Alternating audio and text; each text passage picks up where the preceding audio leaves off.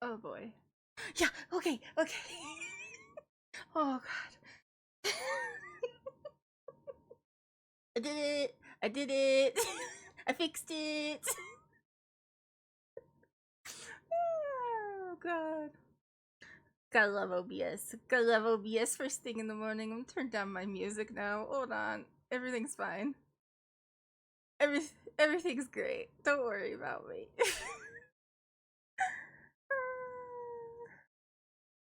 It's been a day already. It's been a day already, and I woke up super late today, and it is. I just escaped from it. It's been an ordeal today. It has been. I just looked at my husband's computer, and I shouldn't have. Oh my god. There's a danger, honey. Oh god. Alright. It's close to mine. It's close to mine, and I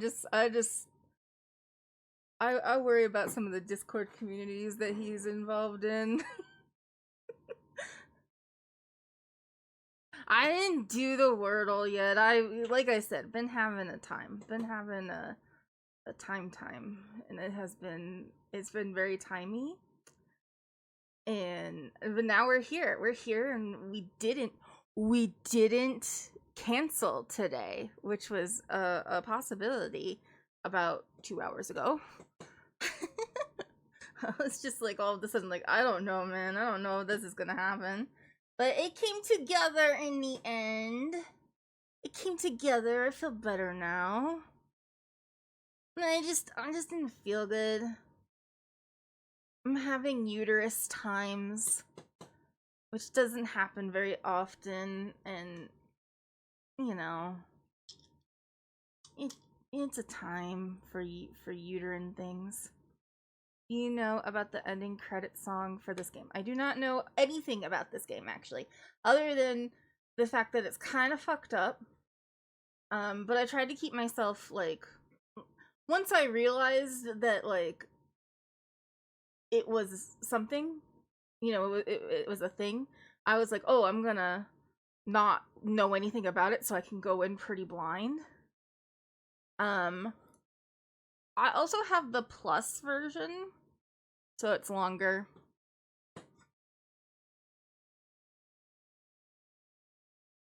BT dubs, everybody take your meds.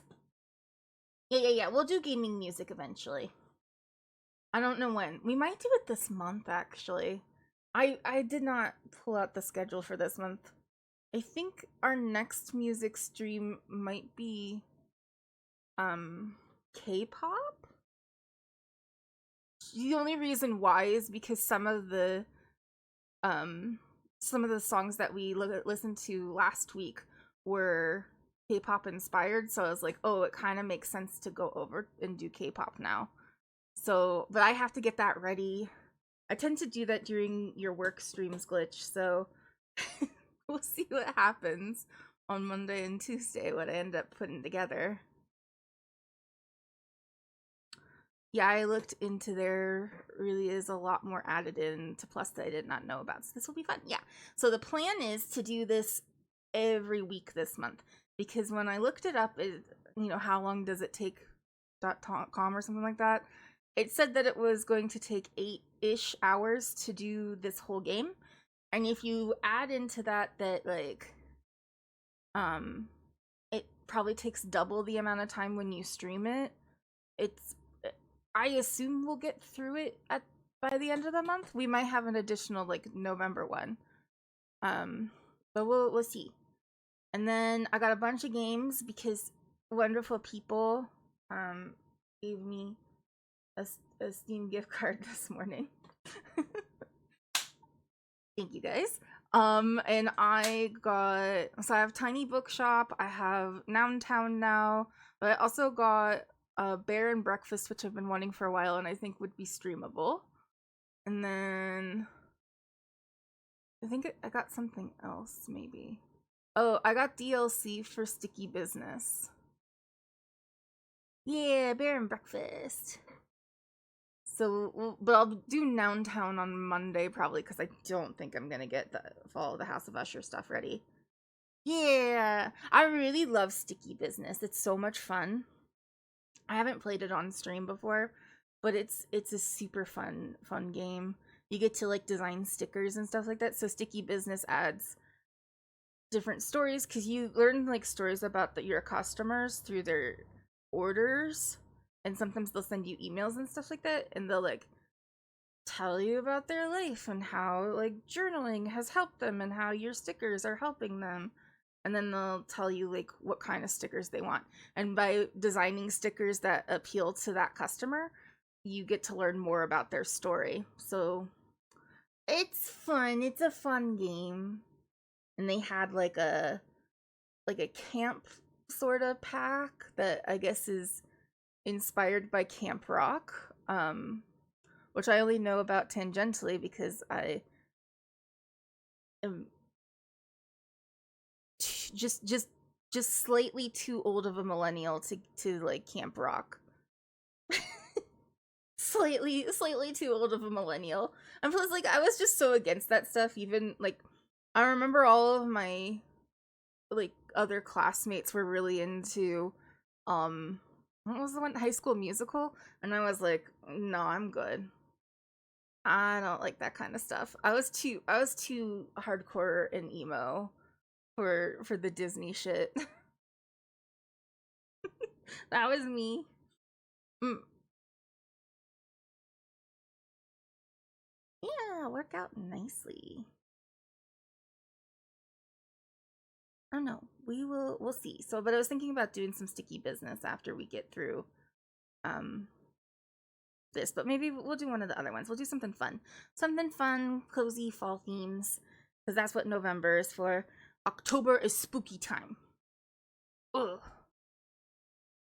But they did put like a spooky pack in Sticky Business. Not like spooky, but you can make like, I don't know, Halloween themed things. So we'll see. We'll see what it has. I haven't looked into it yet.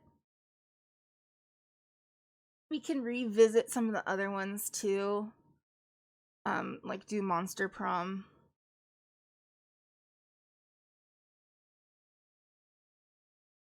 Blah. But yeah, that's the plan. What's going on for the rest of things? I don't know. I have fluffy dogs who are very fluffy and shedding more than normal right now. But I think this is a husky trait. I've heard other husky people say this, that like they don't like when you groom them. Like they don't like when you try to like pull the tufts of fur that are coming from their undercoat out. Like he just looks like a molting chicken sometimes. Because his undercoat is coming out and you like want to pull it out for him, and he's like, no, mama, that is my fur. I plan on eating it later. You are taking snacks away from your son. Hmm. And I don't know. He's just really funny about it. He gets really mad. Yeah, they react the same way. And he doesn't like to be brushed. Any amount of brushing will make he doesn't like any type of grooming things. Which is why we would typically take him to a dog groomer. And he like chills a little bit with that. A little bit. Tiny bit. Plus he also like he just needs a bath, and I don't want to bathe him here because I don't have the stuff that I can dry him, and he just has such thick fur that I think it would take forever for him to dry naturally, especially now that it's like cool. It's not cold outside, but you know, it's not warm, so I can't just like have him sit out in the sun. So I don't know. I'd rather take him to a groomer. It costs like $50, which I don't really think is that bad. And then he gets all clean and he smells nice. I thought he was 50. Okay, no, he's like $70, which makes sense. Again, I don't think that's too bad. He's big and he's fuzzy and he has a lot of fur. Kind Forge, welcome. He prefers a professional hairdresser. He is a diva. He was so cute this morning. He was all cuddled up next to me. He was like blocking my way out to get up though, so I ended up in bed a lot longer than I meant to.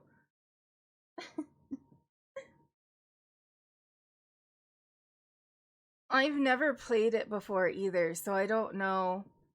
I don't really fully know what to expect. I know a little bit, and I know that like it's somewhat disturbing. Apparently it's a horror game. I'm not sure. I spent a really long time.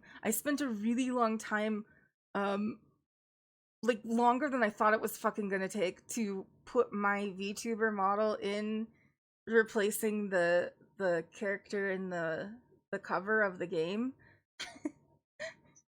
So it doesn't look like it should be a horror game, but um we'll see what happens. We'll see. I'm excited. Should probably get started because we're getting into it. Well, we're gonna see the trigger warnings. You just wait, because I opened up the game to see if it works.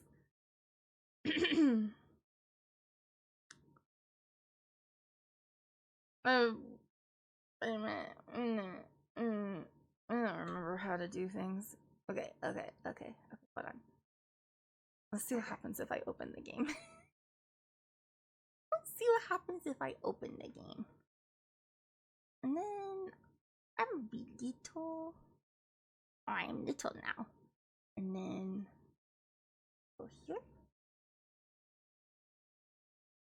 Give me a second. Oh, good.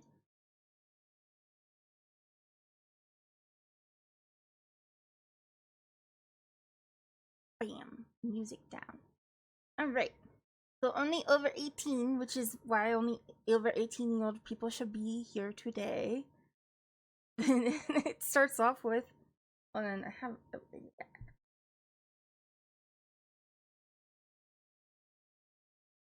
I had a cough. This game is not suitable for children or those who are easily disturbed. Okay. Individuals suffering from anxiety or depression may not have a positive experience with this game. Guys, I don't think any of us should probably... I'm just... Maybe we should... Maybe we shouldn't... Maybe... Okay. Would you like to review detailed content warnings which contain spoilers? Alternatively, in-game content warnings can be enabled in the setting menu at any time. I don't want to be spoiled necessarily. But we could put in... Should we put in the... You guys know me. Where, what? Okay, I'm being told I'll be fine.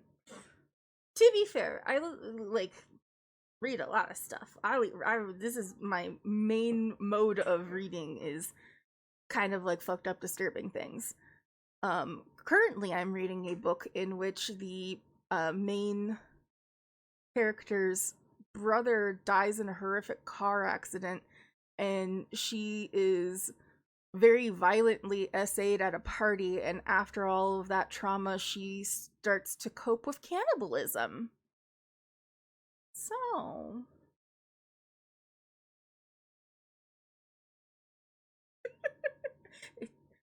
It's an interesting book. This is what happens when I read literary horror. Because, like, if I read, like, pulp horror, it's usually kind of fun and silly. When I read literary horror, it's just fucked up. Okay, anyway, alright, we're fine. Okay, so we're not gonna spoil ourselves. By playing Dokidoki Literature Club, you agree that you have noted the game's age rating in your region and have consent to your exposures of highly disturbing content. This is fun. Am I old enough? He says I'm not old enough. Anyway, I agree. Ooh, now they're colorful. Happy music. Music that's really loud. And I should turn down a little bit. music's cute. Alright, we're gonna listen to it a little bit. We could look at the settings. Ooh, look at the settings.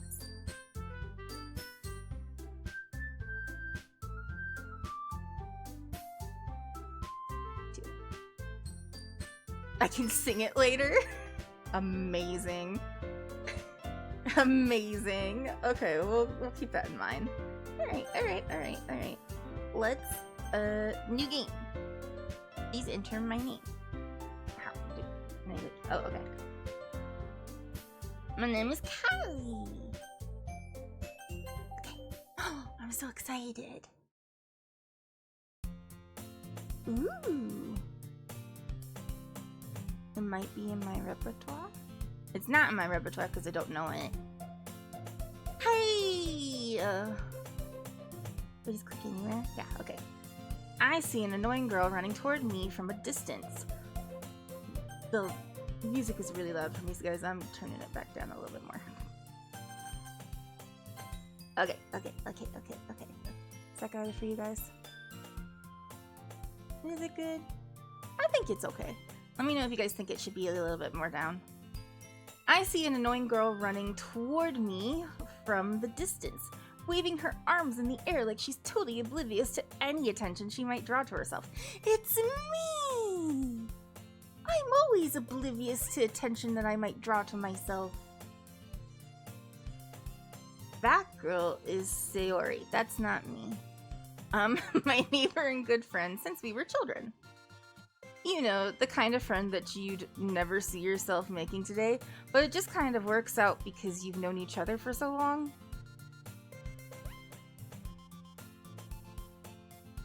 No, I don't know what that's like. We used to walk to school together on days like this, but starting around high school, she would oversleep more and more frequently, and I would get tired of waiting up. I'm not talking about you. I would make friends with you. It's just because we've been friends forever doesn't mean that I wouldn't choose to be your friend now. I absolutely would. Ah! Where'd it go? What happened?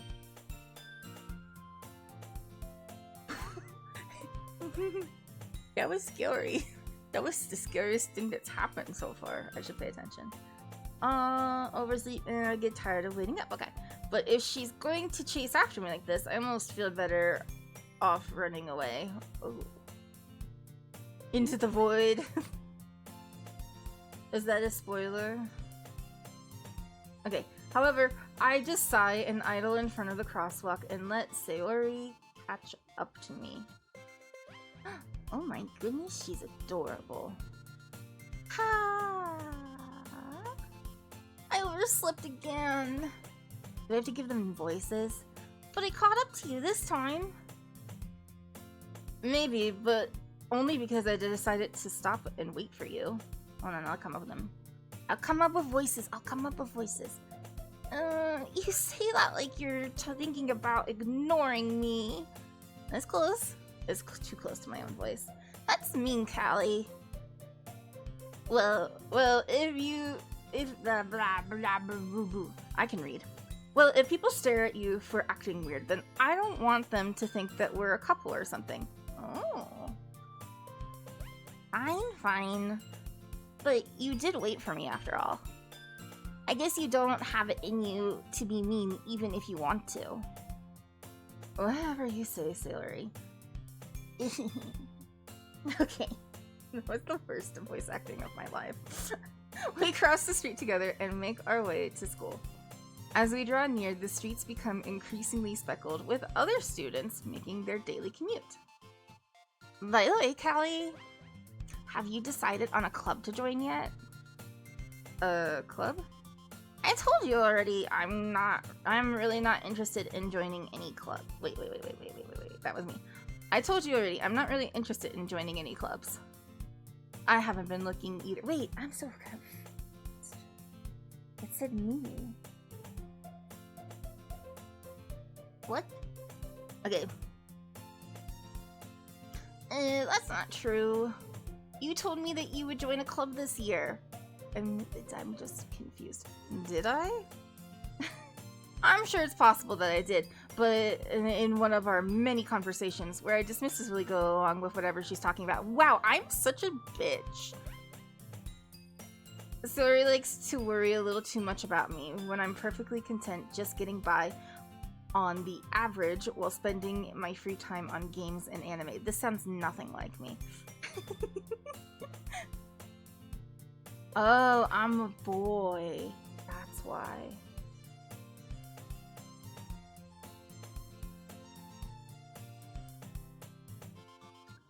I'm a lesbian. No. Can't I just be a lesbian? Now I'm an asshole lesbian. Hold on, I have to get into character. Every single girl who's ever flirted with me. Every single girl who's ever flirted with me. Alright, I think I'm good.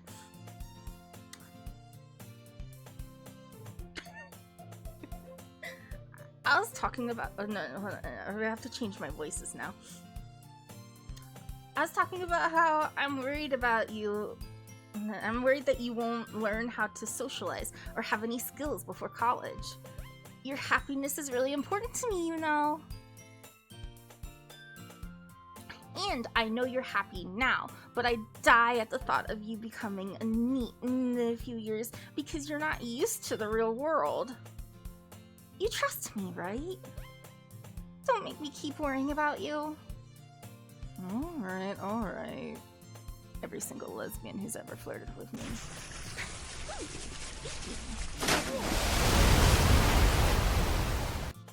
I'll look at a few clubs if it'll make you happy. No promises, though. Will you at least promise me you'll try a little?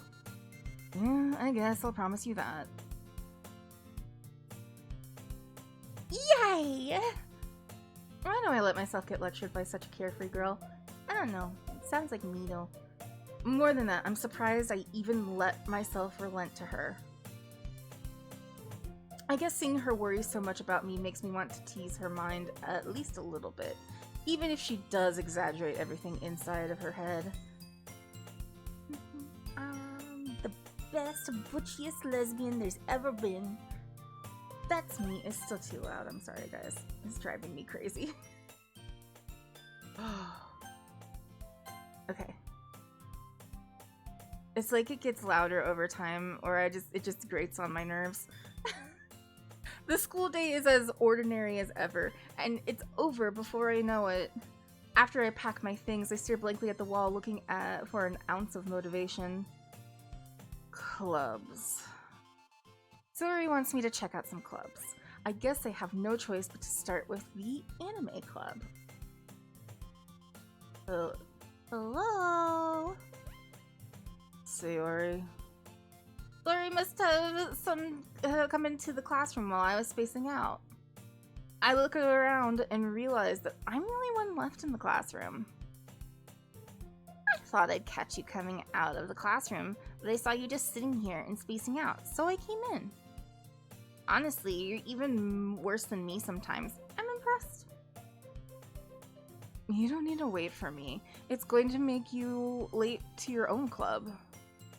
Well, I thought you might need some encouragement, so I thought, you know. You know what? Well, that you could come to my club. Sayori. Yeah?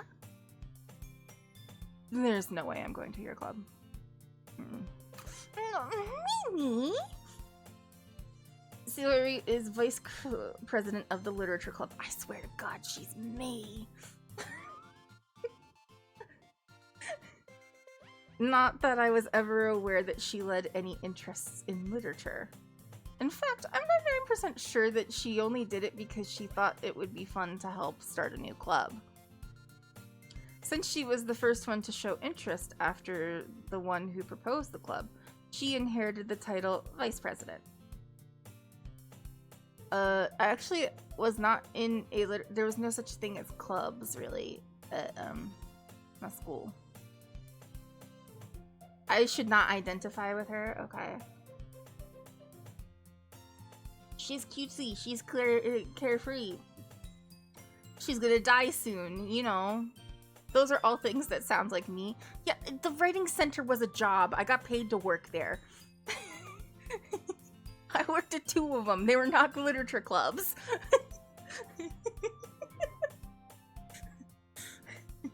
I did that as part of my grad school too. That was like my job. It's supposed to be like partial to teaching experience thing. And most grad students don't. We're not gonna talk about it. We're not gonna talk about that. We need to play the game. Okay. That said, my interest in literature is guaranteed to be even less. I suck. I'm the worst lesbian. Yeah, I'm gonna go to the anime club. Come on, please. Why do you care so Why do you care so much anyway? Well, I kind of told the club yesterday that I would bring in a new member. And Natsuki made cupcakes and everything. So... Don't make promises you can't keep. I can't tell if Suri is really that much of an airhead, or if she's just, or if she's so cunning as to have planned all of this out. I let out a long sigh. Fine. I'll stop by for a cupcake, okay? Yeah, let's go!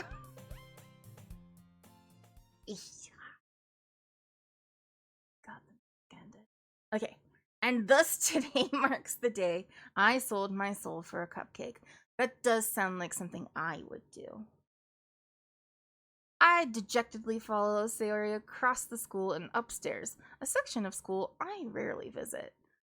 Sayori, full of energy, swings open the classroom door. Classroom. New music. Everyone, the new member is here. I told you.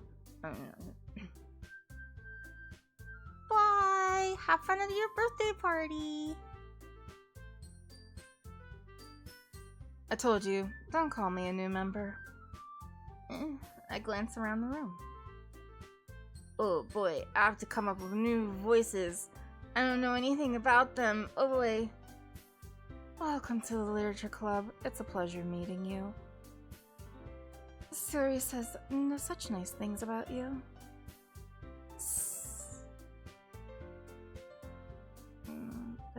That's a whole new girl. Oh, your favorite character comes on screen. Oh no. Seriously? You brought a lesbian?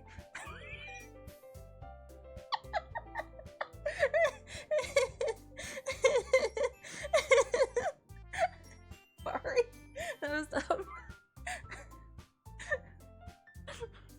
Way to kill the atmosphere. Callie, what a nice surprise. I'm not gonna remember these, oh god. Welcome to the club! All words escape me in this situation. This club is full of incredibly cute girls, and what is a lesbian to do?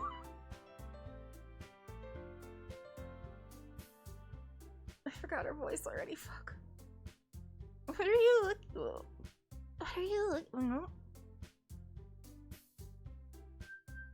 Kind of gave her like a little bit of a valley girl, but they're all kind of, their girl voices are hard. I went into the void again. What are you looking at? If you want to say something, just say it. Sorry. Natsuki. The girl with the sour attitude whose name is apparently Natsuki is one I don't recognize. Her small figure makes her look like a first-year student. She is also the one who made cupcakes, according to Sayori. What the fuck is this game? can just ignore her when she gets moody. Suri says that quietly into my ear. I'm getting confused with all the girls. There's too many girls. This is what it must be like to be a boy and lesbian, then turns back toward the other girls. Anyway, this is not Natsuki. She's always full of energy. And oh, wait. No, I'm right. And this is Yuri, the smartest in the club. Don't say things like that. Yuri, who appears comparably more mature and timid, seems to have a hard time keeping up with people like Suri and Natsuki. Well, I'm a lesbian again. I'm gonna get these voices. Well, it's a pleasure to meet you both. And it sounds like you already know. Will we do that Monica or Monica?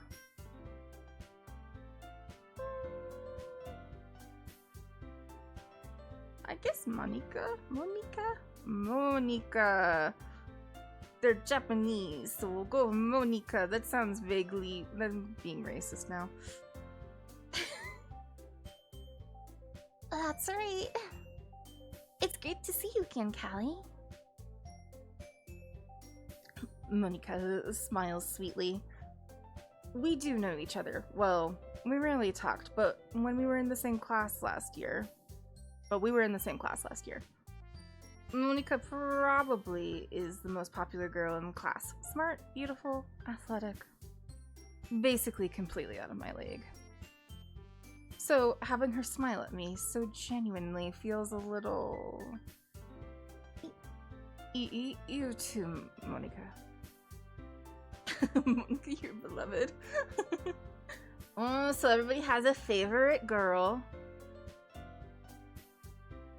Roxy, hi! I don't know what I'm doing. I'm trying to do voices again. It's not going well. Come sit down, Callie. We made room for you at the table so you can sit next to me or Monica. Monica, sorry. I'll get the cupcakes. Hey, I made them. I'll get them. Doing that badly again. Sorry, I got a little too excited. And then how about I make some tea as well? Dude, so good there. And the girls have a few desks arranged to form a table. As Suri mentioned, it's been widened so that there's one space next to Monica and one space next to Sayori. Oh, I get to pick a girl? Natsuki and Yuri walk over to the corner of the room where Natsuki grabs a wrap tray and Yuri opens the closet. Still feeling awkward, I take a seat next to Sayori. I don't get to pick a girl. Never mind. Natsuki probably marches back to the table, tray in hand. Okay, are you ready? Ta-da! Natsuki lifts the foil off the tray to reveal a dozen white fluffy cupcakes decorated to look like little cats. Of course. The whiskers are drawn on with icing and little pieces of chocolate were used to make the ears. Of course. So cute! I had no idea you were so good at baking, Natsuki. Well, you know. Just hurry and take one. Sarah grabs the first one, then Monica and I follow. It's delicious! Sarah takes a mouthful and has already managed to get icing on her face. I turn the cupcake around in my fingers, looking for the best angle to take a bite. Natsuki is quiet. I can't help but notice her sneaking glances in my direction. Boy, is she waiting for me to take a bite? What the fuck is happening here? I finally bite down. The icing is sweet and full of flavor. I wonder if she made it herself. This is really good. Thank you, Natsuki. Why are you thanking me? It's not like haven't I heard this somewhere before? Made them for you or anything. I thought you technically did. Sari said. Well, maybe. But, like, not for your, you know, dummy. Oh, alright. I give up on Natsuki's weird logic and dismiss the conversation. Yuri returns to the table carrying a tea set. She carefully places a teacup in front of each of us before setting down the teapot next to the cupcake tray. You keep the whole tea set in this... Wait. You keep a whole tea set in this classroom? Don't worry, the teachers gave us permission. After all, doesn't a hot cup of tea help you enjoy a good book? I guess. Don't worry yourself or get intimidated. Yuri's just trying to impress you. Oh, but that's not. Insulted, Yuri looks away. I mean that, you know. I believe you. Well, tea and reading might not be a pastime for me, but I at least enjoy tea. I'm glad. Yuri faintly smiles to herself in relief. Monika raises an eyebrow, then smiles at me. So, you may consider... So what made you consider... Why do I pick games where I have to read? So what made you consider the literature club? I was afraid of this question. Something tells me that I shouldn't tell Monika that I was practically dragged here by Sayori against my will. Well, I haven't joined any clubs yet, and Sayori seemed really happy here, so... That's okay. Don't be embarrassed. We'll make sure you feel right at home, okay? As president of the Literature Club, it's my duty to make the club fun and exciting for everyone. Monika, I'm surprised. How come you decided to start your own club? You could probably be board member of any of the major clubs. Weren't you the leader of the debate club last year? Well, you know. To be honest, I can't stand all the politics around the major clubs. It feels like nothing but arguing and about the budget and publicity and how to prepare for events. I'd much rather take something I personally enjoy and make it something special out of it. And if it encourages others to get into literature, then I'm fulfilling that dream. Monika is really a great leader. Yuri also nods in agreement. Then I'm surprised there aren't more people in the club yet. It must be hard to start a new club. You could put it that way. Not many people are interested in putting all the effort to start something brand new. Especially when it's something that doesn't grab your attention, like literature. What are you talking about, Monika? We all get grabbed by literature here, right? That's a thing.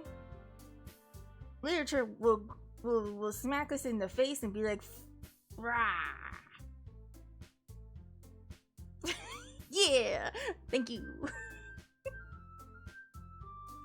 You have to work hard to convince people that you're both fun and worthwhile. But it makes school events like that, the festival, that much more important.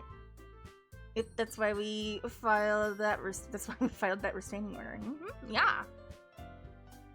I was trying. My brain was like, think of a literature author real quick, and I was like, and the only thing that came up was like Victor Hugo, and I was like, I guess I do want a restraining order. I do actually.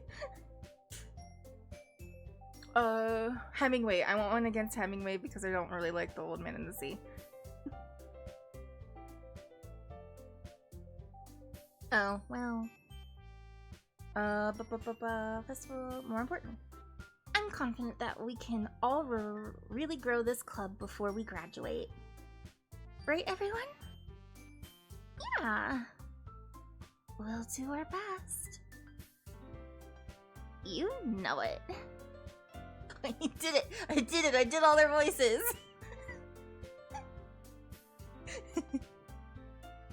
Such different girls, all interested in the same goal. Monika must have worked really hard to find these three. Maybe that's why they were also delighted by the idea of a new member joining.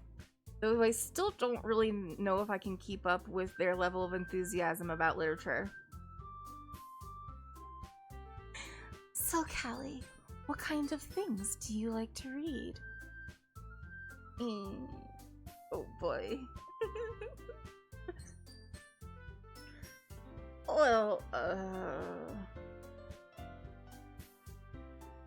considering how...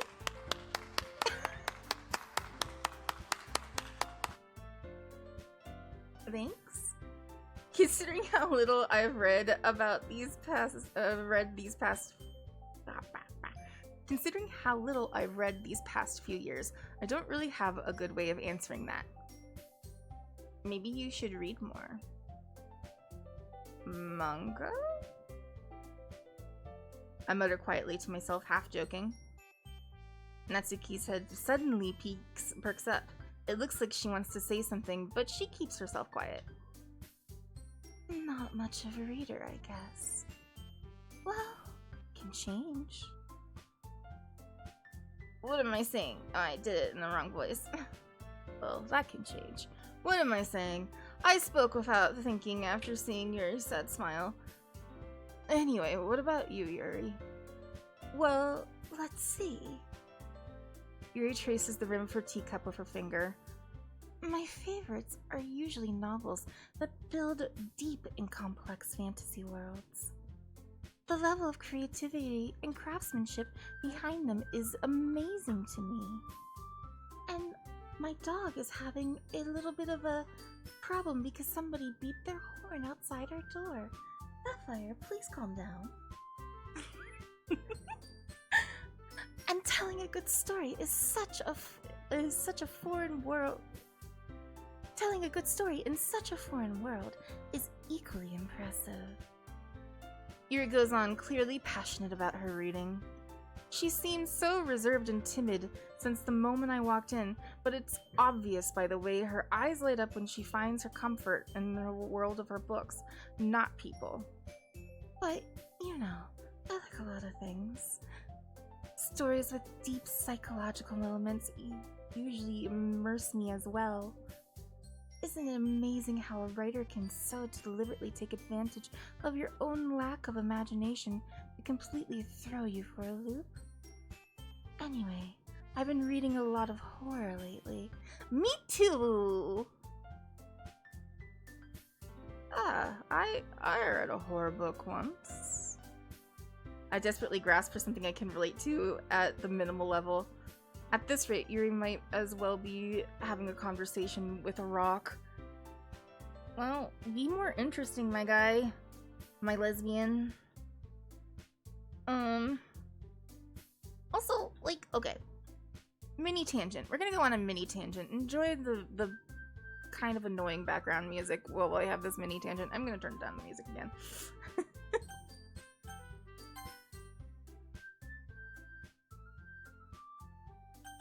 Okay. 0 stats, exactly. He has 0 stats. But like, I personally think that if you read manga or like graphic novels or anything like that, that still counts as reading in my world. I still think it's reading. We could even go a little bit lower, honestly. Yeah. It seems pretty good. Based on like my talk, I know that my talking gets kind of loud sometimes, but then like I'll go pretty low, and it just seems like a super loud on the levels there. But yeah, I think that it counts as reading. So like, I mean, if you put in a manga in your reading list, I think that that's the same thing as a novel. Sometimes they're just as long too. So like, if that's what if I had a literature club and somebody came in and they're like, oh, I only read graphic novels, or I only read comic books, or I only read manga, I'd be like, cool, tell us about it. Like, I don't know. I would do a graphic novel or a manga. Like, I don't like to read them that much because I read on my phone and I have trouble holding a physical book. And a lot of times the manga readers for your phone or for a tablet or an e-reader kind of suck. But there's a couple good ones out there, and sometimes they're hard to find though. Anyway,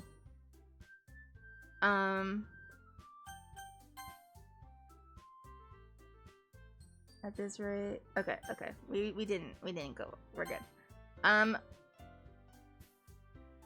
What is your voice? Oh, right. Really? I wouldn't have expected that, Yuri. For someone as gentle as you? I guess you could say that.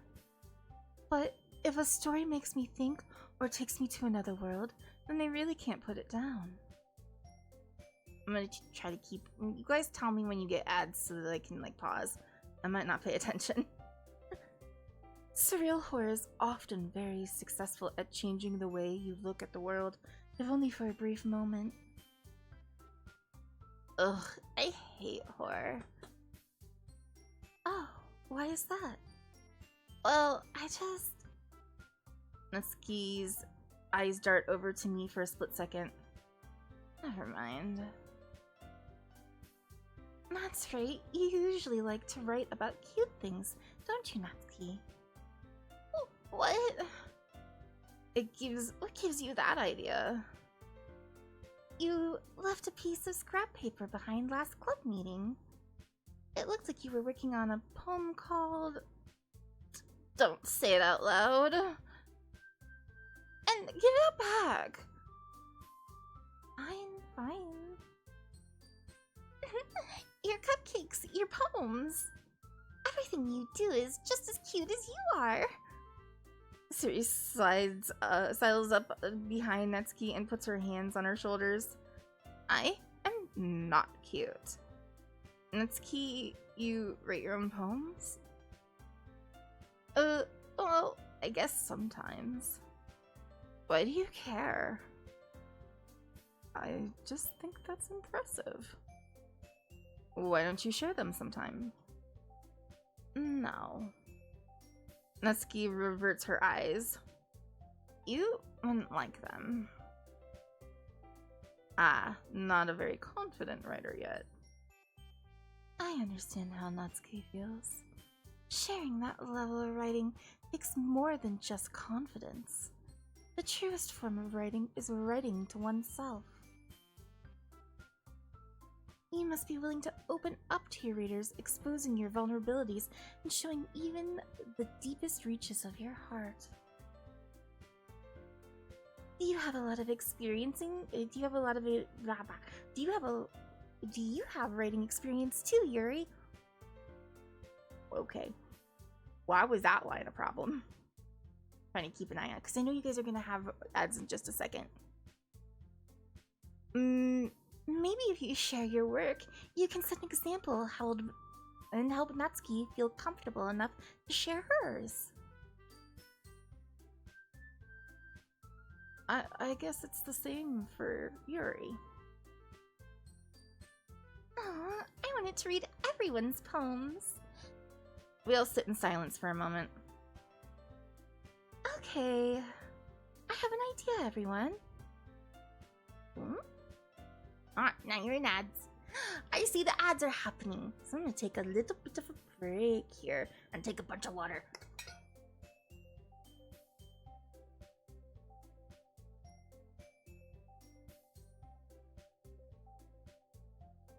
I didn't wake up in time to do the plan is for me to do singing exercises daily now. To do like it's like a warm-up but mostly singing exercises, and I have to like through it. And I was gonna do it before I started streaming, but I just didn't get up and started early enough to do that. So I did not do my singing exercises before. It might be a good idea because I sang yesterday because I'm working on Music Box of Fate, which you guys didn't vote on, but I told you I would do Music Box. So, and typically I can't hit the high E at the end, but I got myself there, and I was able to hit the high E. It does not sound good. It is a bad note for me, still, but I hit it. I hit it, and it was good, and it sounded great, for a little bit, for like 5 seconds of it. Yeah, it's still impressive. It was just really hard. The problem, some of it is, God, I'm so mad at myself because I used to be able to do it. And I guess, like, I shouldn't be mad at myself because it's not my fault that I had a respiratory infection that really fucked me up. And I'm still, like, my lungs are still healing from it. So I shouldn't be upset about it. But I am upset about it. But in the past, like, not even that long ago, I remember I was in a sanctuary. I was singing with a choir for, like, their Sunday. And we were doing this piece that had a high note at the end. And I was like, this piece would do better if there was a high E at the end. And I was sitting on the floor in the sanctuary because my legs had given out. And I was like, I'm just gonna sit down on the floor. I was sitting cross-legged on the floor singing there, and I sang a high E from the floor. You guys are back now. Yay! It says that you got 8 minutes. But, like, now I'm just, like, struggling, because, like, part of the reason is, like, my chair is not, like, really good to sing in. I can't stand for the whole thing. Like, there's a lot of things that are going against me, so I have to, like, relearn how to do that. It makes me mad. I can do it if I cover my mouth and, like, don't sing out. I can do it completely. But if I don't cover my mouth, I can't get there. So, like, I cover my mouth and I hit it, and then, like, I take my hand away, and then I push a little bit harder with my diaphragm, and it'll ring out. So it's like, it's not like I can't do it. There's like a mental block happening. It takes me a little bit more lung power to get there that maybe I don't have. Yeah, it's the high note. I'm gonna stop ranting about it. I was really frustrated yesterday. I got there, but like, I couldn't sing anymore. I had to like stop after getting there a couple of times. And rest the voice because we don't want to tear the poor vocal cords. My vocal cords were like, bitch, what are you doing? I'm gonna get like throat coat tea. But I should drink more tea because that'll help loosen my vocal cords too. Right, let's get back. We're doki-dokiing. Right, we're Natsuki and Yuri look quizzically at Monika. Let's all go home and write poems of our own. Oh no. The next time we meet, we'll all share them with each other. That way, everyone is even.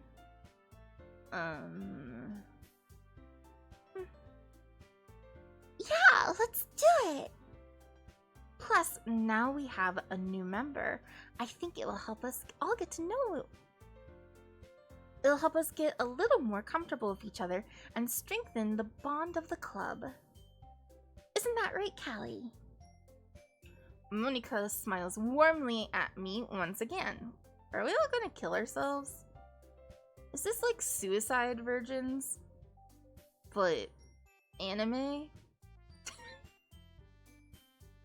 The crazy movie, by the way.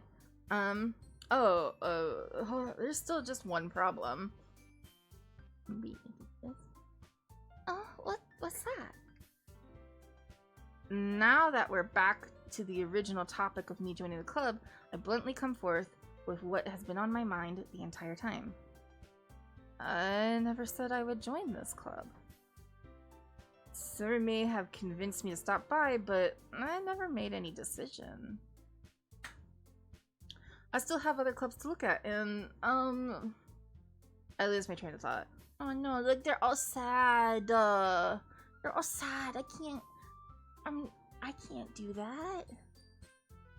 All four girls stare at me with dejected eyes. Look at their sad faces.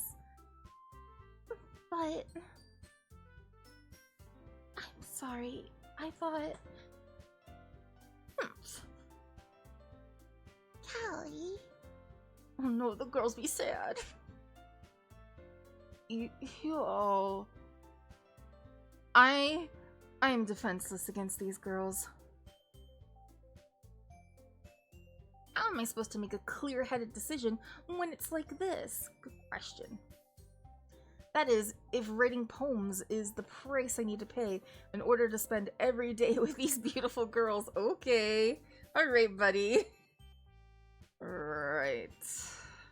Okay, I've decided then. I'll join the literature club. Hey! They still look a little bit sad, but that's okay. Yes! I'm so happy! Zoe wraps her arms around me, jumping up and down. Oh my god, she's gonna die first, isn't she? Hey! You really did scare me for a moment. If you really just came for cupcakes, I would be super pissed. Then that makes it official. Welcome to the Literature Club. Thanks, I guess. Okay, everyone. I think with that, we can officially end today's meeting on a good note. Everyone remember tonight's assignment. Write a poem to bring to the next meeting so we all can share. This is a writing club now. Monica looks at me over at me once more. Callie, I really look forward to seeing how you express yourself. Yeah. Can I really impress the class star, Monica, with my mediocre writing skills? Hey. I mean, I know I'm not that good, but you don't have to point it out that much. Jeez. I already feel the anxiety welling up inside me. Meanwhile, the girls continue to chit-chat as Yuri and Natsuki clean up their food. Hey, Callie, since we're already here, do you want to walk home together? That's right. Sarah and I never walk home together anymore because she's always stayed home or stayed after school for clubs. Sure, might as well. Yay! With that, the two of us depart from the club room and make our way home. The whole way, my mind wanders back and forth between the four girls. Sayori, Tsuki, Yuri, and of course, Monika. Will I really be happy spending every day after school in a literature club? I mean, I know I'm supposed to be like a teenage boy and I'm pretending that we're lesbian instead. But isn't that the dream? No? No? I don't know. I've never been a teenage boy. Oh, it is. It's not the dream. I need people who have been teenage boys before to tell me these things, because I've never been one. I don't know what it's like. You don't want to hang out with a bunch of cute girls? That's not the dream? You'd rather hang out with a bunch of sweaty dudes? Because I know I, as a teenage girl, did not want to hang out with a bunch of sweaty dudes. That was not the dream. You'd be too self-conscious? That makes some sense. I could see that. I was too autistic to know these things. I'm trying to think, like, if there were clubs in my high school, I probably wouldn't want to join any of them because I hated most of those people. But I wonder what clubs we would have had. We had, like, fucking prayer warrior club because I went to a Christian school. Yeah, most teenage boys I knew wanted to fight other dudes with foam swords. That is true. Or play gay chicken. That was a thing that happened a lot. I remember. You guys used hockey sticks. Oh, good. Remy's saying that they use hockey sticks instead of foam swords. I don't condone that. I would have hung out and hit people with foam swords as a teenager. If you have, 1, a desire to be with a girl, and 2, low self-esteem, it's like staring through a pâtissier store or front window while your jaw is wired shut. I get that. What happens when you both don't back down from gay chicken? Just start dating. I wish that's how it would work. That does sound like a porn setup. It's just like, we're gonna play gay chicken and then we're just gonna keep on going and then we're gonna make out and then we're gonna start dating and then we're gonna have sex and then we're gonna get married and we're gonna adopt kids and thankfully I was in the foam sword clique myself. Oh good! You smacked each other with foam swords.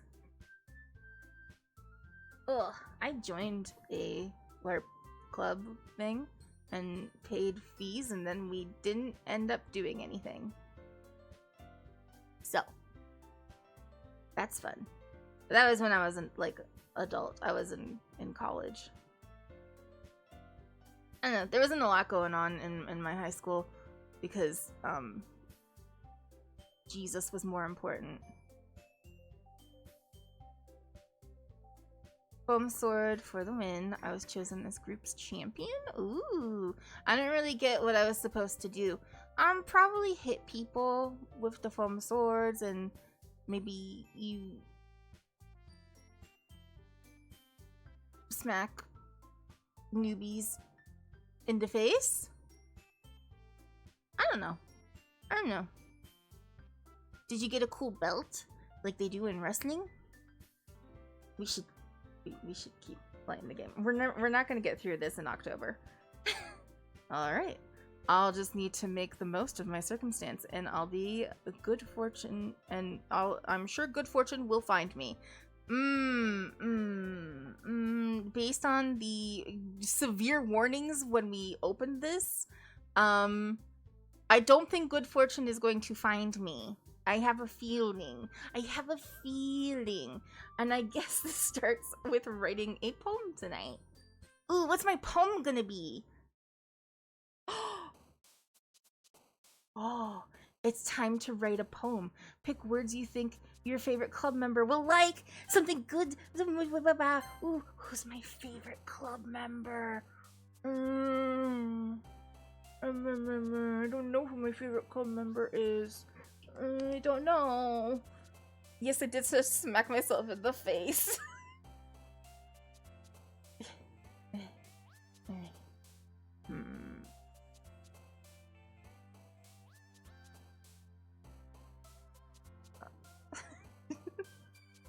You guys are having fun.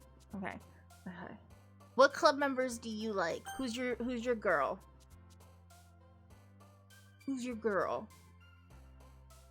Who's your girl? He's not listening to me, I don't think. Based on voices that I did, I don't know. Yours kind of good. The icon will jump, but I don't know. Okay. Well, we'll just do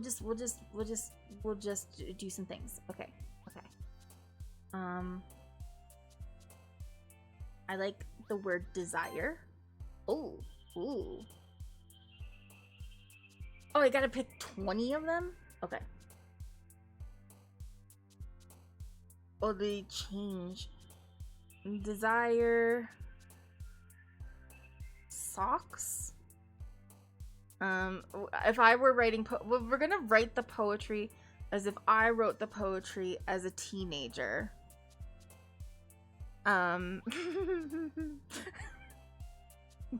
This is the butch lesbian version of me. So we'll go with dark. And then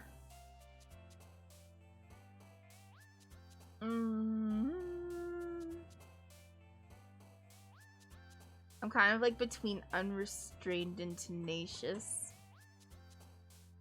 Tenacious. Maybe. They'll take the average of all of the words. Okay, okay. We'll do tenacious. Oh, lipstick, milk, hurt, pleasure, atone.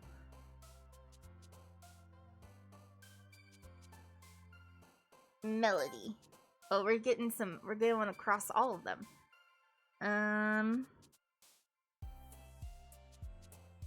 Papa. No. Not my mind going straight for the things that feel fun in French. Like Aura. Oh, apparently Yuri is my girl. Who knew? Giggle, daydream, excitement, sticky. Flying, crimson sing, heaven sent, beauty, agonizing. We'll do sing. Your heartbeat, fireworks, blanket, cheer, disarray, climax, chocolate, judgment, cry. We did sing, so let's do cry next.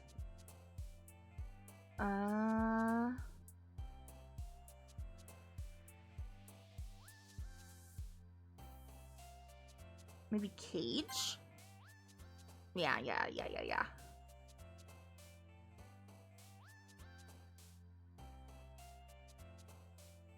Kind of like the idea of portrait. There's a lot of interesting words here.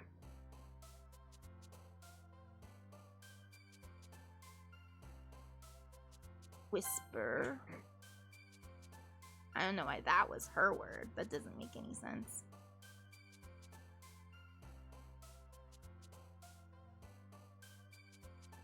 Captive. Captive is a good word. Infallible. Variance. Your. These are all good ones.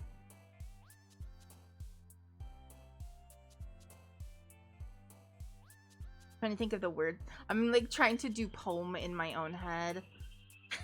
I should go back and see what words I picked and then like try to write like teenage me poetry based on the words that I picked.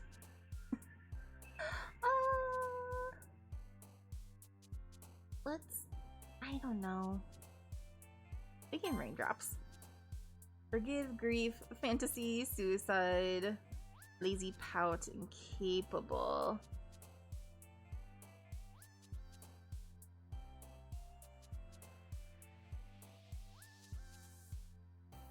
After image. Yeah, okay. Just after image is a fun word. Vacation, starscape, anime, vanilla, frightening, laugh, vivid, explode, color, death.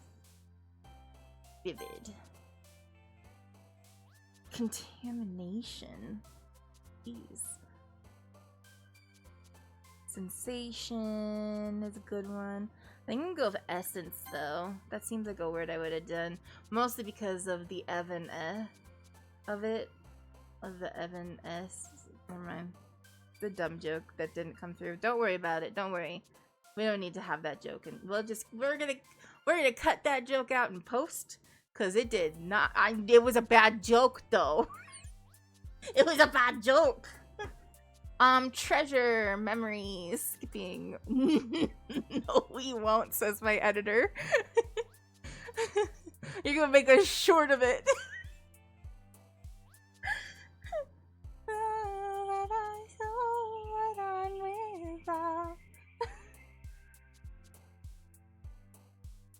Wake me up inside. Treasure, vertigo, nature, sweet, shopping, bed. Bed. Bed.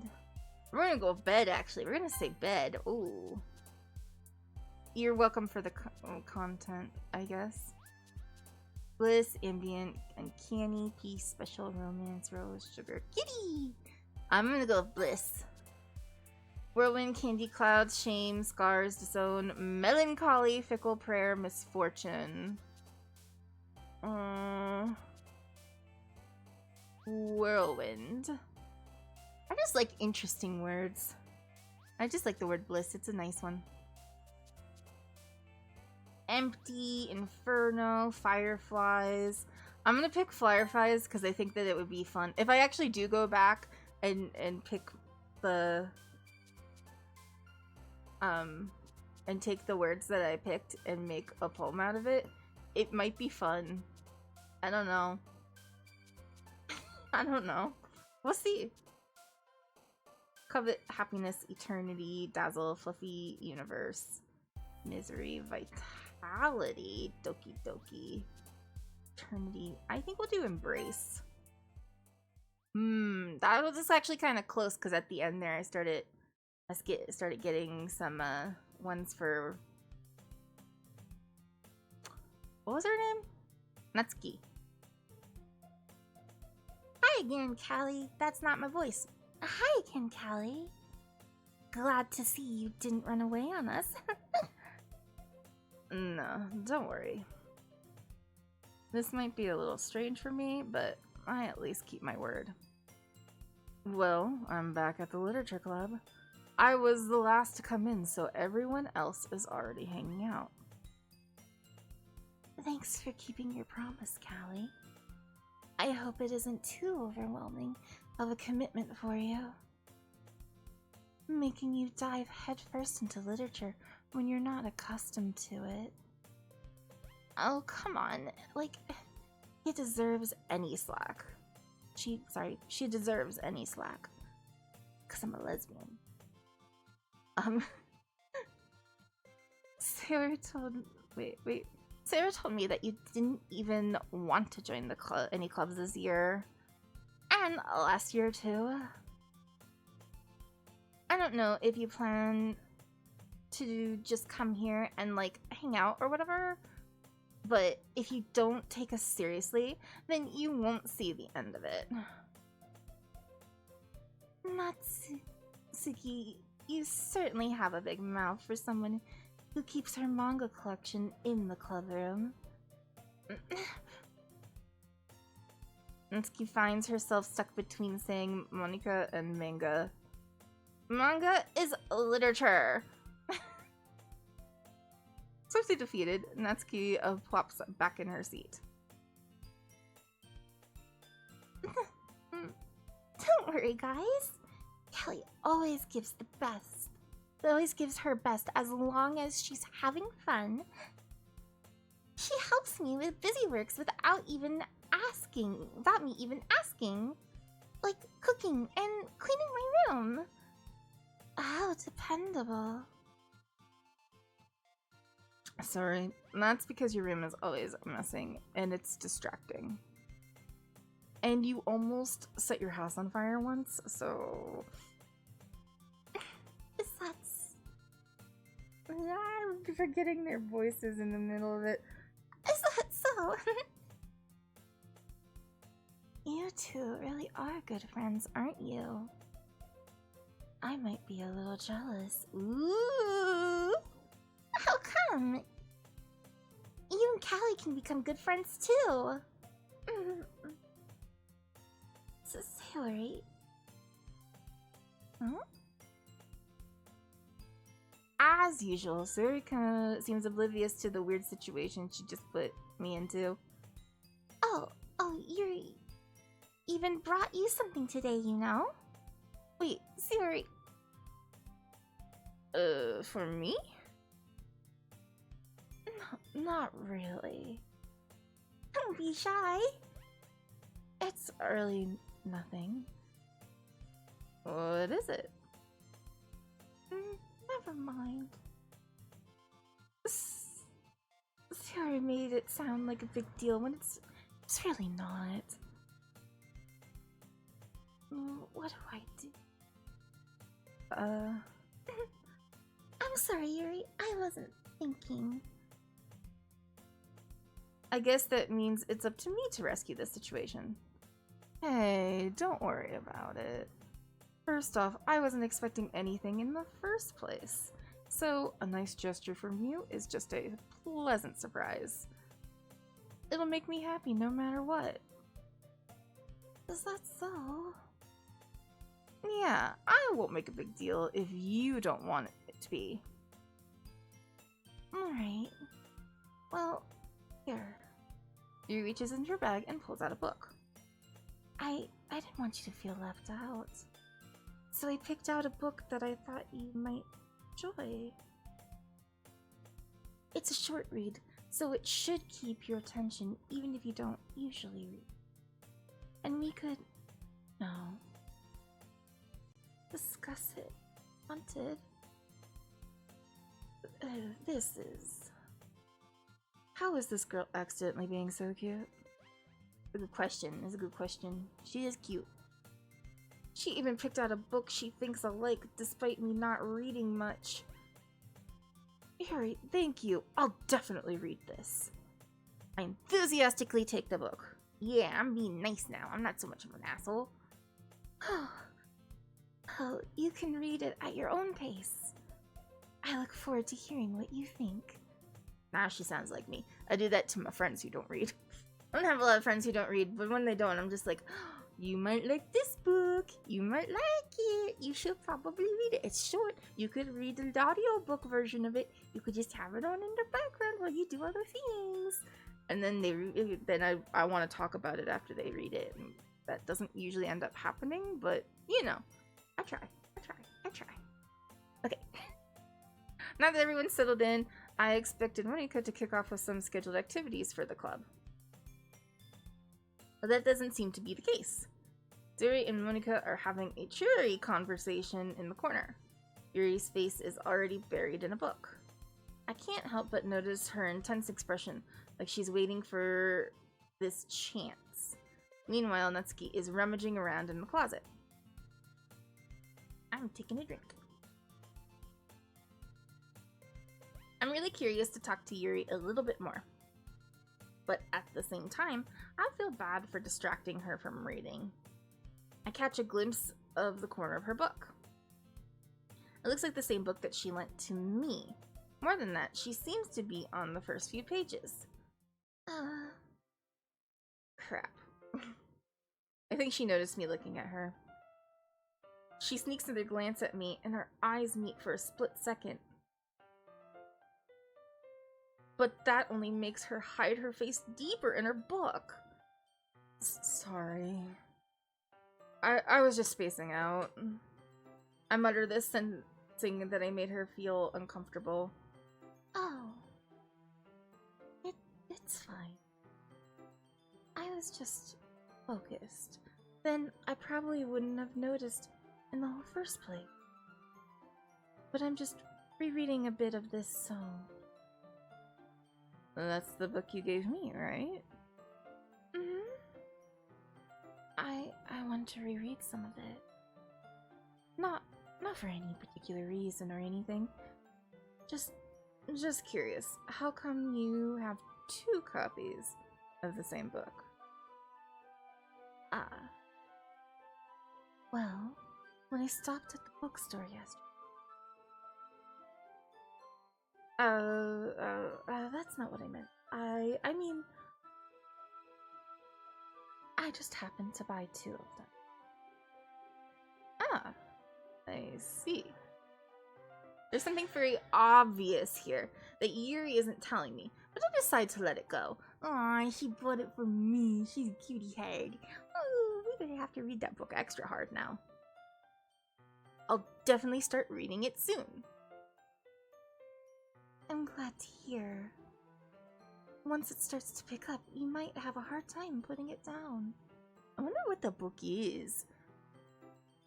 Chat, what book is it? What do you think? Does it tell us what book it is, or is it just like a fantasy book? We should pick books that we think it is if it's just like a book that's not like a real book. It's very engaging and a relatable story. Is that so? It's very relevant. Okay. What's it about, anyway? Well, Yuri closes the book and scans her eyes over the back. The book is... we get a name. It's irrelevant. Okay. The book is titled Portrait of Markov. Markov the Beast? Sorry. There's an ominous looking eye symbol on the front cover.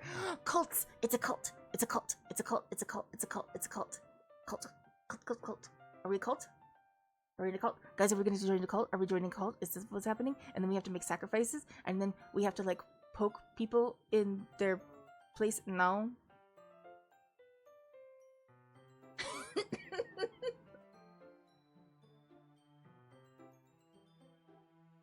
Anyway. alright. I just wanted to make sure I don't accidentally give anything away.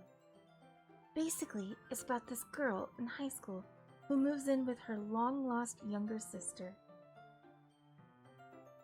But as soon as she does so, her life gets really strange. She gets targeted by these people who escaped from a human experiment prison. Cult. It seems like it could be a cult, though. And while her life is in danger, she needs to desperately choose who to trust. No matter what she does, she ends up destroying most of her relationships, and her life starts to fall apart. That's kind of dark, isn't it? Is it just me? Is that a little bit dark? I don't know. You made it sound like it was going to be a nice story, so the dark turn came out of nowhere. That doesn't sound like it was gonna be a Did you met this girl? She just told you about how much she likes horror. What are you fucking doing? What are you... Okay. Yuri gently giggles all of a sudden. Yeah, I like her. I'm glad my poem went with her. She's gonna die. We're all gonna die, aren't we? Is that what this story... Okay. Are you not a fan of that sort of thing, Callie? Modern gothic stories? You should see my story graph, girl. You should see my story graph, girl. You would... I don't know why I'm censoring myself because this is an 18+ one, but you would do some stuff to my story graph. No, it's not that. I mean, I can definitely enjoy this sort of stories, so don't you worry. Oh, I hope so. Yeah, I totally forgot that Yuri is into those sort of things. Because I'm an insensitive, stupid butt face. She's so shy and reclusive on the outside, but her mind seems to be completely different. It's just that those kinds of stories, they challenge you to look at life from a strange new perspective. When horrible things happen, not just because someone wants to be, but because they have their own goals, their own philosophy that they believe in. Sleep nice, have good sleeps. Thank you for the lurk. Then suddenly, when you thought you related to the protagonist, they're made out to be the naive one for letting their one-sided morals interfere with the villain's plans. I'm rambling, aren't I? Not again. I'm so sorry. Hey, don't apologize. I haven't lost interest or anything. Well, I guess it's alright then. But I feel like I should let you know that I have this problem. When I let things like books and writings fill my thoughts, I kind of forget to pay attention to other people. It's my special interest. I'm so autistic, so I'm sorry if I end up saying something strange. And please stop if I start talking too much.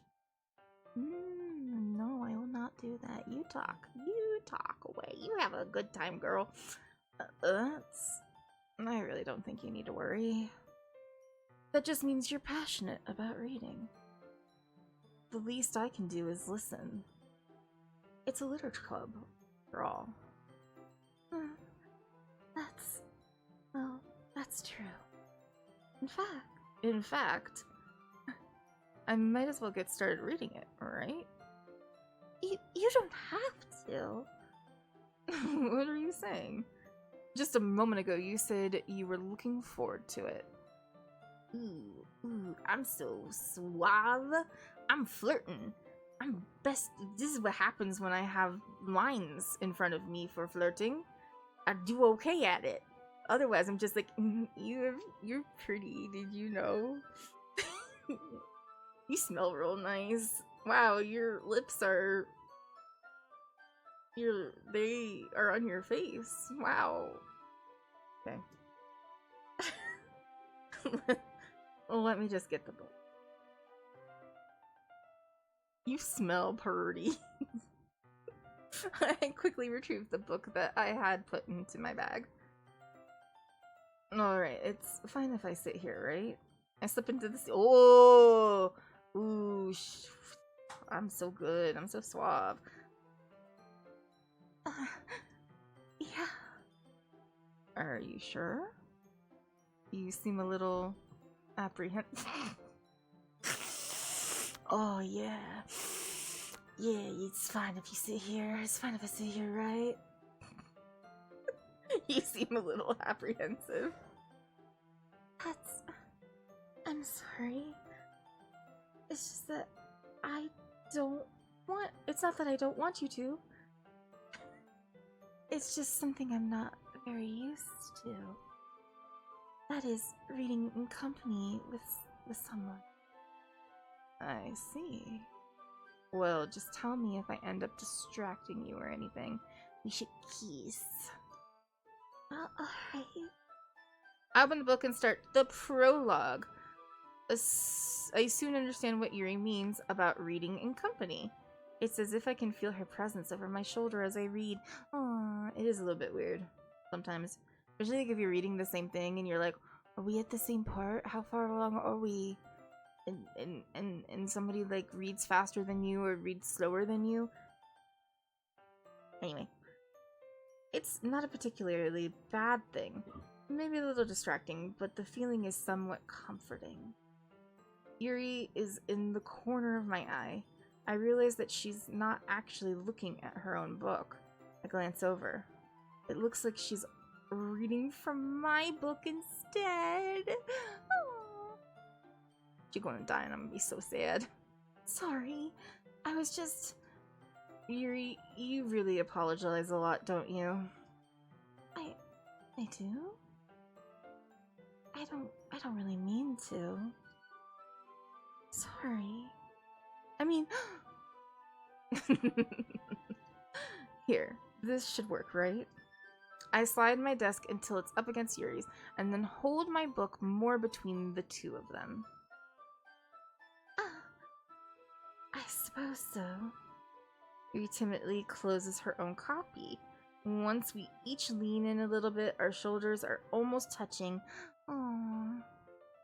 It feels like my left arm is in the way, so instead I use my right hand to hold the book open. I guess it makes it kind of difficult to turn the page. Yeah. Yuri takes her left arm and holds the left side of the book between her thumb and forefinger. Jesus Christ, okay. I do the same with my right arm and hold the other side. Okay, we're holding the book together. That way, I turn the page and Yuri slides it under her thumb and flips it to her side. But in holding it like this, we're huddled even closer than before. It's actually kind of distracting me. It's as if I can feel the warmth of Yuri's face. She's in the corner of my vision, and also I can sniff her hair so good from here. Smells like... I'm trying to think of scents that are shampoo. I'm trying to think of a scent that like Yuri would smell like.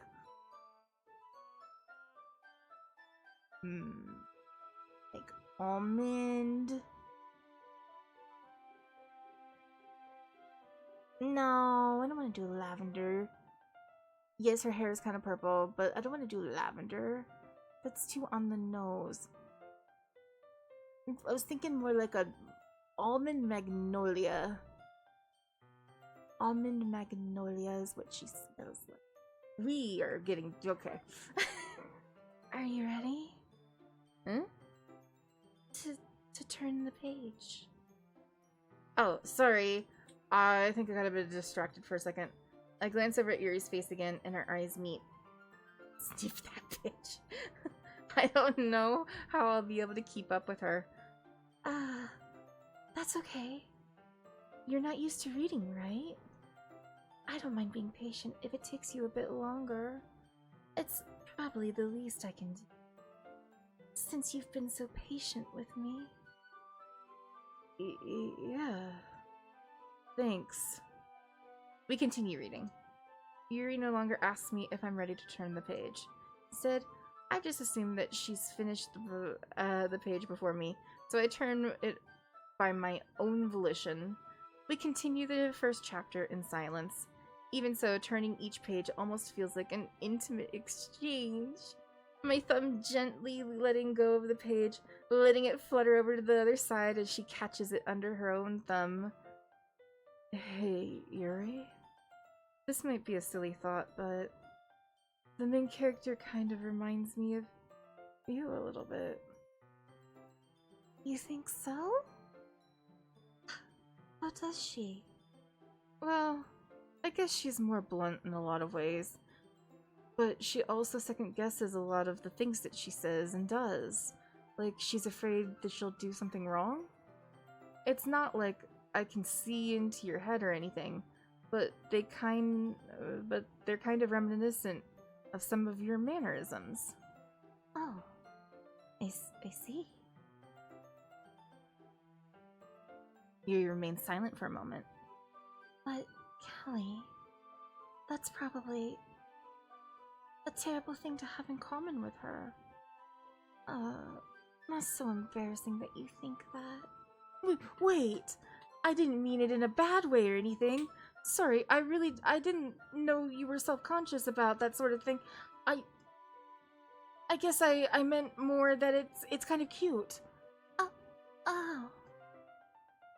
What are you saying all of a sudden? Okay, everyone. I think it's about time we share today's poems with each other. We might not have enough time if we wait too long.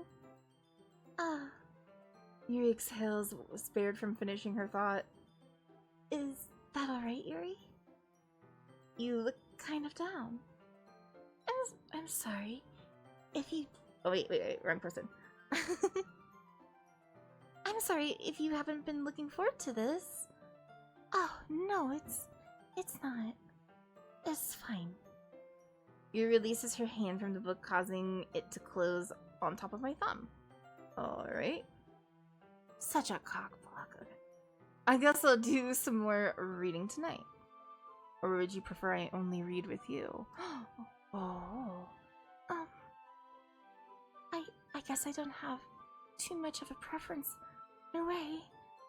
In that case, I'll read a little more tonight. It'll be more fun to read with you after it picks up a bit more, you know? That's good reasoning. In that case, feel free to finish the first 2 chapters in your own time. Alright. I stand up. I make a mental note of where I left off in the book, then I slip it back in my bag. You know, you can't get a bookmark, you don't... I mean, I know some people don't like to bend the pages. Which, like, okay, fair. But you don't have... You can't put, like, a piece of paper in there or something? Okay. By the way, did you remember to write your poem last night? Yeah. My relaxation ends. Can't believe I agreed to do something so embarrassing. I couldn't really find much inspiration since I've never done this before. Except for the person who's controlling you has. Well, now that everyone is ready, why don't you find someone to share with? I can't wait! Zoe and Monica enthusiastically pull out their poems. Yuri's is on a wrinkled sheet of loose leaf torn from her spiral notebook. On the other hand, Monica wrote hers in a composition notebook. I can already see Monica's pristine handwriting from where I sit. Natsuki and Yuri reluctantly comply as well, reaching into their bags. I do the same myself. What's it gonna be? Oh. Who should I show my poem to first?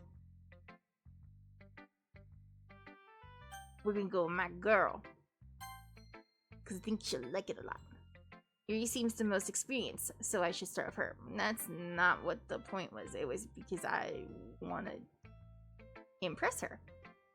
I can trust her opinion, to be fair. Oh. As Yuri reads the poem, I notice her eyes lighten. Exceptional. What's that? Did I say that out loud? Yuri first covers her mouth, but that ends up covering her whole face. Oh no! He's going to hate me. You really didn't do anything wrong, Yuri. That's... I guess you're right. What am I getting so nervous for? Yuri takes a deep breath. So, what kind of writing experience do you...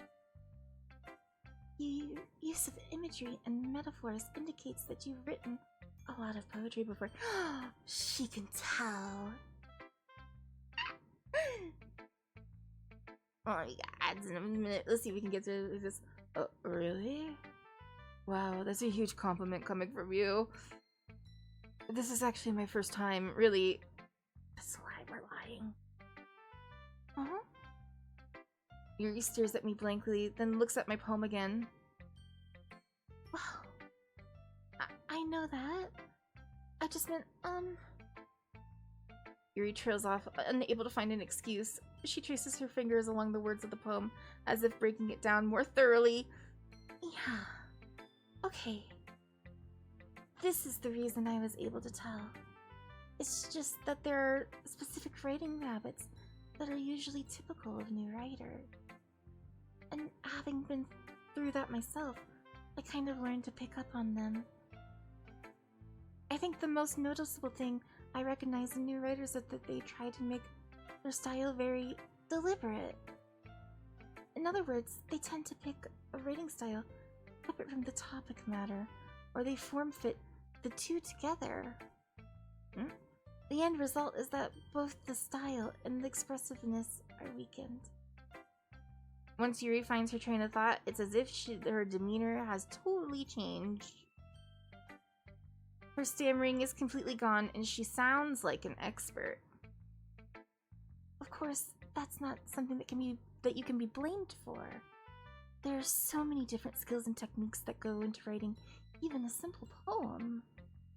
Not just finding them and building them, but getting them to work together is probably the most challenging part. It might take you some time, but it all comes with practice and learning by example and trying new things. I also hope that everyone else in the club gives you valuable feedback. Natsuki can be a little bit biased, though.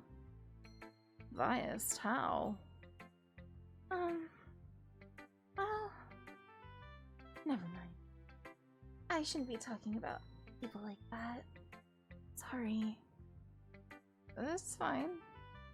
I'm not sure what Yuri is apologizing to herself or to me or to Natsuki. Do you mind if I read your poem now? Oh, please do. I'd love to share my thought process behind it. Yuri smiles dreamily as if that's a rare opportunity for her, which itself is kind of funny. After all, isn't this supposed to be a literature club? Ooh, we got her poem. Ghost Under the Lights. Hold on. No, ads are starting soon, so we'll try to get through it. The tendrils of my hair illuminate beneath the amber glow, bathing? It must be this one, the last remaining streetlight to have withstood the test of time. The last... No, you're in ads. You're in ads, I didn't make it. the last yet to be replaced by the sickening blue-green hue of the future. I bathe calm, breathing air of the present, but living in the past. The light flickers, and I flicker back. I added things into that. I don't dislike the poem. I think the poem is interesting. Tendrils of my hair illuminate beneath the amber glow. We have a lot of like light imagery, because we have an amber glow. We have the sickening blue-green hue of the future. It sort of feels like lights. We're bathing in light. We have the street light. Interesting. And then the ads hit. Oh boy. Oh boy. Ghost under the light. The tendrils of my hair illuminate beneath the amber glow. Bathing. It must be this one, the last remaining streetlight to have withstood the test of time, the last yet to be replaced by the sickening blue-green hue of the future. I bathe, calm, breathing air of the present, but living in the past. The light flickers, I flicker back. No, that's pretty good. It's actually pretty good. I wonder what because I assume that this is in Japanese first and then has been translated. I wonder how they did the translation for poems, because they're going to be different. I don't have a huge amount of experience with poetry outside of writing poems as a teenager. But I did do a little bit of poetry.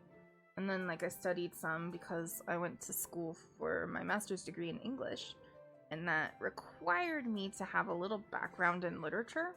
Not a lot, because I wasn't, like, focusing on literature specifically. I was focusing on composition more. And then teaching composition, and then doing composition for professional settings. So, like,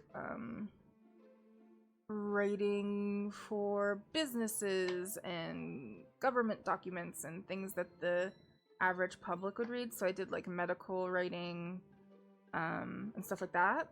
And then I used to do a lot of teaching writing, and then teaching English to speakers of other languages.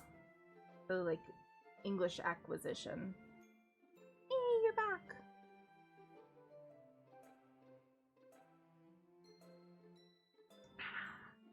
We're drinking Coke because I am needing caffeine, and I don't have any tea with caffeine right now. I'm gonna get some. You've read the poem. We read the poem. We talked about my experience with poetry. Let's keep going. Oh, it's a lovely poem. I'm sorry, I have such terrible handwriting. Handwriting's kind of okay. What? I wasn't thinking that at all. But it took you a long time to read. Yeah, because we were in ads. Well, I just don't read script very often. No, we were reading it over again because it deserved a double read. To think, to process the poem. There was a lot going on with it.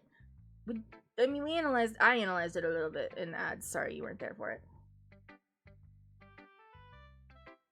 Only a little bit though. Lots of light imagery. I kind of like it. I actually think your handwriting is pretty. That's a relief. Also, I liked the poem. Even though it's short, it was really descriptive. It wasn't too short. I usually write longer poems. Not at all. I'm really glad you liked it. I'll be honest. Since it's our first time sharing, I wanted to write something a little more mild. Something easy to digest, I suppose. I like this freak. Are you into ghost theory? Hell yeah! Actually, the story isn't about a ghost at all, Callie. Really? Yeah, no shit. I must have totally missed the point. Well, I suppose you did only glance it over after all. No, I'm just dumb. I'm dumb as bricks. But remember that poets often express their own thoughts, feelings, and experiences in their work. They usually do more than tell a simple story or paint a picture. In this case, perhaps the subject of the poem is only being symbolically compared to a ghost, lingering in her last remaining place of comfort, unable to let go of the past. Yes? And soon to be left with nothing. That's a lot more solemn putting it that way. I hadn't even thought of that because I'm a fucking idiot. That's impressive. It's nothing, really. Yours is impressive too, so... Nah. If anything, I could probably learn a thing or two from you. You think so? Yeah, of course. You know, I was really nervous about doing this, but in the end, I enjoyed it. I'm gonna keep doing my best for you, Callie. Me too. Now who should I show my poem to? Who do you think? Who do you think? Come on, tell me. Do you have other girls you like? Who's yours? I don't know. Who do we like?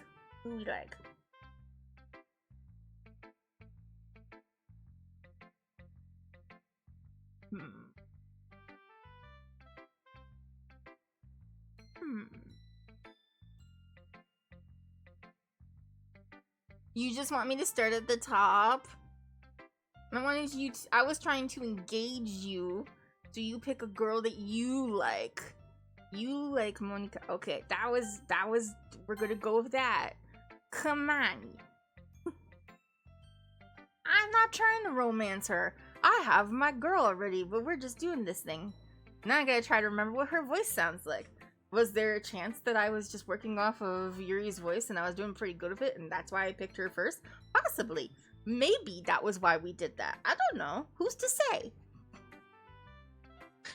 Who's to say? Hi, Callie. Having a good time so far? Yeah. Good. Glad to hear it. By the way, since you're new and everything, if you ever have any suggestions for the club, like new activities or things we can do better. Literally, I'm doing Lily Pichu's voice that she does for anime girls. I'm doing her anime girl voice right now, and I just realized that. Oh my god.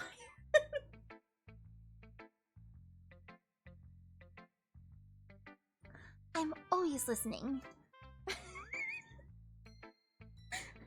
Don't be afraid to bring things up, okay? Alright, I'll keep that in mind.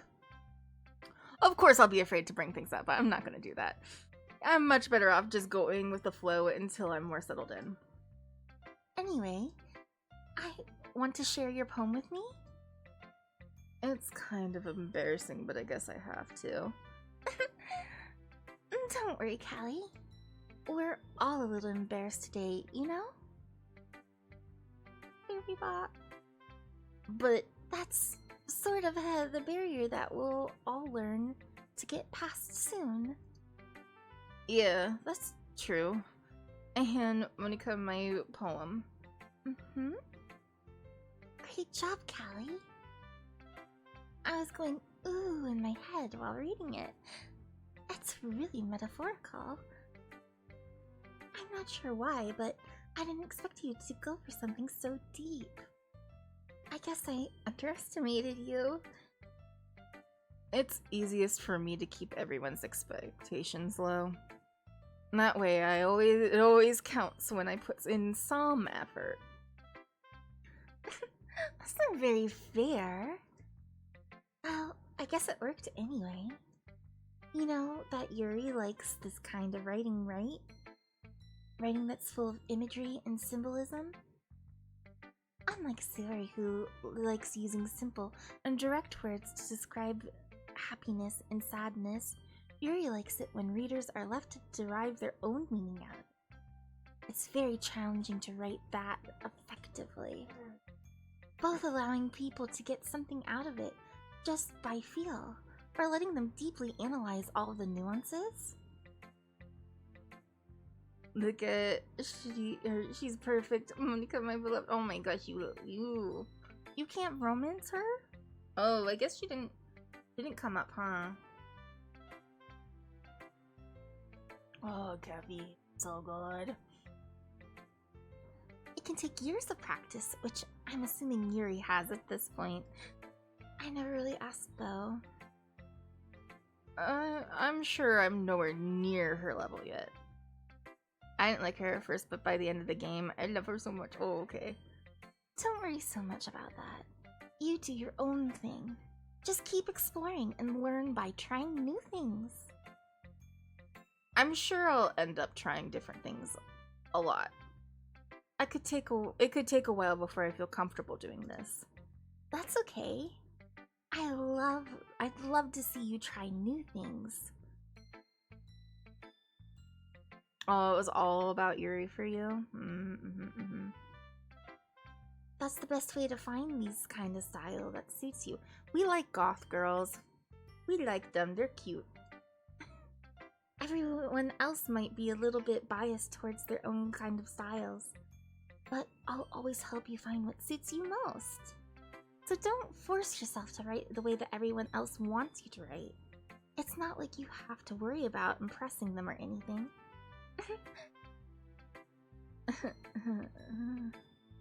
Anyway, do you want to read my poem now? Don't worry, I'm not very good. You sound pretty confident for someone who claims to not be very good. Well, that's because I have to sound confident. That doesn't mean I always feel that way, though, you know? I see. Well, let's read it then. Hole in the wall. Let's try that again. Hole in the wall. It couldn't have been me. See the direction the sparkle protrudes? A noisy neighbor? An angry boyfriend? I'll never know. I wasn't home. I peer inside for a clue. No! I can't see. I reel blind like a film left out in the sun. But it's too late. My retinas. Okay. Already scorched with permanent copy of the meaningless image. It's just a little hole. It wasn't too bright. It was too deep, stretching forever into everything. A hole of infinite choices. I realize now that I wasn't looking in. I was looking out. And he, on the other side, was looking in. Ooh, poem. Very poetry. Very poetry-y, if you will. Lots of thoughts going on in here. And retinas. I have issues with mine before I had a aneurysm. But not one of those deadly ones, just one that that's why I have blind spots in my eye. It's not in the retina exactly. Oh, maybe wait, is it? I don't know. But I have basically fluid stuck in the layers, and it won't dissipate, so I have blind spots in my eye now. Which is why I got a bat. Oh, Batty. You understand me, right? You understand what it's like not to be able to see? Mwah. I love you, Batty. Okay, go back. Anyway. So, what did you think? It's very freeform, if that's what you call it. Sorry, I'm not really the right person to ask for feedback. It's okay. Yeah, that kind of style has gotten really popular nowadays. That is, a lot of poems have been putting emphasis on the timing between words and lines. When performed out loud, it can be really powerful. Slam poetry! This is a thing, and it's about sadness and unstructured lines. You can feel the power emanating from me when I speak like this for some reason, which is how every slam poet seems to speak when they perform their pieces. Anyway, what was the inspiration behind this one? Well, I'm not sure if I know how to put this. Thank you for the snaps. I guess you could say that I had some kind of epiphany recently. It's been influencing my poems quite a bit. An epiphany? Yeah, something like that. I'm kind of nervous to talk about deep stuff like that because it's kind of coming on strongly. Maybe after everyone is better friends with each other. Anyway, here's Monica's writing tip of the day. Sometimes, when you're writing a poem or a story, your brain gets too fixated on a specific point. If you try too hard to make it perfect, then you'll never make any progress. Just force yourself to get something down on paper and tidy it up later. Another way to think about it is this. If you keep your pen in the same spot for too long, you'll just get a big dark puddle of ink. So, just move your hand and go with the flow. That's my advice for today.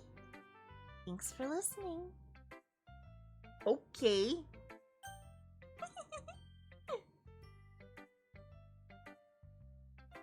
So don't make puddles, guys. No puddles here.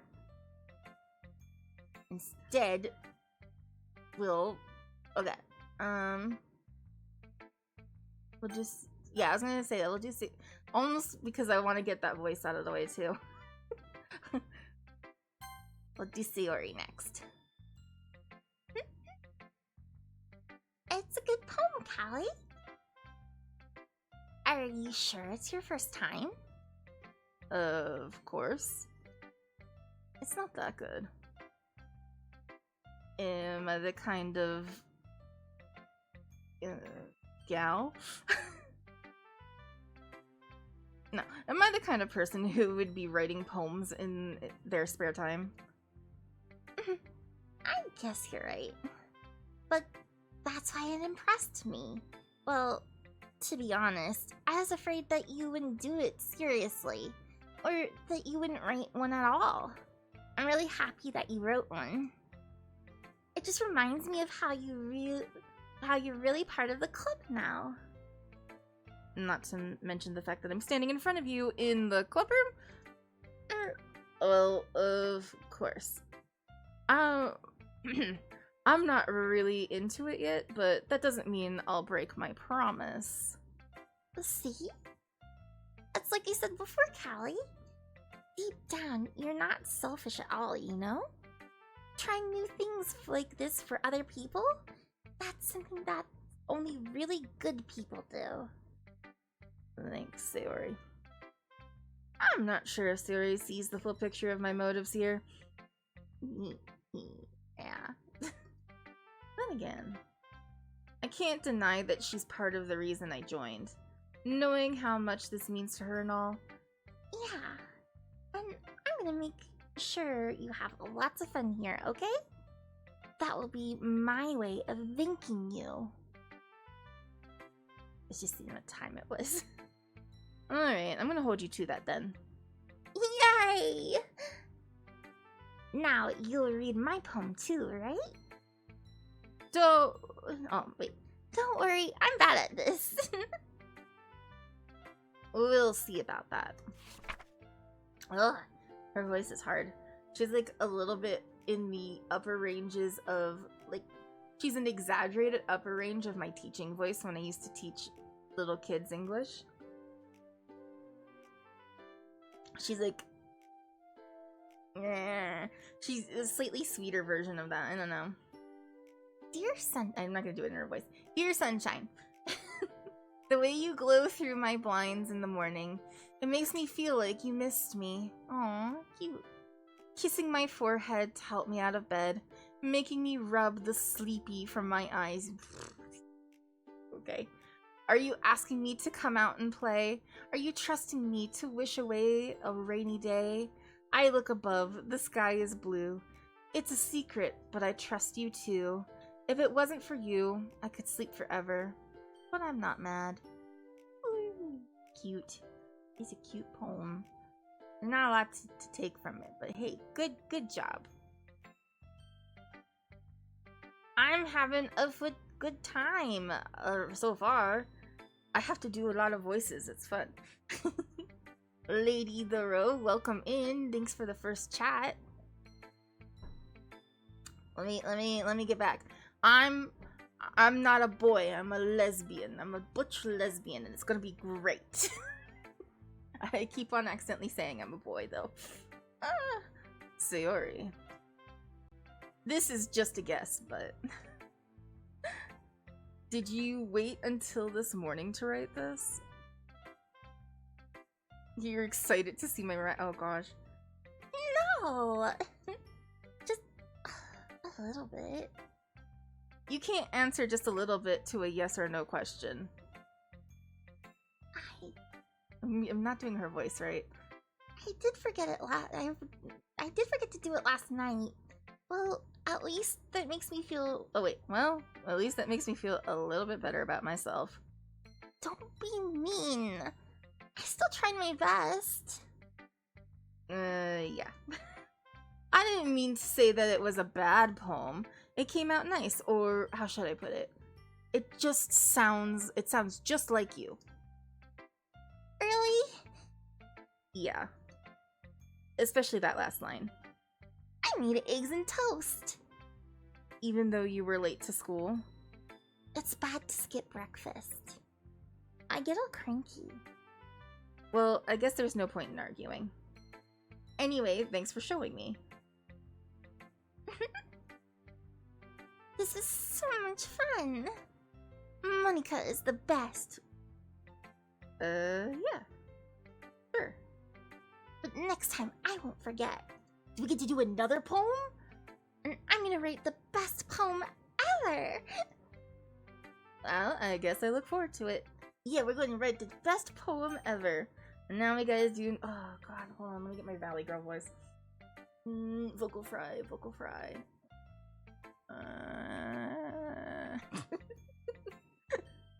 I don't get a lot of opportunities to vocal fry, so this is fun. Oh, I forgot to press the button. It helps if you click it.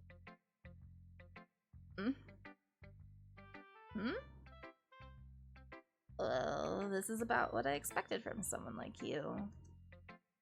That's a little blunt. Well, excuse me. It's not like I said it was bad. It just didn't evoke any emotions. So, basically it wasn't cute enough for your tastes? Do you want to get smacked? I'll pass. Well, I don't know. It could be fun. Okay. Sigh. Well, anyway, I need to show you mine. Oh boy. No, wait, that's her voice. That's hers. Well, anyway, I guess I need to show you mine. Not that you'll like it. Eagles can fly. Monkeys can climb. My nose is itchy. Monkeys can climb. Crickets can leap. Horses can race. Owls can seek. Cheetahs can run. Eagles can fly. People can try. But that's about it.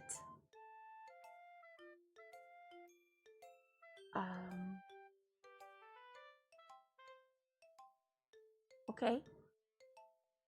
Okay.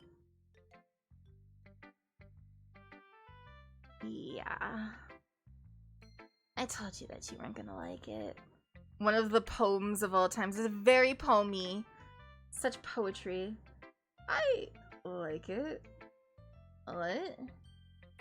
Just be honest. I am. Why are you so convinced that I wouldn't like it? Well, because everyone in high school thinks that writing has to be all sophisticated and stuff. so people don't try to take my writing seriously. But isn't the point of poems for people to express themselves? Your writing style wouldn't make your message any less valid. Yes, exactly. Natsuki's poem is facts. Yeah. You just put some facts down on a line, that's poetry. MC's too thirsty not to like your poems. True.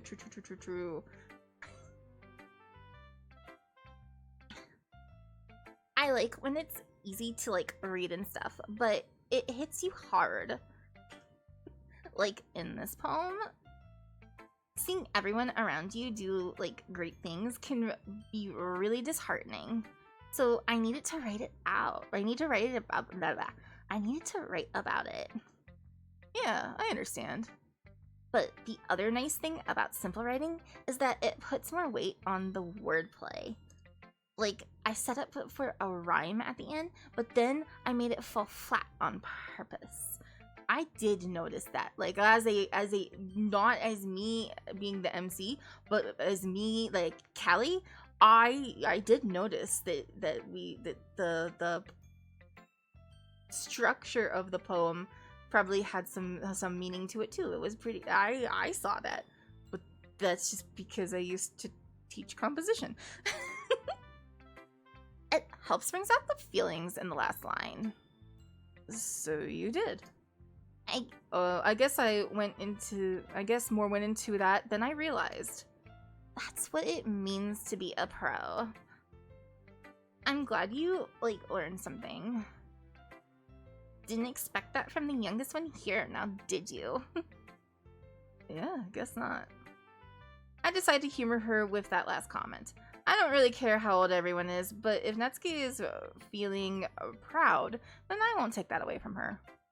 Yay, we did it! We're gonna write another poem next. Whew. I guess that's everyone. I glance around the room. That was a little more stressful than I anticipated. It's as if everyone is judging me for my mediocre writing abilities. Even if they're being nice, there's no way my poems can stand up to theirs. This is a literature club after all. I sigh. I guess that's what I ended up getting myself into. Across the room, Suri and Monika are happily chatting. My eyes land on Yuri and Natsuki. They gingerly exchange sheets of paper, sharing their respective poems. As they read in tandem, I watch each of their expressions change. Natsuki's eyes furrow in frustration. Meanwhile, Yuri smiles sadly. Aww. What's with the language? Did you say something?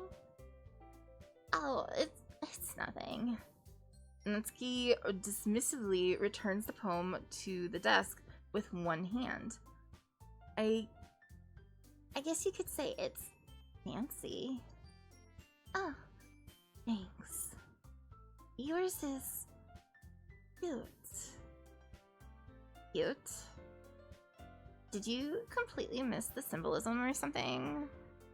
It's clearly about the feeling of giving up. How can that be cute? I know that. I just meant, the language, I guess. I was trying to say something nice. You mean you had to try that hard to come up with something nice to say? Thanks, but that didn't come out, like, nice at all. Well, I do have a couple of suggestions. If I was looking for suggestions, I would have asked someone who actually liked it. Which people did, by the way. Suri liked it, and Callie did too. So based on that, I'll gladly give you some of the suggestions of my own. First of all... Excuse me. I appreciate the offer, but I've spent a long time establishing my writing style. I don't expect it to change anytime soon, unless of course I come across something particularly inspiring. Gee, the girls are fighting. Which I haven't yet. Ooh, that's kind of cold. Ooh. And Callie liked my poem too, you know. Well, that's because Callie wants to get in all of your pants, so... She even told me she was impressed by it. Natsuki suddenly stands up. Oh? I didn't realize that we were so invested in trying to impress our new member, Yuri.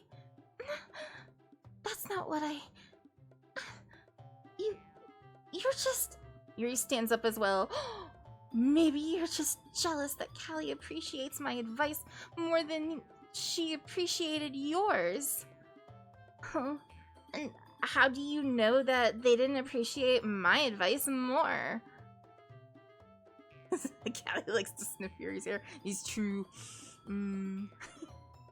Are you that full of yourself? No. If I was full of myself, just kiss already. I would deliberately go out of my way to make everything I do overly cutesy. Is everyone okay? Wait, wrong person. Is everyone okay? Well, you know what? I wasn't The one whose boobs magically grew a size bigger as soon as Callie started showing up. Bad woman's anatomy? Anyone? Holy, okay. Natsuki. Natsuki, that was a little... This doesn't involve you. It doesn't involve you. I don't like the fighting, guys. Suddenly, both girls turned towards me as if they noticed I was standing there. Callie. She's just trying to make me look bad. That's not true. She started it. If she could get over herself and learn to appreciate that simple writing is more effective, then this wouldn't have happened in the first place. What's the point of making your poems all convoluted for no reason? The meaning should jump out to the reader, not force them to have to figure it out. Help me explain that to her, Callie. Wait. There's a reason we have so many deep and expressive words in our language. It's the only way to convey complex feelings and meaning the most effectively. Avoiding them is not only unnecessarily limiting yourself, it's also a waste. You understand that, right, Callie? I need to take a drink. Oh boy. Well... Girls, you're both hot. How did I get dragged into this in the first place? Honestly, it was cupcakes. It was mostly cupcakes. Fuck, I watched a cake thing today, and now I'm just like, damn, cake would hit so hard right now. I fucking miss American cake. It's not like I know anything about writing, but whomever I agree with, they'll probably think more highly of me. Ooh, so of course it's gonna be...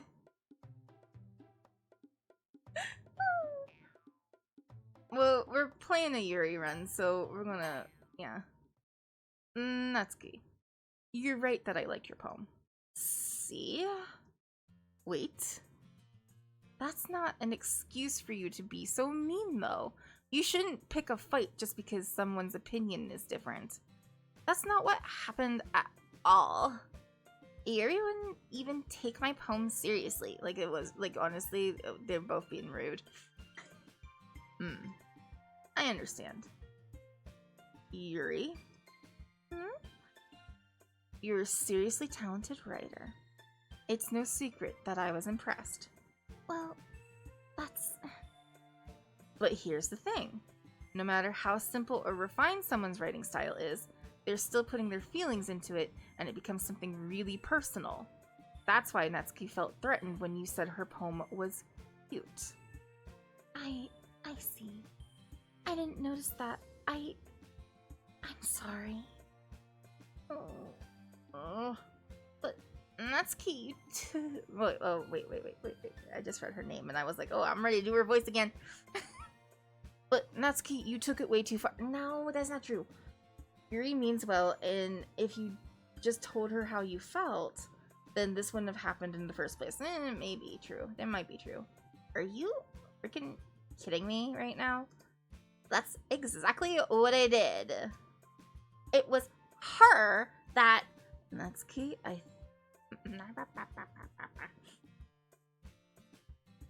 hold on, Lily Peachy. Natsuki, I think that's enough. You both said things that you didn't mean. Yuri apologized. Don't you think that you should too? Natsuki clenches her fists. In the end, nobody has taken her side. She's trapped at this point, being defiant only because she can't handle the pressure. Well, she's probably like 14. We're not gonna contextualize the ages, actually. We're just gonna ignore that I said that. I end up feeling bad for her. Sometimes when I'm hurt, it helps to take a walk to clear my head. So, she doesn't need to. You know it? I'm gonna do just that. It'll spare me from having to look at all of your faces right now. Without warning, Natsuki snatches her poem up and from the desk and storms out. Drama! On her way out, she crumples up the poem in her hands and throws it in the trash. Oh, that's sad. It wasn't a bad poem, it was just a little weird. Natsuki? She really didn't need to do that. That's the wrong voice. I look across the room. Yuri has her chin buried in her hands while she stares down at her desk. I gingerly approach her and sit in the adjacent chair. Everything alright? I'm so embarrassed. I can't believe I acted like... You probably hate me now. No, Yuri. How could anyone not have gotten frustrated after being treated like that? You handled it as well as anyone could. I don't think any less of you. I mean, I do a little bit. Alright, I believe you. Did you think that people get a little heated in writing things? I did have a creative writing club in college. Now I understand what Jinx was saying early. We tried to do it. It didn't work out that well. But, you know, when people share their writing, you know, it's a personal thing. It's intrusive. It's intimate often. So, gotta be careful. Gotta be careful of people's feelings.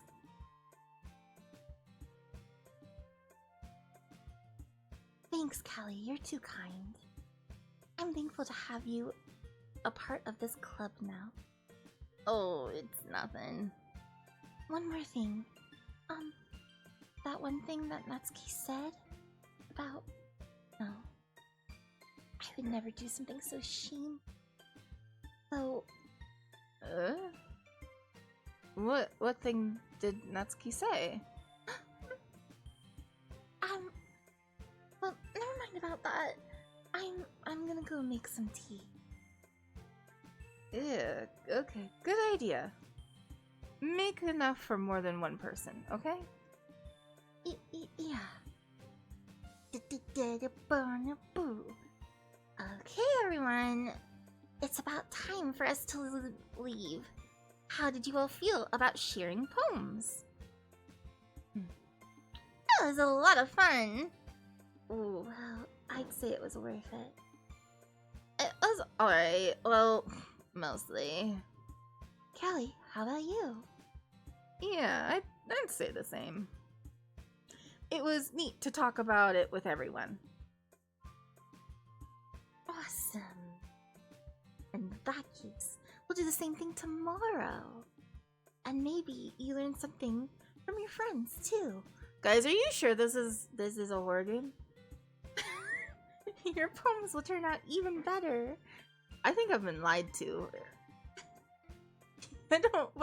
Okay, we'll get there. I did learn a little bit more about the kinds of poems everyone like. And with any luck, that means I can at least do a better job of impressing those I want to impress. You're sure? Okay. I nod to myself with newfound determination. It's taking so long because I have too much fun doing their voices. Callie! Ready to walk home? Sure, let's go. Sayori beams at me. It truly has been a while since Sayori and I had spent this much time together. I can't really say I'm not enjoying it either. Oh yeah, I'm having a good time. Sayori, about what happened earlier. What do you mean? You know, between Yuri and Natsuki. Does that kind of thing happen often? Oh, no. That's really just the first time I've seen them fight like that. I promise they're both wonderful people.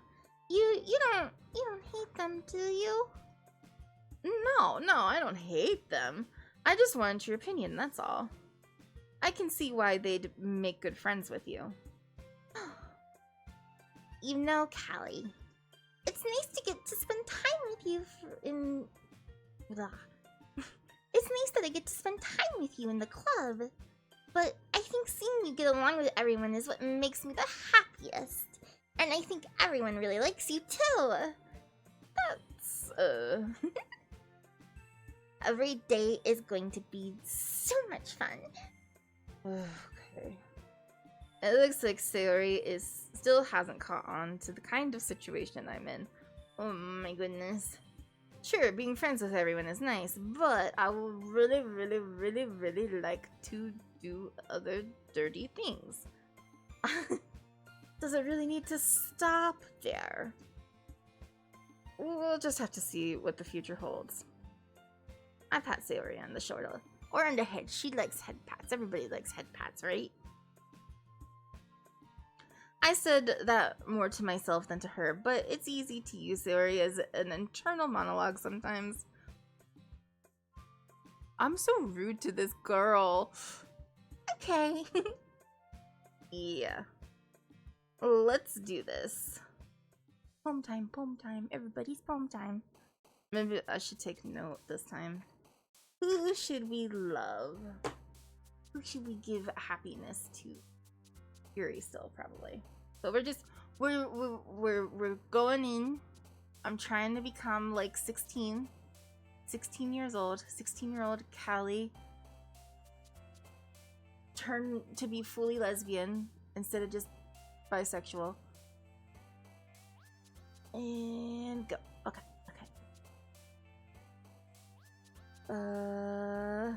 I like the word starscape. That's a fun one. I'm gonna write them down. I should really make you write them down, Glitch, but I think your second screaming is greeting me right now, so I will not make you do that. Starscape.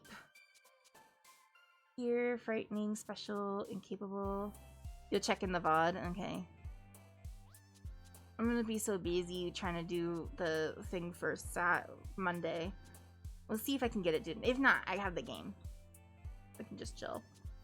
I like the word fireworks, which is there. We'll do like a mix of the girls, I think. Explode, unstable, sing, summer, hope, cry, together, climax, meager, comfort. You're getting music for the short? You'll do Doki's? Yes, Doki music. I think comfort might be fun. Oh, I'm really hitting her. I'm hitting I'm slapping the shit out of what's her name? Sayori. Sweet, tragedy, pleasure, hopeless, peaceful kiss, extreme, tragedy. Sure. Yeah, we'll do tragedy. Ooh. Okay.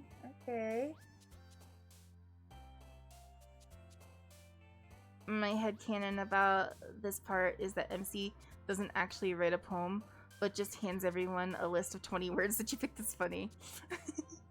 My idea is that I'm gonna like write down the words that I pick, and then like later I'm going to try to write poetry in the style that I used to write poetry when I was a teenager. So, you know, depressing freeform, not really good stuff. Because I don't think I could write good poetry now. Ribbon, death. Vivid, treasure, nibble, laugh. We'll go with death so we can be goth. What is going on? I'm picking really simple words. Ooh, entropy. Entropy? We have to do some entropy. Infinite, eternity, breathe, happiness, romance, crimson, whirlwind, covet, childhood fun. Looking at my words. I think eternity. Good. Eternity. Vivacious. Imagination. Incongruent. Intellectual. Blanket flying. Candy. Analysis. Some of these, like, the words are big, but they're like, none of these make sense in a... They're kind of bad. They're bad words for poems. I guess... Imagination? Might be fun. Lust family. Nature loud, unrestrained, hop, rainbow, lipstick, time, aura. Let's do aura.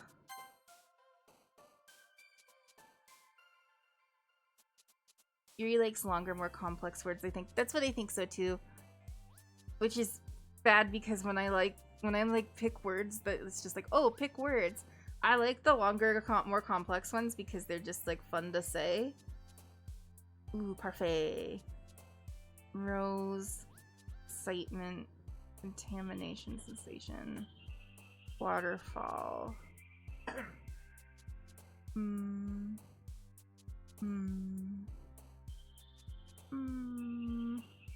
Maybe waterfall. Yeah, we got one. We got one for that.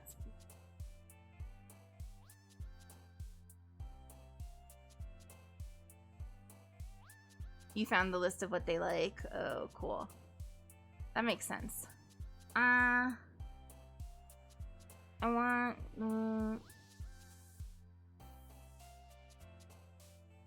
I'm kind of between flower and dream here. I'm not sure which one I like best.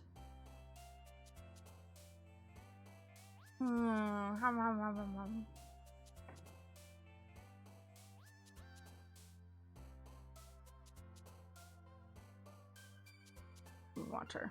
I think we'll do dream. Ah, damn. Not damn. I am vying for her, but I wanted to try to give something for someone else. Rain cloud unrequited. Thank you for the follow.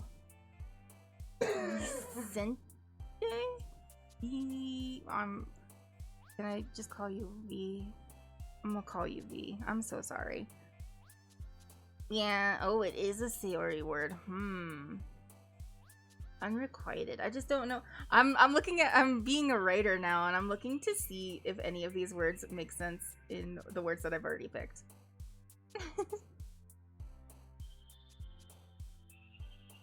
Let's do it. We'll do it. We'll do it. Unrequited. I don't know what this poem is gonna be. Vic. Oh, thank you, Vic. That makes my life so much better. It's hard to read the words to Vicente is what I think it is. Puppy, flea, melody, music, after image. We already picked after image before. Suicide, sadness, nightgown. Let's do melody. We've done that one before, but me pick up not use a music word? Why would I do that? Pink, grief, dazzle, grief, silly, sparkle, secretive, philosophy, pout, embrace, party. Embrace.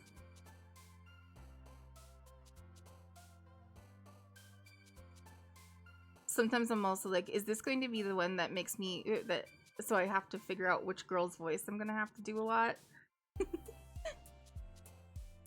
Yuri's voice is the easiest on my throat. Fester, daydream, pure, empty, precious, heavy, heaven sent, games, anxiety, lollipop, memories.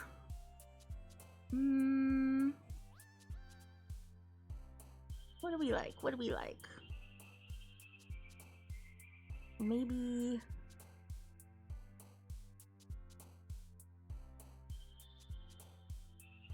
pure. I don't like pure. Writing it down and we'll click it. Hair Papa Vicente. Or okay. Oh, Vic. Alright. You just go by. That's good. I swear to God, sometimes I finish sentences. Sometimes. Not all the time, but sometimes I actually finish the sentences that I start. Holy crap. It is nice to meet you though. Welcome in. I'm so glad that you are here. I don't know what I'm doing here. I gotta pick another word. Judgment, strawberry universe, question, dark existence, kitty. There's like a part of me that wants to pick Papa. Because I think it's funny.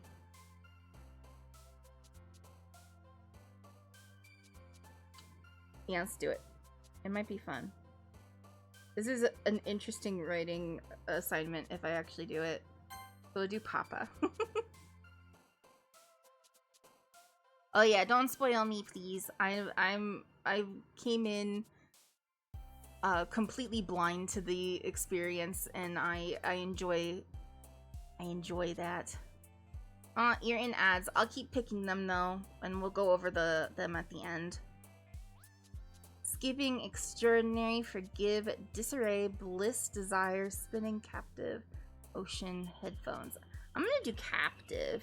Because captive after Papa sounds like it's going to be, kinky. Look, I have a particular set of thoughts here that I don't know. I mean, we don't need to do that. Where did captive go? It's fine. Don't worry. I don't have to explain myself. These are my choices. Skirt, destiny, vitality, vanilla. I'm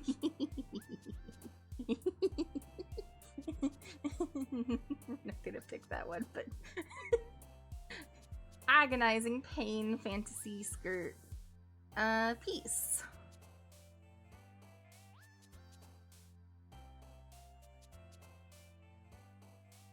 You haven't played Plus at all, so you want to see what they've added. That would be fun. I'd picked one in my head and then I forgot it. Oh, I think we'll do agonizing. I'm sure that is a Yuri word. So we'll see. Yep. Clouds, unending, email, bed, landscape, bunny, graveyard. Whistle, clumsy, swimsuit. I think we'll go with whistle. That's interesting. Whistle. We got one more after this. Portrait, determination, disoriented, horror, giggle, massacre, cute, butterflies, wrath, uncanny.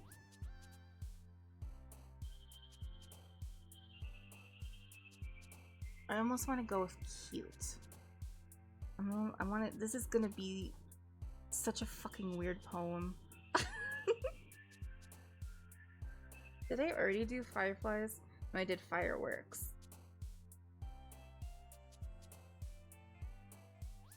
I like the idea of fireflies. Maybe I did fireflies last time. Man, I miss fireflies. We don't have those here. I grew up in Ohio where there's a lot of fireflies. And now I live in France where there are no fireflies. Yeah, let's just do cute. It might be fun. Cute. And then we got 16 seconds and our friends will be back. Just gonna wait for you guys. You are back from ads. Alright, before we get into it, I'm gonna read the list of the ones that we picked, just because it'll be fun. In case you missed some. So it's Starscape, fireworks, comfort, tragedy, death, entropy, and eternity, imagination, aura, waterfall, dream, unrequited, melody, embrace, pure papa, captive, agonizing, whistle, cute.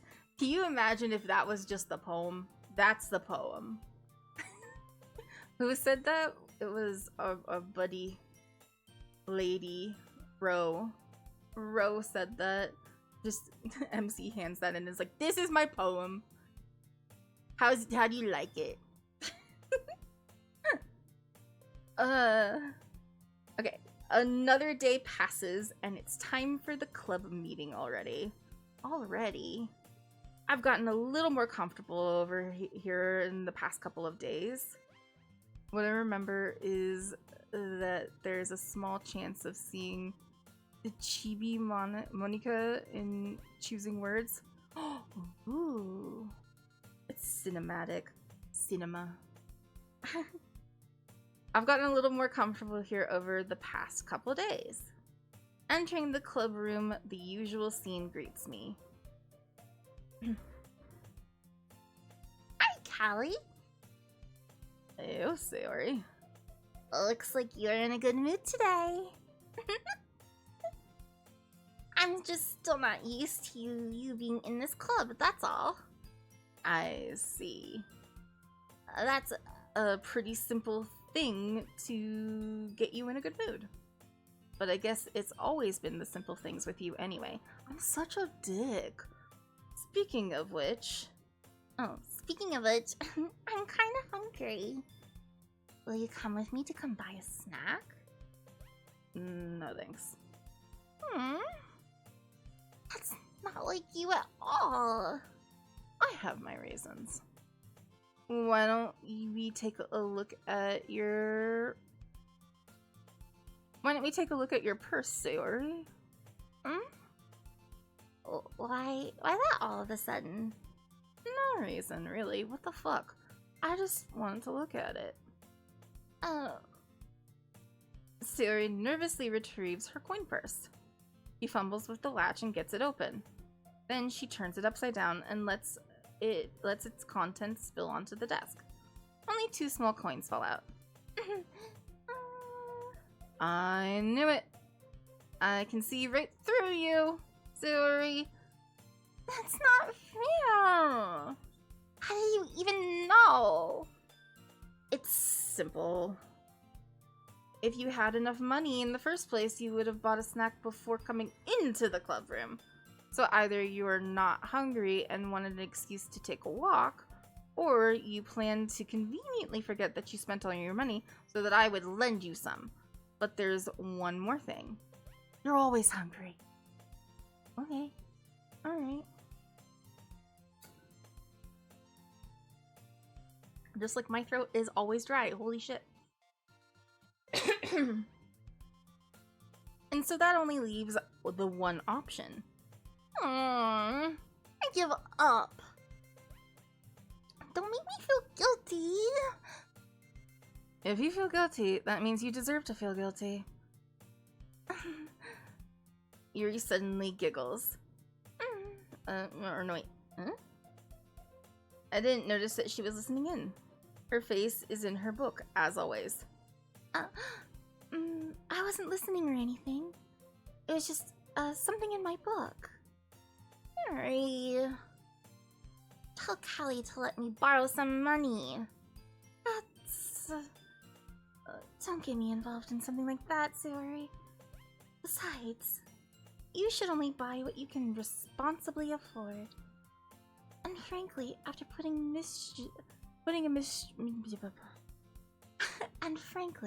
after pulling a mischievous little stunt that you did like that, your suffering is fair enough retribution. Holy shit, why can't I talk today? Did I just... I didn't mean that. I got too absorbed in my book. I really like it when you speak your mind, Yuri. It doesn't happen much, but it's a fun side of you. There's no way you could think that. You're right, though. I did something bad, and now I have to accept the revolution. Retribution. Ah! Still coming from you, Sayori. I guess there's a little devil inside all of us, isn't there?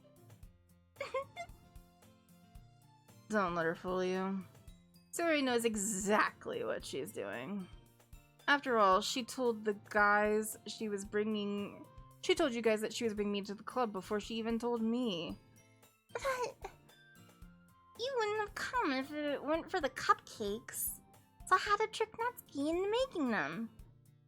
Come on, give me a little more credit than that, Sayori. Out of nowhere, something smacks Sayori in the face and tumbles onto the desk. Hi! Ow! What was that? Huh? A cookie? Sure enough, a giant cookie wrapped in plastic. Sayori glances around. Is this a miracle? Jesus! It's because I paid my restitution. Retribution. Actually, that one almost worked. I was just gonna give it to you. But then I heard you blab about the cupcakes. That was totally worth seeing your reaction, though. Natsuki? That's so nice of you! I'm so happy. Sayori hugs the cookie. Jeez, just eat it. Sayori rapidly tears open the wrapper and takes a big bite. Oh, I like it when they're not fighting. It's so good. Sayori suddenly clasps her hands over her mouth. My tongue! You're going through a lot over just one cookie. Natsuki takes a bite of her own cookie. Yours looks really good too, Natsuki. I try it. Jeez. Beggars can be choosers. But yours is chocolate. Yeah, why do you think I gave you that one? I'm really happy that you shared this one with me. Sayori gets out of her seat and goes behind Natsuki and then wraps her arms around her. Jeez. I get it. The cookie still in hand, Natsuki reaches up to nudge Sayori off her. Sayori suddenly leans down and takes a bite of Natsuki's cookie book. Hey! Wait. Well, no, that works. Did you seriously just do that? Mouth full, Sayori trots away safely. Yuri and I laugh as well. Jeez, you're such a kid sometimes. Monika, can you tell Sayori? Huh?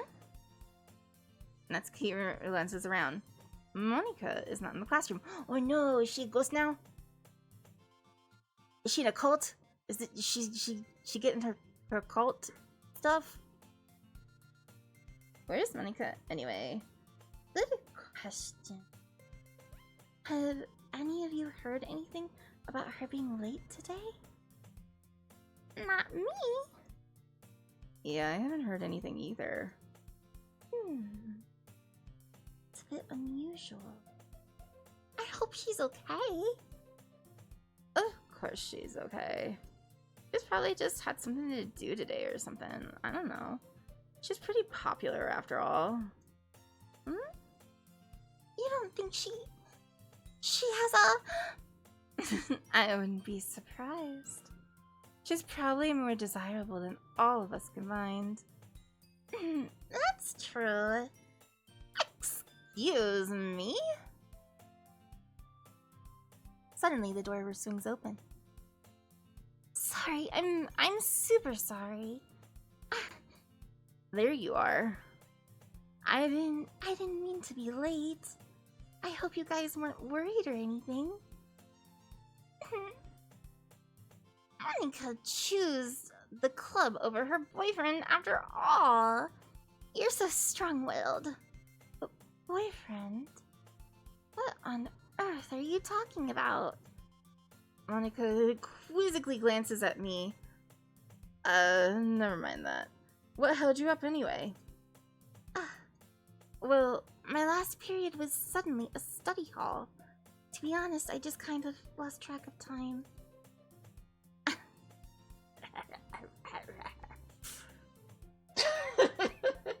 Hold on.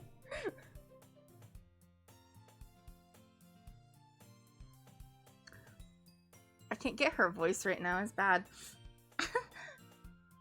That makes no sense, though. You would have heard the bell ring at least.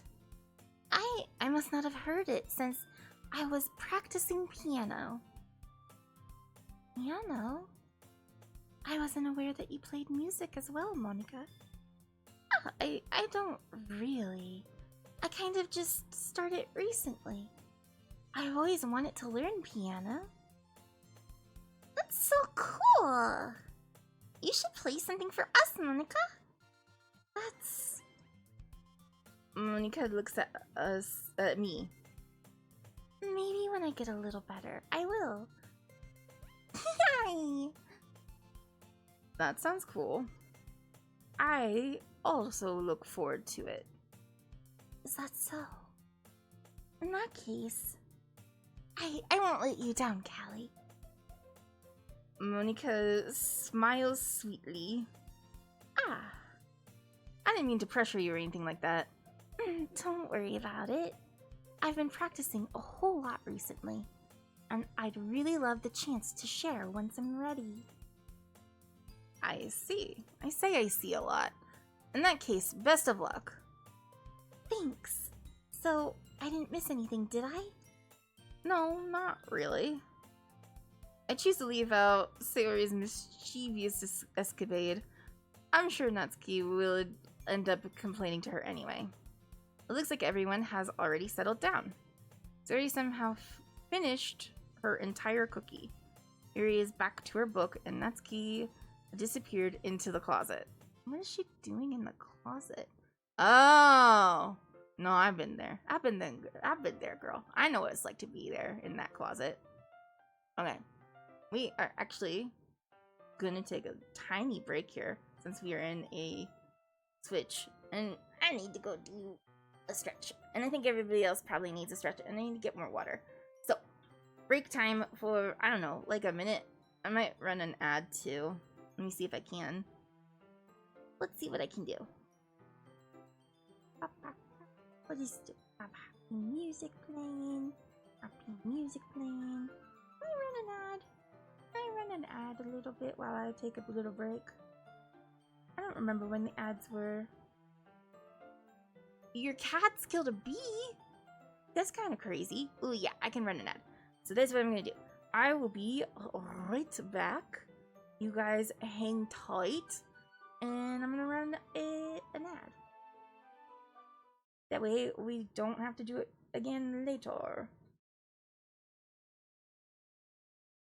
I just keep the music on.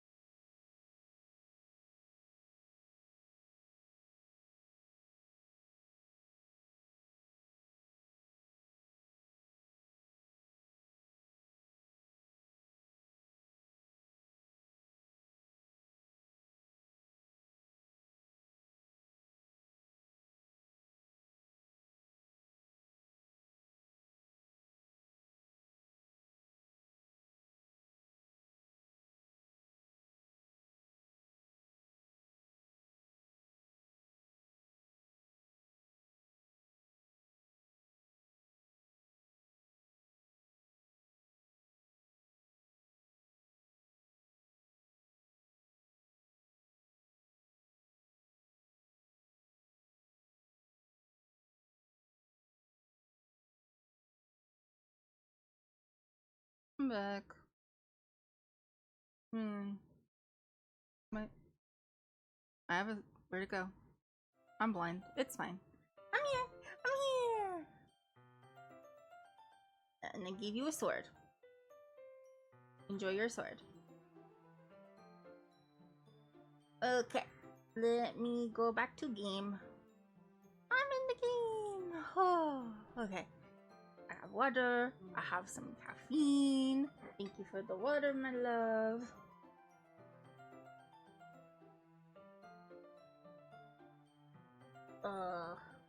Now you can, I don't know, mostly just get rid of bots that the bot that I have in here to detect bots doesn't get rid of. Doesn't happen often. Okay. Caffeine. Caffeine is in my body and it feels good. Oh, I'm gonna have to switch up to... because I have a besties prompt. But if you're gonna start streaming, I need to add you to my besties. Let me see if besties works still. Yeah, I'm gonna have to add you to my besties. If you're gonna start streaming. Not that I don't have other besties, but this is just besties who stream. So if you don't follow these people, you should probably follow them too, because they do fun things. I went in to watch Fog play a little bit of Silent Hill, and it looked like fun.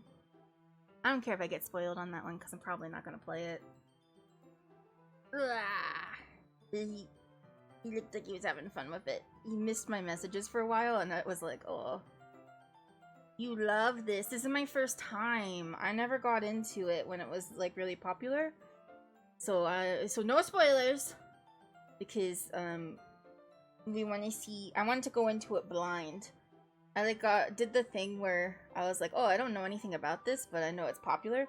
So I'm gonna purposely not figure anything out about it, so that when I finally do, it'll be I don't know. It'll be something. It'll be content. Anyway, so now I have to flirt with all these girls. For reference, I've decided that I am not a boy, but I am a butch lesbian. So keep that in mind. Maybe a little bit of a gender fluid butch lesbian. Hey Yuri. Huh? I suddenly noticed that Yuri is reading a different book from the one we've been reading together. Sorry, I didn't mean to interrupt. No. I was kind of just waiting for you. You can watch me experience for the first time? That's true, because I would have watched your stream. If that's the case, why don't we go ahead and get started? Yes, let's. Actually, I have a request. Do you mind if I make some tea first? Not at all. Thanks very much. If there's one thing that can make my reading time here any better, it's a nice cup of tea. And murder and the blood. Not to mention for yourself as well. Yuri stands up and makes her way to the closet. I follow and watch as she retrieves a small pot pitcher from the shelf, the kind with a filter inside. Okay, so this is my thing. My back lord's looking at her. I just like, I don't know why they can't just say, we got up and made tea together. Why do we have to go through every single detail of it? It is one thing I don't like about these types of games. I'm starting to feel a little bit weird. We gotta find out what my blood sugar is. So I might need a snack. Ooh, it's getting there. My blood sugar is 70. Okay. I need to get a snack over here. Let me ask husband. Husband, dear. He's got headphones on. He can't hear me. Hey, husband! I don't want to throw the sponge at him. Hold on. I got a stick. I'm gonna poke his chair with it. There. Hi. Do we have, like Pims or something? My blood sugar's going low. I can't throw this. I can't throw things. We are only allowed to throw sponges at each other. And I don't want to lose. I don't want to lose the sponge. I don't want to lose the sponge. I'm getting a snack. I'm getting a snack, but don't die. Thank you. Did you want me to die? Was that your hope? Okay.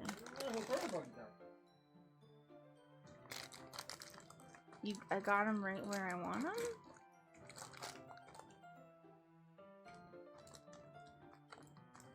Dejected.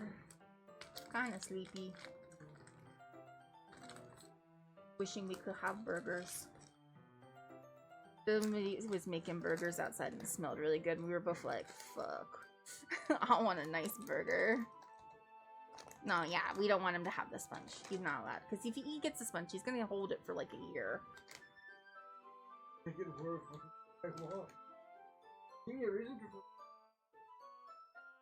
I can't bring it as good as you can. He's just like, get good. Okay, hold on. The voices are gonna be a little bit shitty because I'm eating Pims. Can you hold this for a second? Come on, baby goat is sick. Oh, gross. I was doing gross things. Ew, yucky.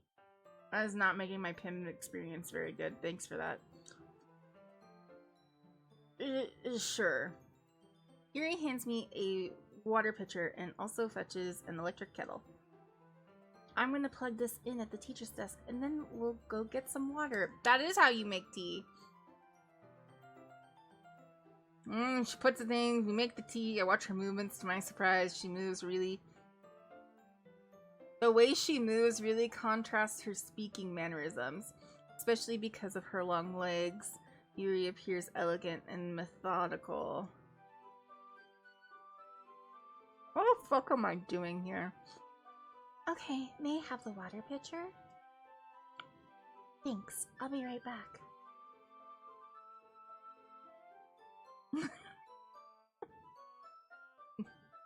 I might as well walk with you. Yeah, why not? Shall we go then?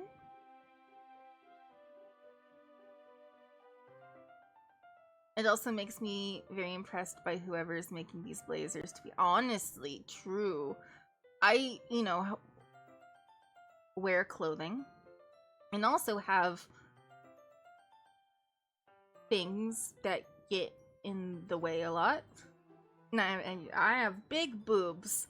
And like, there's no clothing has ever fit me like this. Ever.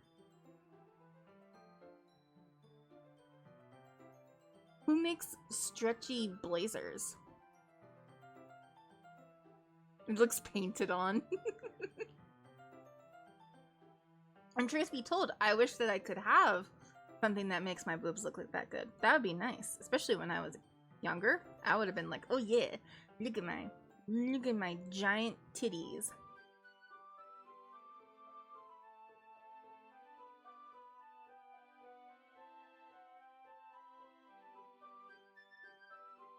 Mahusiv Bahongalongas. Yeah, I did get the chest in the family. That is true. That's like one reason that it's kind of nice that I can't have kids, because you know, they would get bigger for a minute and then after the whole baby thing they probably like get smaller and it would be awful. Woo! Pregnancy. But could you imagine if they got bigger? Obliterate your spine.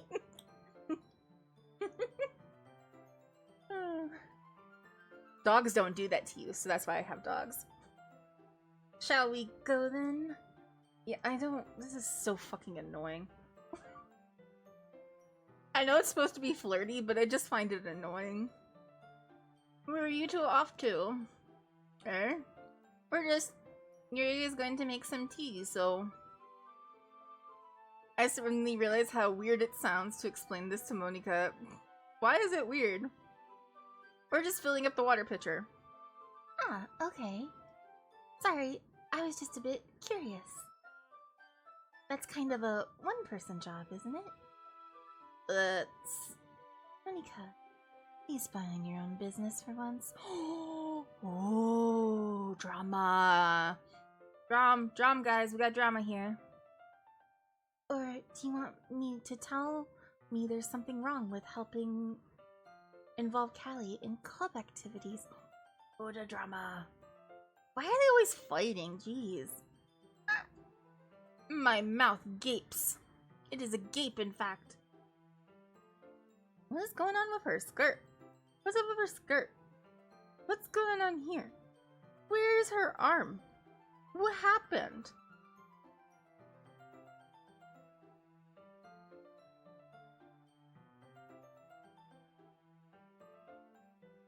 Sorry, I'm looking at the anatomy of what's happening when she bends down like this. We just brought it up before, and I'm just like, what is this?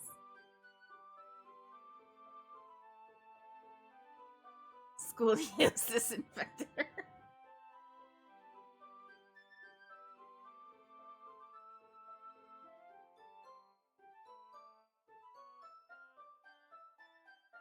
Well, we're all in love with Monica, I see.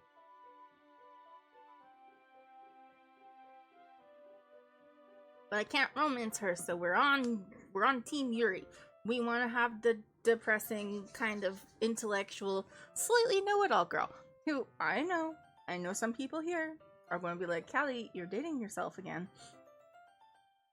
I would like you all to shut the fuck up. What?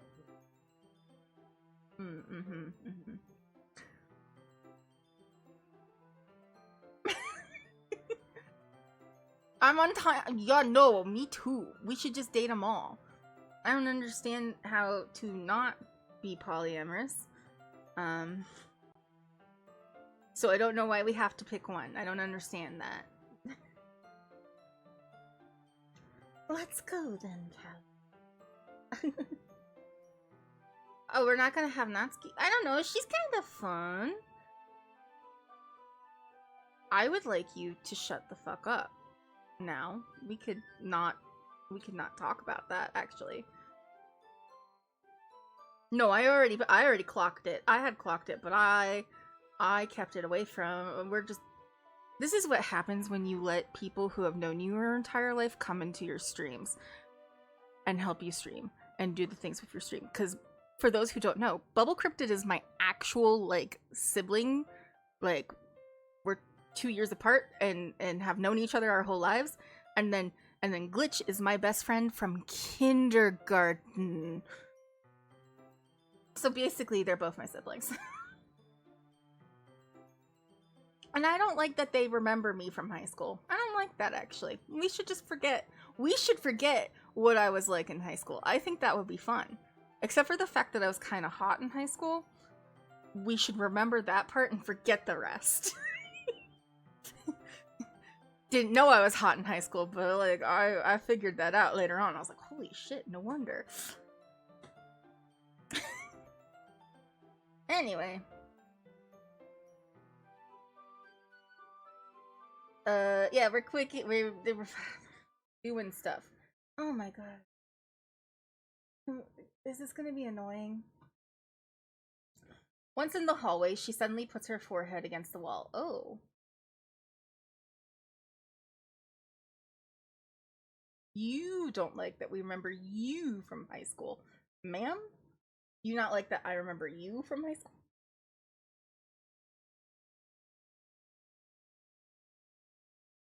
Oh, I forgot to... What did she say? Sorry, I forgot to read it. I clicked.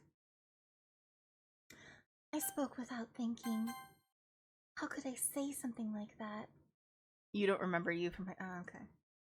But you remember me. Why? Yuri. I just Something about the way she said that made me feel so dated. What's wrong with me? No, Yuri. I think you did the right thing. Oh, because you love me. Alright, well, maybe that's why I remember you from high school. I love you. I don't think there's a decent person that wants to be remembered from high school. True. True. You know, teenagers are just trying to figure out how to be humans, and sometimes we're just a little bit awful. Oh man. I popped into existence at the age of 18. I'm sure, Mir. Oh, you were 25? Any memories of me before that are planted? True. That's how I feel about the memory just came to me of me being actually really awful when I was a teenager, and I like still that's one of those. I have a memory of being super awful as a teenager, and it's one of those ones that like haunts me when I'm trying to go to sleep, and my brain goes, but bam, hey, do you remember that time you were a horrible human being? And I'm just like, oh, why do I have to think about that? I don't want to think about that. I feel so bad about it. I wish that I could find the person who I was awful to and be like, hey, you remember that time I was really, really awful? I'm so sorry. That was terrible, and I don't know why I did that. Oh, it's stretchy time.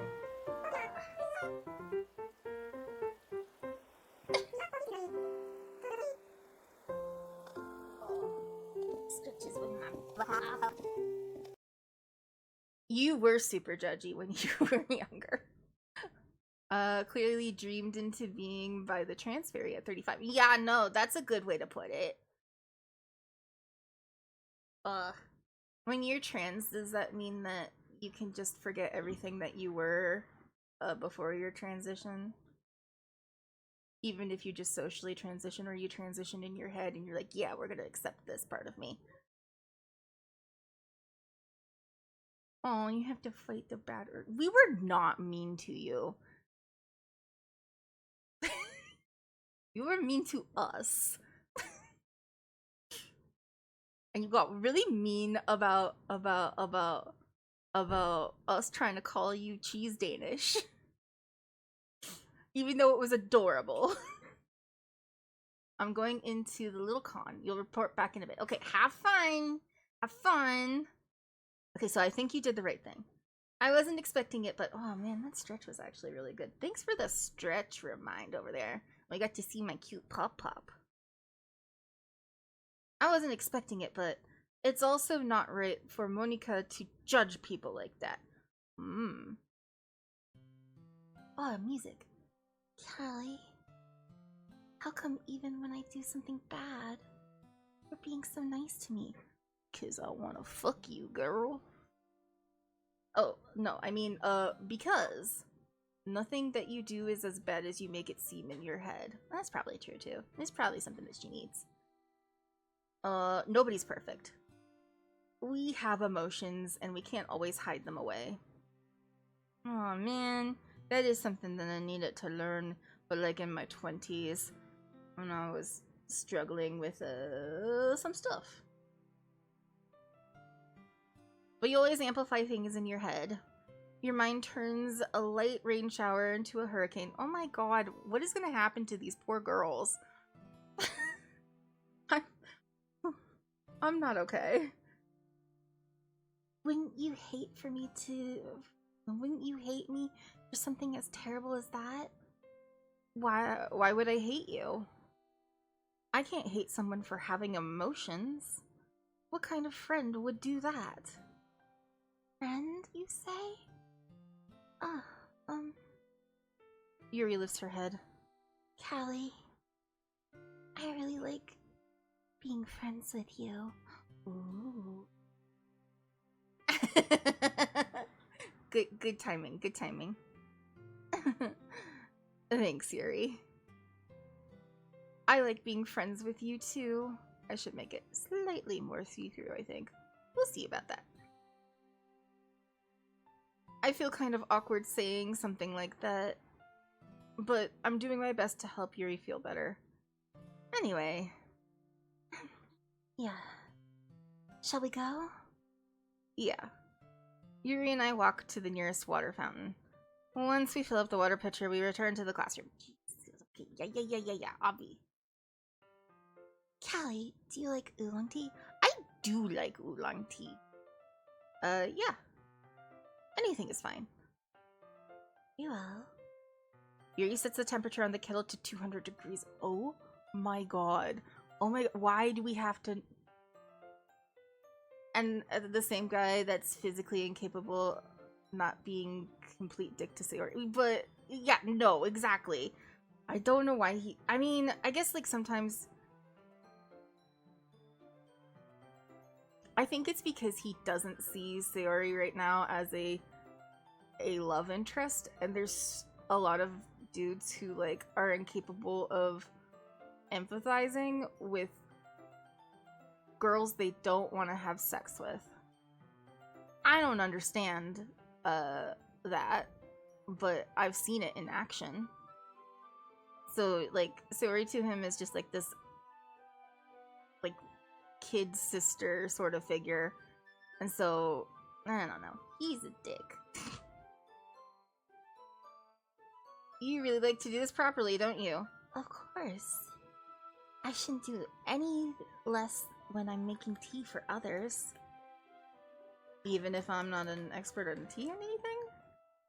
Mm-hmm. In that case, you'll only be even more impressed. Ah, perhaps I will. Okay.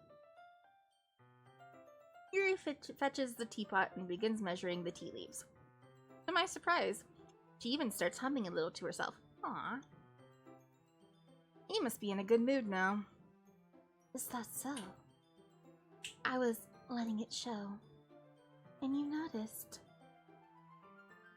I was doing a bit of thinking, and I decided that I would try expressing myself a little more. It turns out it's not very hard for me to do. When it's around you, anyway. Mm-hmm. That's great, Yuri. Just don't push yourself too much. You're always worrying about... You're always worrying about me, Callie. It's very endearing. We should just kiss. Hold on, let me sniff her hair real quick. Yeah, Magnolia. Yuri wasn't kidding. I don't even know if I can keep up with this. Oh man. I watch Yuri pour a cup of tea for each of us. Callie, I have another request. Do you mind if we sit on the floor today? Okay. What is that? It's a little easier on my back. Oh, girl, yeah, we'll help you with your bag. That's fine. We'll get your back sorted.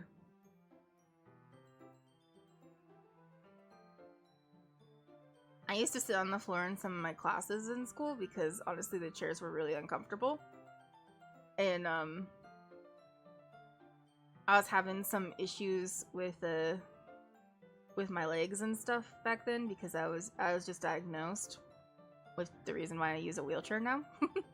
And so I would like be like, I'm sitting on the floor, and the teacher's like, you shouldn't sit on the floor. And I was like, look, if I pass out from whatever's going on, it will be easier if I'm on the floor. And they're like, okay. And I was like, you're the one who has an attendance policy, man. I'm here.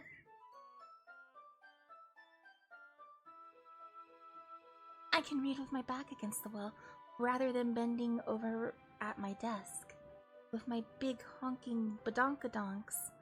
Ah, I'm sorry. I didn't realize. No worries. I just have back pain fairly regularly, so I do my best to manage it. We can tell, girl. We can see it, babe. Is that so? I wonder why that is. What is this? It's most likely because of my scoliosis. This is day 3, I think. Your posture, right? Always hunched over like that while reading. Yes, that's it. I have terrible reading posture. So that's why I should sit on the floor. Fair enough. Look at this scene. I'll go ahead and get the book.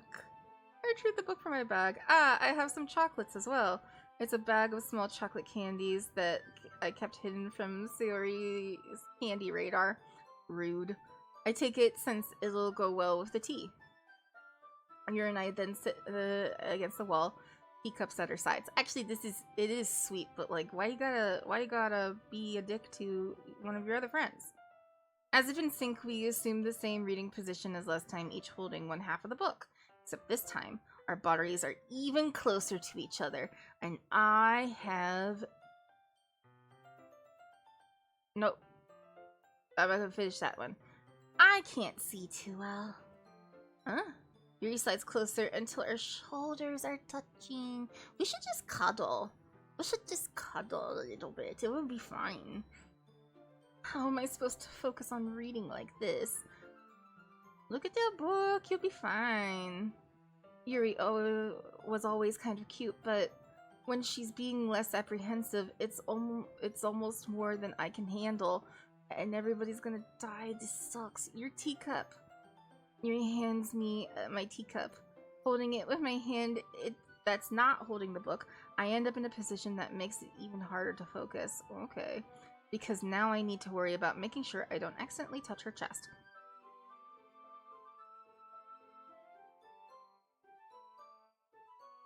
Guys, what is happening? What are we doing here?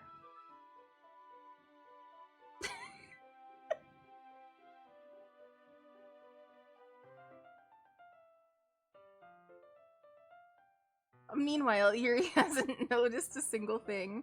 Yeah, because she's not worried about that. And if you touched her chest a little bit, she probably wouldn't think anything of it. Just... I wish we had more former teenage boys in the chat right now. Any former teenage boys in the chat who can explain this one to me? Are you really that concerned? Like... Okay, never mind. What would happen? What do you think would happen? She wears her intense reading expression, and I can only presume that the world around her has faded away. Are you... I use all of my willpower to focus on reading. After a few minutes, I finally managed to relax a little. Okay. I pull the teacup between my legs and fumble with the chocolate wrapper. Ah, sorry. I briefly let go of the book to finish opening the wrapper. You can have as much as you want. That's okay, I won't. Oh, are you sure? Well, if I touch it, then I might get smudges on the page.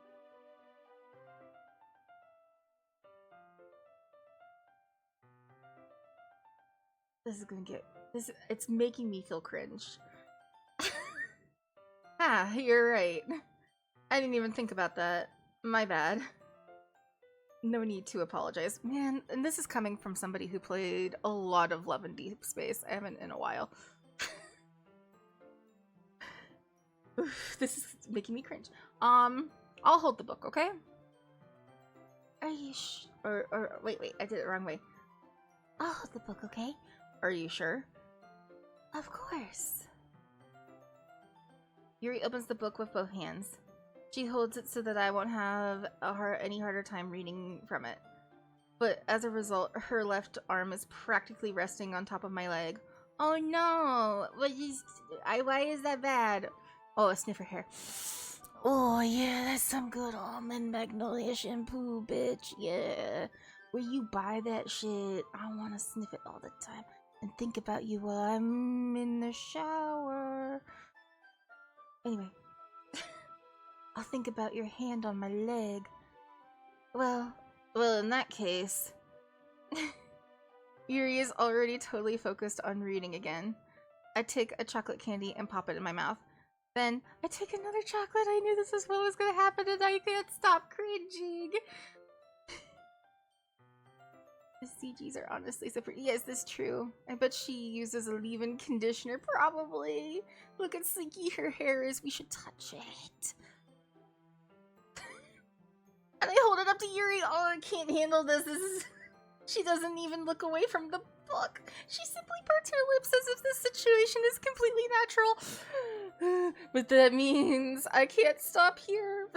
I apprehensively place the chocolate in her mouth. It wouldn't be that bad if he wasn't so horny about it, or I wasn't so horny. Anyway, but like that, Yuri closes her lips over it. Yuri's expression suddenly breaks. Did I just... Yuri looks at me like she needs to confirm what just happened. Just giving homie a snack. Exactly, it could just be that simple. Callie? So sorry. I guess I shouldn't have done that. It reminds me, except not quite, because my nephew was young, like a little kid, and he was hanging out with me. And he had a bowl of Cheez-Its in his hand while he was sitting on the lap watching TV, and I was reading for class, so I was like reading papers from one of the classes that I was in, and so I'm like focused on reading, and all of a sudden, while I'm reading, there's a cheese cracker shoved into my mouth. And I'm like, what the heck? Thank you for sharing, I guess. Except this is supposed to be flirty and it makes me cringe, but that was just cute. That was just a cute 3-year-old trying to be sweet. And also, that was my nephew, so that would have been weird. Anyway, I don't know why I did that. Well, you were just helping. That's something that friends do, right? I mean, not really in this kind of context, but no, it could be. It could be if you stop being fucking weird about it. God damn. Yeah. That's all it was. Stop being weird. It's so fucking weird. Yeah. Then you don't need to stop for anything. I see. The situation has gotten really tense, or you're just being fucking weird. Yuri tries to return to the book, but I can tell just by her expression that even she can't focus now, and we should probably just kick. My heart is pounding. Wait, kiss, not kick. I nervously take another chocolate between my fingers, but this time Yuri's eyes meet mine. How did it come to this? It was only a kiss. It was only a kiss. We should just kiss. Yuri doesn't avert her gaze. I notice her chest rising and falling to the rhythm of her breath. Good God. I raise my arm. Like before, Yuri parts her lips. But it's different this time. We should probably curb stomp someone. Whoa, Yuri, chill. I take this chocolate and place it in her mouth. Are you guys sure this is a horror book? Or a horror game? I feel her hot breath on my fingers. Okay, everyone. Oh, ooh, wah, ooh, wah. Ooh, wah, you wah. Ooh, wah. Wah. War. Good God.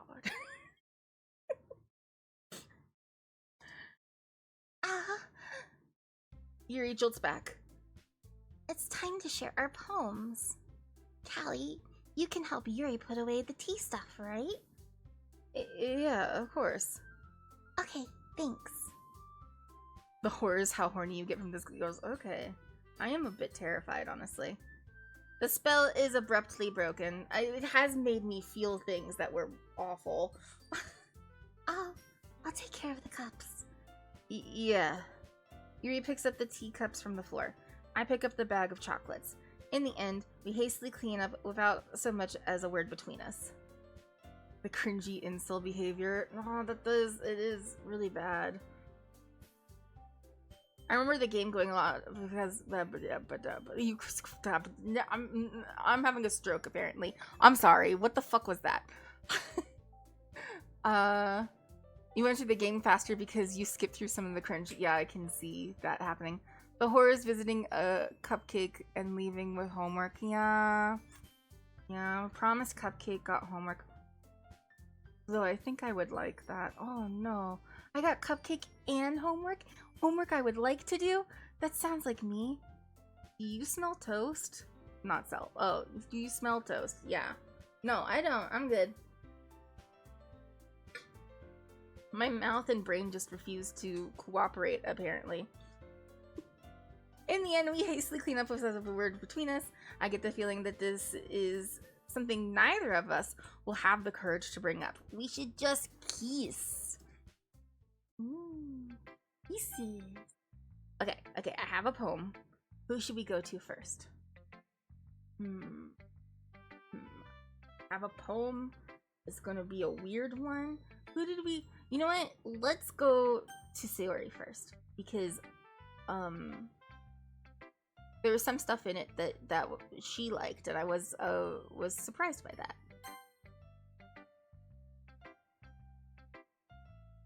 And now I gotta remember how to do her voice. Oh, I like this one, Callie. It has some nice feelings in it. Ah, I'm glad.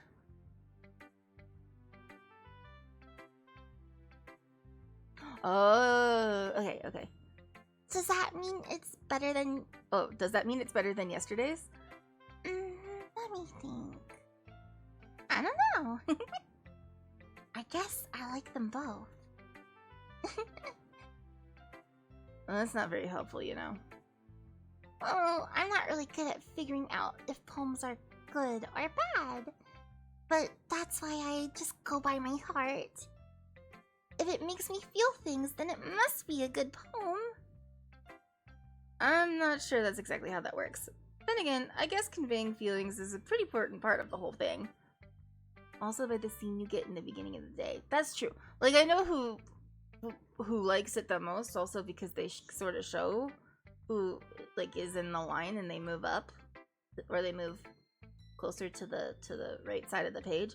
And so Yuri is the closest. Just wanted to see what she would say, because she's getting there. And I want to see if I'm going to be a dick to her or not. Yeah, maybe. Honestly, I don't even know what kind of writing you like in the first place.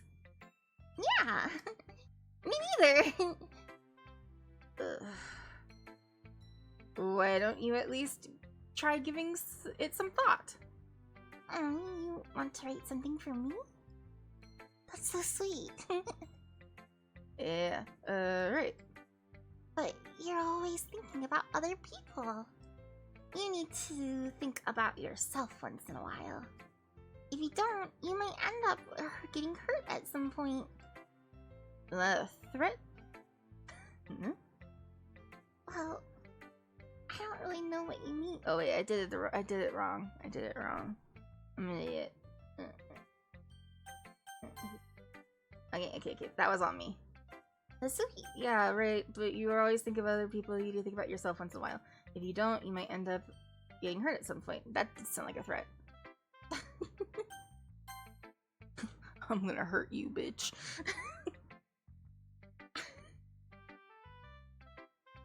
And then I'll post about it on 4chan. I guess Reddit now. I don't really know what you mean, but I'll try to keep that in mind. Oh, whatever. Anyway, let's see. I guess I like happy poems. Wait, sometimes I like sad poems too. Sometimes a little bit of both. There's a word for that, right? That's the word I'm thinking of. Bittersweet. Yeah. I like when things are happy and things that are sad. Happy? Oh, happy and sad. I can't see you liking something sad, Sayori. Oh. I like happy the most. But sometimes, when you have a little rain cloud in your head, a sad poem can give the rain cloud A sad poem can give the rain cloud a little hug and make a happy rainbow. Sayori, that is unexpectedly poetic. It is. Maybe I'm getting better at expressing my feelings after all. Thanks, Callie. I should go write that down and then... Can you read my poem now? Oh boy. Oh boy, this is a long one. Bottles. I pop off. Oh. Here we see MC discovering that Sayori checks notes has more than one emotion. Yeah, this MC is kind of not cool. Not a good person, I would say, maybe. But like, you know, teenagers rarely are good people. I pop off my scalp like the lid of a cookie jar. It's the secret place where I keep all my dreams. Little balls of sunshine all rubbing together like a bundle of kittens. I reach inside with my thumb and forefinger and pluck one out. It's warm and tingly.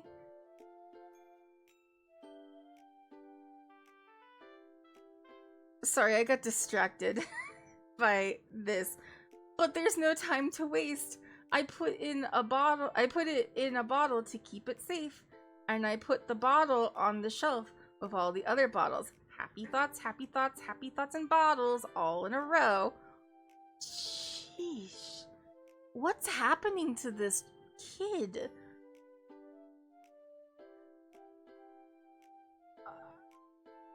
Okay. My collection makes me a lot of friends. Each bottle a starlight to make amends. Sometimes my friend feels a certain way. Down comes a bottle to save the day. Night after night, more dreams. Friend after friend, more bottles. Deeper and deeper my fingers go. Like exploring a dark cave. Discovering the secrets hiding in the nooks and the crannies, digging and digging, scraping and scraping. I blow dust off my bottle caps. It doesn't feel like time elapsed. My empty shelf could use some more. My friends look through my locked front door. Finally all done, I open up and in come my friends. In they come in such a hurry. Do they want my bottles that much? I frantically pull them from the shelf one after the other, holding them out to each and every friend, each and every bottle, but every time I let one go, it shatters against the tile between my feet. Happy thoughts, happy thoughts, happy thoughts, and shards all over the floor. Oh my god. They were supposed to be for my friends who aren't smiling. They're all shouting, pleading something, but all I hear is echo, echo, echo, echo inside my head. I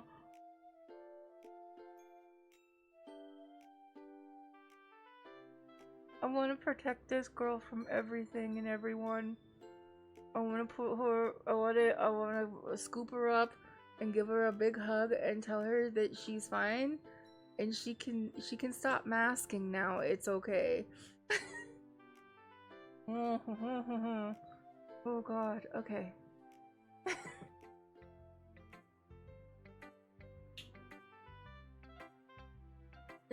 Hold on, it made me cry. And I gotta wipe my eyes a little bit. Okay. I knew it was gonna make my model go all freaky. Ah! Holy crap. Sorry, did you really write this? Oh my god! Oh my god! Fuck you!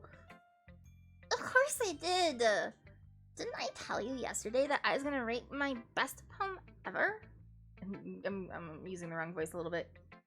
Yeah, but... I mean, I didn't expect something like... Oh, wait, that's me. I mean, I didn't expect something like this coming from you. Oh my god. Rude. Monica taught me the whole lot. And I've been really in touch with my feelings recently. I see that. It's almost kind of creepy. fuck is wrong with you? Creepy. Well, no, not exactly. I mean, maybe because I'm so used to being so cheerful. I have found another thing that we should throw into the sun. So we're gonna throw OBS, me having to learn French, French administration,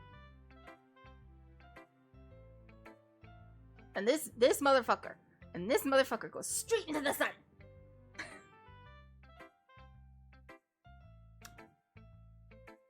Well, never mind. Yeah, do you realize that was the point of the poem?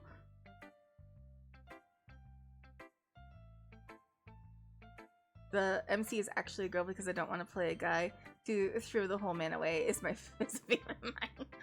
Hey, the butch lesbian can also act like this. It's fine. Well, so could anybody can act like this. People are obtuse and awful all the time. We're gonna throw me away. I don't want to be thrown away. And I want to be a butch lesbian. I don't want to be a butch lesbian. I take that back. But I would like to date a butch lesbian.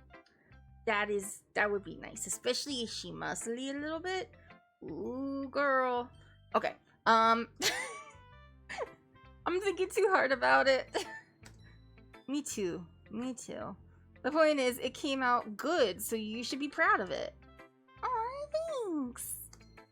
I feel like I was meant to express myself this way. Even if it helps me understand... It even helps me understand my own feelings a little bit better. Writing is like magic. That voice. Why did I pick this voice for this girl? You've gotten pretty passionate about this, huh? I hope you keep it up. Yeah. Writing is the best. I'm gonna keep writing until I die. Oh no, is she gonna die soon? don't get too ahead of yourself.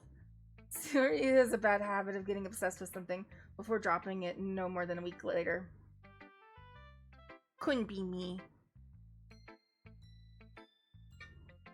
Completely unrelatable. I have no idea what that's like.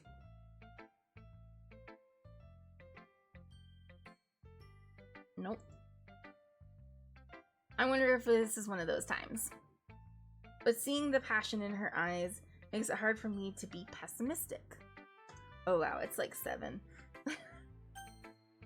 We'll keep going. It's fine. We'll do Monica. She's neurospicy coded. Yeah.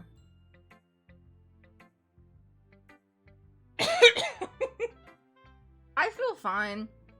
Did I take drugs? Yeah, I did take drugs to get me here, but that's okay. Who needs sleep or to do any of the things that I'm supposed to do today? When you have Dokidoki Literature Club. I'm trying. Stop talking. No, it's fine. I gotta see the things. I mean, I can see the things next week, too. Okay. Hi again, Callie. How's the writing going? Alright, I guess. I'll take that. As long as it's not going bad. I'm happy that you're applying yourself. Maybe soon you'll come up with a masterpiece. I wouldn't count on that. You never know. Want to share what you wrote today? Sure. Here you go. You're doing hand flappies and okay, I'm glad. How far away am I from the things? Would you say? I give my poem to Monica. Alright. This one's good. It feels like you're not only getting more comfortable with yourself, but the imagery is better than the last one I read. Just wondering, but have you been finding inspiration in Yuri's writing style? I guess so. You can't deny that she's talented. Oh, wait, wrong way. Yeah, totally. I think her poems are the most romantic. That's the best way to describe it. She's like totally a different person when she picks up a pen. I noticed that too. Or when she's talking about literature, it's like a light turns on inside of her. Mm-hmm. Sadly, it's hard to get much personal conversation out of her. Trust me, I've tried. Who knows what goes on in a head like hers? I hope you don't mean that in a bad way. No, of course not. It just mean that I wish that she didn't keep so much to herself. But still, defending her like that. You good? You must be pretty into her. You completely misunderstood. No. Calm down, I'm kidding. Besides, I'm pretty sure she's already got a boyfriend. Ooh, drama. Wait, really? Yeah, a fictional one anyway. Monica kind of whispers that last part to me. Just a hunch. But well, there's not really anything wrong with that. oh, well, I know. I was just saying, but anyway. You want to read my poem now? Poem time, poem time, poem time. I like the way that this one turned out. I hope you do too. Alright, let's take a look. Save me! Oh my god. The colors, they won't stop. Bright, beautiful colors. Flashing, expanding, piercing. Red, green, blue, an endless cacophony of meaningless noise. That went too fast. The noise, it won't stop. Violent, grating waveforms. Squeaking, screeching, piercing. Beam, cosine, sine, cosine, tangent. Like playing a chalkboard on a turntable. Ugh. Like playing a vinyl on a pizza crust? An endless poem of meaningless. Load me?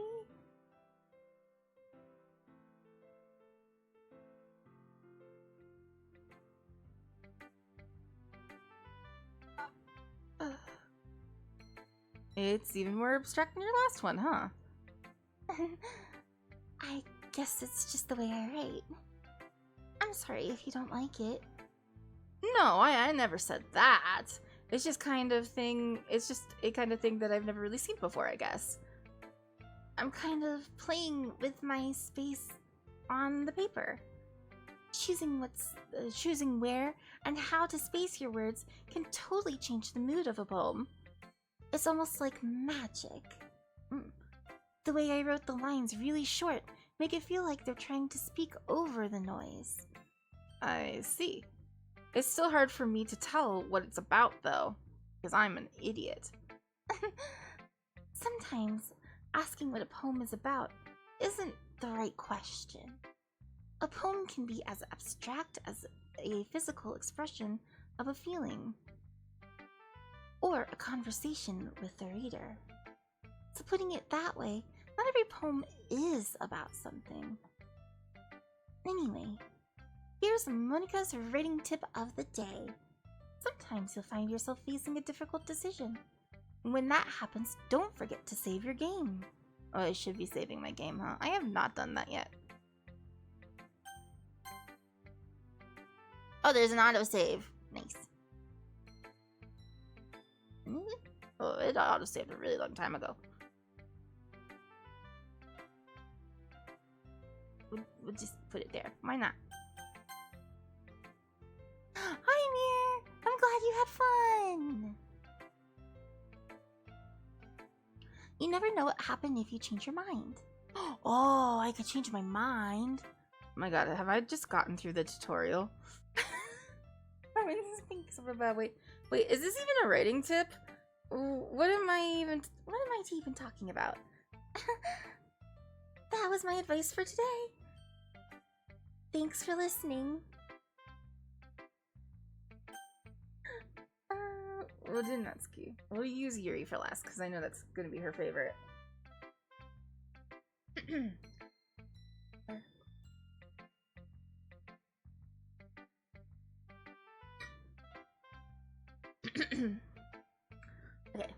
Okay. well, it's not really any worse than, like, your last one. But I can't really say it's any better either. Huh?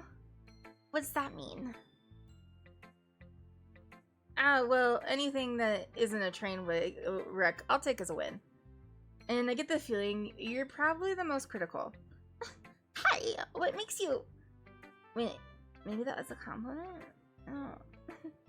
Glad to see someone recognizes my experience. Well then, keep practicing, and maybe you'll be as good as me someday. That's, something tells me Natsuki completely missed the point. I don't know. I'll see you. Come to think of it, this kind of reminds me of Sayori's poem from yesterday. You think so? Yeah, well, I guess if you've been friends with her for so long, you might be on the same wavelength.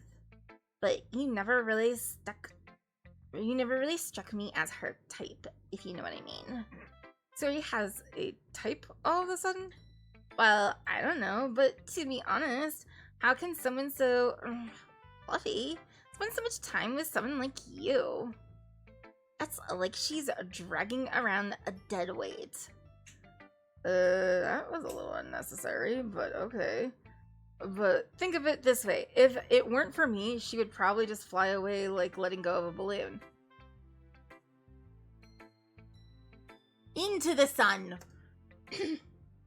You could say we take care of each other in our own way. Whatever it is, I don't, like, get it. Oh, yeah, I guess I'm supposed to show you my poem. Here. Amy likes spiders. You know what I heard about Amy? Amy likes spiders. Icky, wriggly, hairy, ugly spiders. That's why I'm not friends with her. Amy has a cute singing voice. I heard her singing my favorite love song. Every time she sang the chorus, my heart would pound to the rhythm of her words. But she likes spiders. That's why I'm not friends with her. One time, I hurt my leg really bad. Amy helped me up and took me to the nurse. I tried not to let her touch me. She likes spiders, so her hands are probably gross. That's why I'm not friends with her. Amy has a lot of friends. I always see her talking to people. She probably talks about spiders. What if her friends start to like spiders too? That's why I'm not friends with her. It doesn't matter if she has other hobbies. It doesn't matter if she keeps it private. It doesn't matter if it doesn't hurt anyone. It's gross. She's gross. The world is better off without spider lovers. And I'm gonna tell everyone.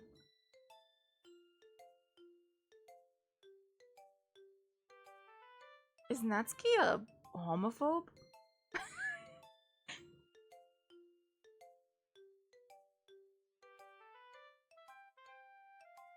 Yikes. Yikes. Not bad, right? It's quite a bit longer than yesterday's. Yesterday's was way too short. I was just warming up. I hope you didn't think that, like, that was the best that I could do. No, of course not. Anyway, the message is, like, pretty straightforward in this poem. I doubt I have to explain it. Sometimes you can explain complicated issues in much simpler analogies, and it helps people realize how stupid they're being. Like, anyone would agree that the subject of this poem is an ignorant jerk. Do you know people like that? Oh, she's not a homophobe. She's saying that they're homophobes. We stand an ally, Natsuki. Sometimes I hate the things that come out of my mouth.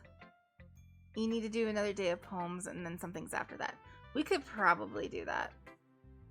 I have to cough really bad. Hold on.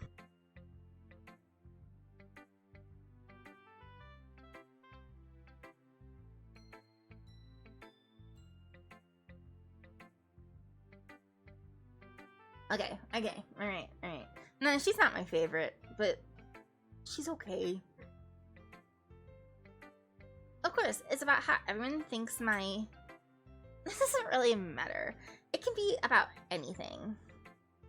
I wrote it to be easy to relate to. Everyone has, like, some kind of weird hobby or, like, a guilty pleasure. Something that, like, you're afraid if people find out, they make fun of you or think less of you. But that's just what makes people, like, stupid. Keep throwing likes in it. She's interesting in her specific scenes, but yeah, not a fan. I enjoy doing her voice, but that's just because I don't have a lot of opportunities to throw on this voice, and it's a fun one to do. Who cares that what someone likes, as long as they're not, like, hurting anyone and it makes them happy? I think that people really need to learn how to respect each other for, like, weird things. Well, you're definitely right. At least I can relate to that. And I'm sure a lot of people can too. It's what I do best after all. I don't like writing unless, like, there's a good message to take away from it. Like, conveying emotions is important. But I want to make people think, not just feel. Remember that. I'm gonna write a good one for tomorrow, so look forward to it. Who should I show them? We're gonna go to Yuri. Yuri, who we're gonna kiss. Honey, let me sniff her hair real quick. Yeah, they smell good. Let's see what you've written for today. Yuri stares at my poem with a surprised expression on her face. Do you like it? Callie, this one might be even better than yesterday. How did you even pick up on it so quickly? Just yesterday I was telling you the kind of techniques worth practicing. Maybe that's why. You did a good job explaining. I really wanted to try to give it more imagery. Yuri visibly swallows. Even her hands appear sweaty. I'm not used to this. Used to what? I don't know. It's fine. Take your time. Yuri breathes and collects her thoughts. I know that Yuri likes to think before she speaks, so I offer that patience to her. Just like being appreciated like this, I guess. It probably sounds really stupid, but seeing someone motivated by my writing just makes me really happy. Are you saying you've never shared your writing before? Yuri nods. Really? I don't believe it. I really only write for myself. Besides, people would just laugh at me. You really think that? Again, Yuri nods. Even your close friends? Yuri doesn't respond to that. I wonder why.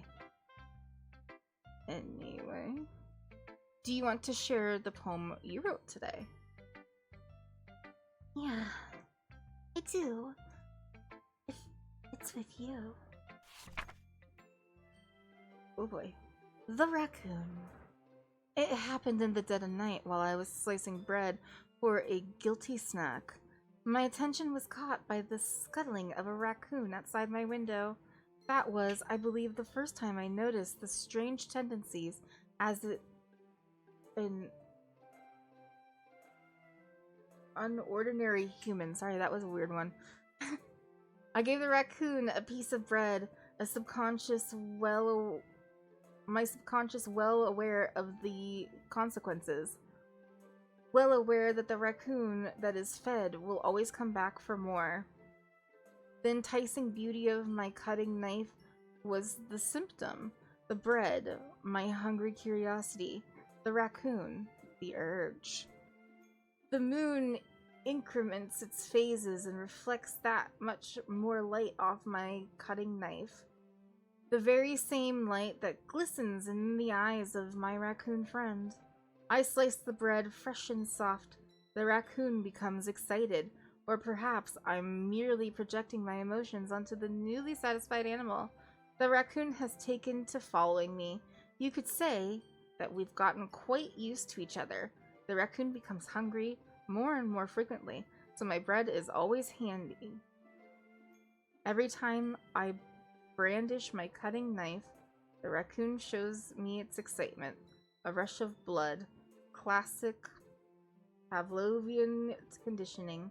I slice the bread, and I feed myself again.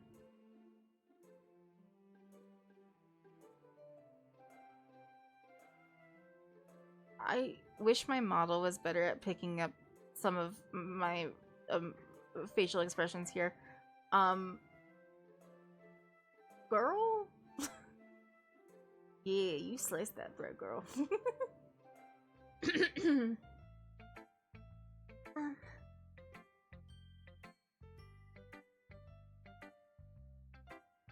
I was a little more daring with this one than yesterday.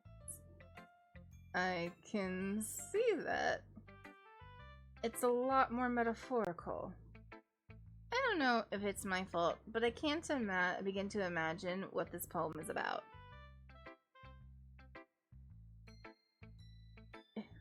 That's right. It's a bit closer to my style. Using the poem as a canvas to express vivid imagery and conveying emotions through them. Yeah. If I take it at face value, then I can't even figure out what it's supposed to mean. Well, I think it's something that different people can relate to in their own ways. I want to express the way it feels for me to indulge in my more unusual. She murder people? It's those sorts of things I'm usually forced to keep to myself. Like my interest in cock and ball torture. So I sometimes enjoy writing about them. Huh. That's funny. Didn't Natsuki also write something about that? About someone being ridiculed for strange interests? Huh? She did? Yeah. She was talking about how it doesn't matter what you're into as long as you're not hurting anybody. She's right. I mean, does she really feel that way? Yeah. Sounds like you two have that in common. That's interesting. To me, she seemed like the kind of person who would make fun of my hobby. But I suppose that's my fault for judging, isn't it? Please don't tell her I said that. Don't worry. I don't have any reason to. Okay. Well, thank you for sharing that with me. After all, if I hadn't learned to embrace my own weirdness, I would probably hate myself. I might be ranting a little bit, but I'm glad that you're a good listener. You're good at a lot of things. Writing, listening. There really aren't many people like you, Callie. That's exaggerating a little bit. It's just how I feel. I never thought I would feel so comfortable sharing my writing. But now, I almost feel like I look forward to it. It's just a really nice feeling. And you're to thank for that. It's nothing, really. Dalian. Yuri smiles sincerely at me. Before a moment, her timidness seems to disappear.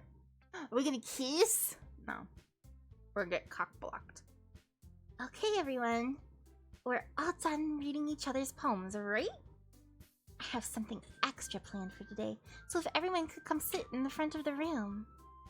Is this about the festival? Well, sort of. Ugh, do we really have to do something for the festival? It's not like we can put anything good together in just a few, days. We'll just end up embarrassing ourselves instead of getting any new members. That's a concern of mine as well. I don't really do well with last-minute preparations. worry so much. We're going to keep it simple, okay? We don't need much more than a few decorations. Siri has been working on posters, and I've designed some pamphlets that we can give out during the event. Okay, that's like great and all, but like that doesn't tell us what we're actually going to be doing for the event. Ah, sorry. I thought you heard about it already. We're going to be performing. Performing? Monica. I said Monica again, sorry. Monica? Yeah, we're going to be having a poetry performance. Each of us are going to choose a poem to recite during the event.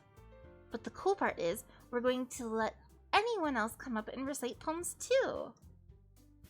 Siri's putting it all on the posters. Siri's putting it all on the posters in case anyone wants to prepare ahead of time. Siri has been coloring a poster, holds it up for us to see. Are you kidding me, Monica? You didn't already start putting these posters up, did you? Well, I did. Do you really think it's that bad of an idea? Well, no. It's not a bad idea. I didn't sign up for it, you know? There's no way I'm going to be performing in front of a group of people like that. I agree with Natsuki. I could never in my life do something like that. Imagining it, Yuri shakes her head in fear. Guys! No, Sayori. I understand where they're coming from. I remember that Natsuki and Yuri have never shared their poems with anyone until just a couple days ago. It's a lot to ask for them to recite their poems out loud in front of a whole room of people. I guess I kind of overlooked that. So I'm sorry. But I still think we should give it our best. We're the only ones responsible for the fate of this club. If we start an event and put on a good performance, then it inspires others to do the same. And the more people who perform, the better we'll be able to show everyone what literature is all about. This does not sound good. Yeah! It's about expressing your feelings. Oops, I did the wrong voice a little bit. And being intimate with yourself. Finding new horizons. And having fun. That's right. And it's those reasons that we're all in this club today. Don't you want to share that with others? All two feelings, sad and happy. To inspire them to find the same feelings that brought you here in the first place? I know you do. I know we all do. And if all it takes is standing in front of a room for 2 minutes and reciting a poem, then I know you can do it. Oh. Natsuki and Yuri remain silent. Sayori looks worried. I guess that leaves me no choice. I agree. I don't think it's too much to ask. I think that Sayori and Monica have been trying really hard to get new members. And the least we can do is help them out a little bit. Well, maybe, but it looks like Natsuki doesn't have any arguments left. Okay, fine. I guess I'll just have to get it over with. Alright! Thanks, Natsuki. What about you, Yuri? Yuri dejectedly glances around at everyone else's expectant faces. I guess I don't really have a choice. That's everyone! You're the best, Yuri! This club is seriously going to be the death of me. Oh, gosh. You'll be fine, Yuri. But anyway, let's move on to our main event. I want each of you to choose a poem of yours. We're going to practice reciting them in front of each other. No way. Monica, This is too sudden. Well, if you can't recite the poem in front of the club, how do you expect to do it in front of strangers? Oh no. Don't worry. I'll start off to help everyone feel more comfortable. This is gonna take forever. Can I go next? Oh, can I go next? Of course. Now let's see. Monica flips through her notebook and specific poem. Then she stands behind the podium. The title of this poem is The Way They Fly. Monica begins reciting her poem. Oh, thank God. Please tell me I don't have to read the poem. Her clear, confident voice fills the room. More than that, her inflection is pristine. She knows exactly how to apply emotion behind each line and recites, bringing the words to life. Is this something she's done before, or is she simply a natural? I glance around me. Everyone has their eyes on Monica. Sayori looks amazed. Yuri has an intense expression on her face that I don't understand. Finally, Monica finishes the recitation. The four of us applaud. Monica takes a breath and smiles. That was so good, Monica. Thank you very much. I was just hoping to set a good example. Are you ready to go next, Sayori? I'll go next. Yuri's all fired up all of a sudden. Yuri clutches the sheet of paper between her hands and stands up.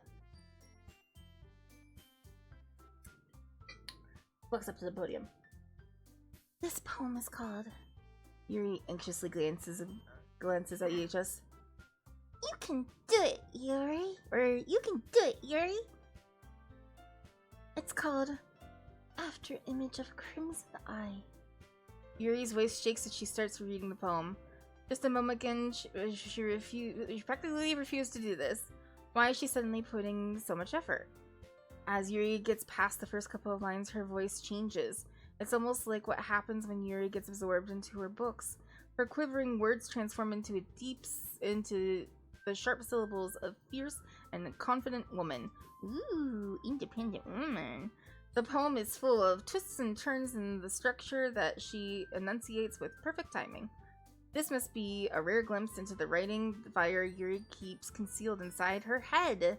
Suddenly, she's finished. Everyone is stunned. Yuri snaps back into reality and glances around her as if she's bewildered even herself. It's up to me to save the situation. I'm the first to start applauding. Everyone else joins me afterward, and we give Yuri the recognition that she deserves. It's not that we don't want to applaud for her, but we were caught so off guard that we must have forgotten. As we applaud, Yuri holds the poem to her chest and rushes back to her seat. Yuri, that was so good. Thank you for sharing. It looks like Yuri is down for the count. Kinda cute. Okay! I guess I'm next then. Sayori hops down from her chair and cheerfully walks to the podium. This one's called My Meadow. Sorry, I giggled. Sayori. It's a lot harder than I thought. How did you guys do it so easily? Try not to think of like you're reciting to other people. Imagine you're reciting it to yourself and in front of the mirror in your own head. It's your poem, so it'll come out the best way. I see. Okay then. Sayori begins her poem. Somehow it feels like her soft voice was made as a perfect match. Yeah, I see that. The poem isn't aimlessly cheery like Sayori is. It's serene and bittersweet. If we were reading this on paper, I probably wouldn't think much of it, but hearing it come out of Sayori's voice almost gives it a whole new meaning. Maybe this is what Sayori meant when she said she likes my poems. It's like I get to reach into someone I thought I knew through and through. Sayori finishes and we applaud. I did it! Good job, Sayori. Alright. No, I did it in her voice that time. I'll just say, good job, Sayori. And then we'll take a little pause while you guys are in ads. Thank you for watching ads if you are watching ads. I really appreciate it. It is helping me get sense. What is my mic doing right now? It's having issues. Okay, I fixed it. But yeah, if you are watching ads, it really helps me out. I appreciate it. I appreciate any support that you can give, and I appreciate if you're just sitting here watching. It means a lot to me. I'm still pretty new at this. This is just I'm in my second month of streaming, and I like it so far. It's a lot of fun. I haven't been doing a lot of games. I only do games on Saturdays. But I might do a game on Monday too, but it'll be a language learning game if I do that. I like to talk about books, and I read primarily horror books, so this seemed like a really good fit for me, this Dokidoki Literature Club. And then I also do singing, so Thursdays are for singing. It's fun. It's a fun time, but I have to be kind to my voice right now, because I'm trying to make it so that I can sing a high E. Well, thank you for the head pats. I appreciate them.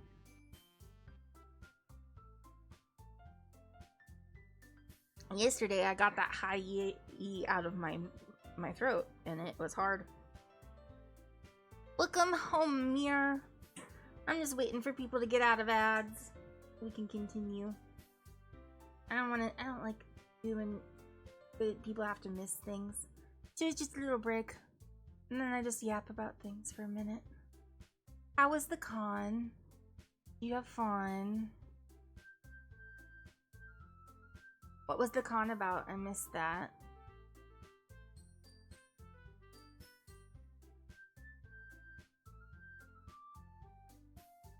The music is a little annoying after a while, but when you're reading, you don't really notice it so much. I don't think people read this aloud. I don't know how else to do this other than reading it aloud. But I like to do the voices. It's kind of fun.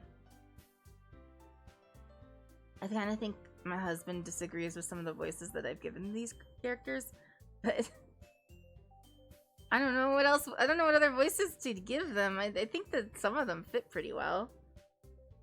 I almost regret the Valley Girl for Natsuki, but I think it also kind of fits her. I just wanted to do something that I could do a little bit of vocal fry on. Okay. We're back. Welcome back. Let's get to it. We're trying to get to this so I can actually get to a horror part. Good job, Sayori. Even Callie liked it. I guess that's a good sign. Oh, do I have good taste, they think? What does that even mean? It came out nicely, Sayori.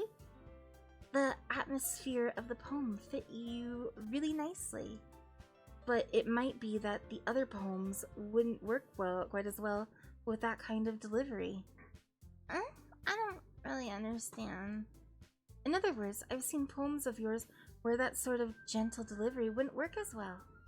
They might need a little more force behind them, depending on what you're reading. Oh, I know what you mean. Well, I've been practicing that kind of thing. It's just embarrassing to do in front of everyone. The next time, I'm going to make you pick a poem that challenges you a little more. We don't have much time before the festival, you know? Okay. Now, who's next? Natsuki? Don't make me go before Callie. It's not like I can compare to you guys anyway. Might as well let Callie lower everyone's standards a little bit before I have to do it. Natsuki? It's fine. I might as well get it over with. But it's not like I have much of a selection of what to read. I just have to go with what I wrote for today. Stand up in front of the podium. Everyone has their eyes on me, making me feel incredibly awkward. I recite my poem. Since I'm not exactly confident in my writing, it's hard to put energy into it. Despite that, once I finish, I receive applause anyway. Yeah, 'cause they all like me. I'm sorry I'm not really as good as everyone else. Don't worry about it so much. I think it's less about your abilities and more about how your lack of confidence in your writing. That's something that'll improve with time, though. Yeah, maybe. Alright then. That just leaves you, Natsuki. Yeah. I'm going. Natsuki begrudgingly gets out of her seat and makes her way to the podium. The poem is called... Hey, are you all looking at me? Because you're presenting. Anyway, the poem is called Jump. Natsuki takes a breath. Once she starts reciting the poem, her sour attitude disappears a little bit. While she's a little unenthused, her poem has rhythm and rhyme to it. It's Natsuki's trademark style, and it works surprisingly well when spoken aloud. The words feel like they bounce up and down as if giving life to the poem. Natsuki finishes, and everyone applauds. She huffs back to her seat. That wasn't so bad, now was it? Easy for you to say. You'd better not make me do that again. Well, do you at least feel prepared enough to recite a poem in front of other people? I mean, doing it in front of other people will be way easier. I can put whatever face I want for other people, but when it's my friends, that's just embarrassing. That's a surprise, Natsuki. I think it would be the other way around for me. Well, that's just how it is, so... Well, I guess in that case, you won't have much to worry about for the festival. That said, I want to thank everyone for coming through. It might be hard, but I hope you have an idea of what it's like now. Make sure you pick a poem and get enough practice before the festival, okay? I might be making pamphlets. I'll be making pamphlets, so let me know ahead of time what you'll be reciting. Jeez. I should probably find some other poems to recite instead. That's fine too. It doesn't have to be your own. I'm already pleasantly surprised that you've been putting in all this effort for the club. It makes me really happy. No problem. Okay, everyone. I think that's about it for today. I know the festival is coming up, but let's try to write our poems for now. For tomorrow as well. New poems for tomorrow. It's working out really nicely so far, and I'd like to continue that. As for the festival, we'll finish planning tomorrow, and then we'll have the weekend to prepare. Monday's the big day. I can't wait! I can do this. I can do this. Alright. I stand up. There's no way I'll be able to find the same enthusiasm as Sayori or Monika, but I'll do my best to get through it. If it's for the sake of the club. And impressing Monika. And then I'll have to do my best. Am I still trying to get in her pants the most? Because I don't feel that way. Ready to go to Sayori? Yep. Looks like you two always look at you two always going home together like that. That's kind of adorable, isn't it? Jeez, guys. Don't make it such a big deal out of it. It must be nice, though. Well, how am I supposed to respond to that? It's okay, Callie. You don't have to say it. Whatever, let's go already. I walk home with Sayori once more. Even though it's only been a few days, a lot of things have already changed. But today, Sayori is being a little quieter than usual on the way home. Hey, Sayori? Sorry, I was spacing out. Ah, no wonder. I was thinking about something from earlier. I like how we get to... Sayori fumbles with her words. So, let's say that one day Yuri asked to walk home with you. Mm-hmm. What would you do? What question is that? You're kind of putting me on the spot here. Oh, what would I do?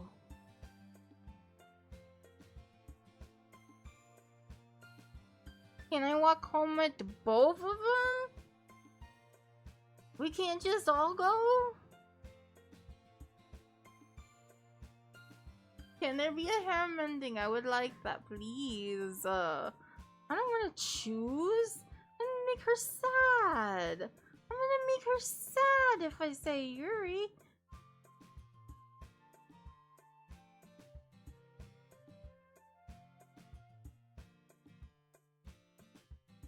Okay, alright. Here's my thought process.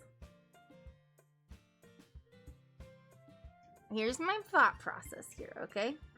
Sayori and I have been kind of like besties. I don't know. We have a thing going on for a really long time. And I don't think just because I start dating or whatever Yuri, that means that I should stop having whatever relationship that I already have established with Sayori. Like, I don't just drop my friends because I start, like, I have a girlfriend.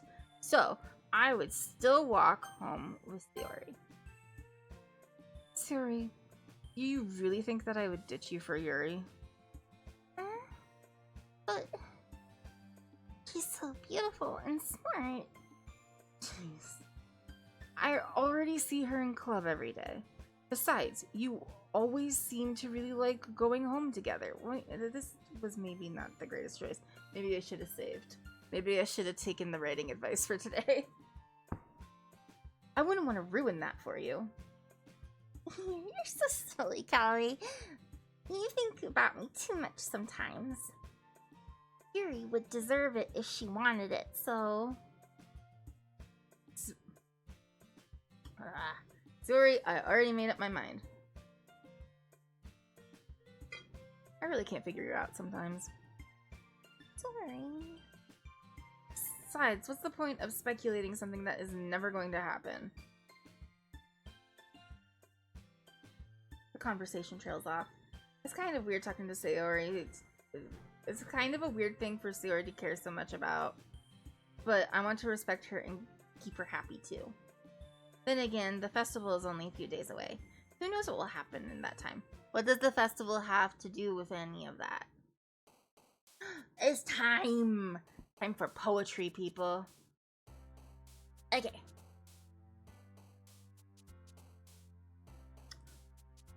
What kind of poem are we gonna write this time? Headphones calm, inferno disoriented, bliss cry, eternity charm, family.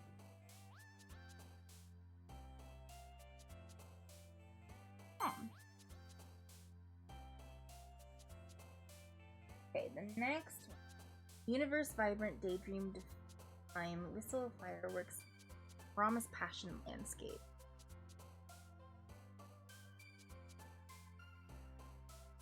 Daydream.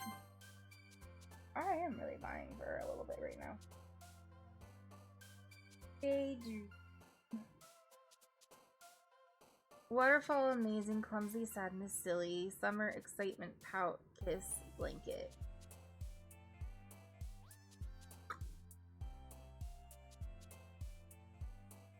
Maybe summer?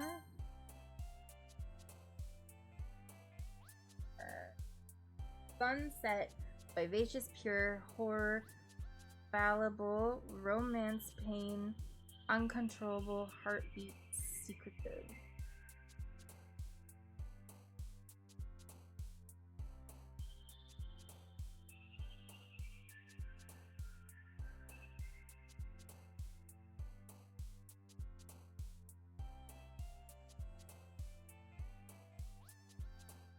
I was kind of want to do horror. I don't know why. I don't know why I'm making it harder for myself. Warm, philosophy, captive, portrait, socks. Socks is such a weird one. Kitty, empty, bouncy, bunny, dream.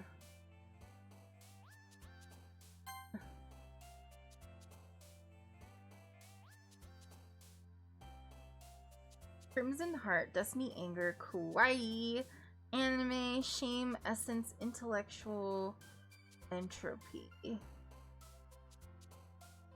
Hi, Melissa! Welcome!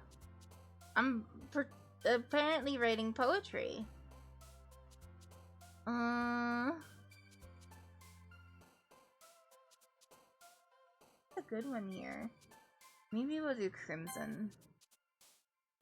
Oh, I should have known that was her because her poem often has that word in it. Depression, Whirlwind Play, Rainbow Swimsuit, Strawberry Twirl, Special Analysis. I always pick Melody when it's there because I like that word. I think I'm gonna do Twirl though. It's an interesting word. One we haven't done before. Fickle Disaster, Tears. I didn't even go through them. Easy Comfort, Proof, Fickle Disaster, Adventure, Tears. Fickle. It's a weird word. I keep picking words that I'm like, oh, that's an interesting word, instead of ones that make sense. Melancholy, Extraordinary, Unrestrained. I think we'll do Unrestrained. Ah, damn it. I keep picking... I don't mean to pick for Yuri. I just keep doing it. Strained. Ambient, Agonizing, Papa Valentine, Hopeless. Love, Unstable, Determination, Boop. Boop. Boop is fun. Maybe Starscape. I didn't think this is what happens when I pick the fun words, like the interesting words. They tend to go for Yuri. There's a lot here that I feel like will go for Yuri. Maybe Spinning. Spinning is a good idea.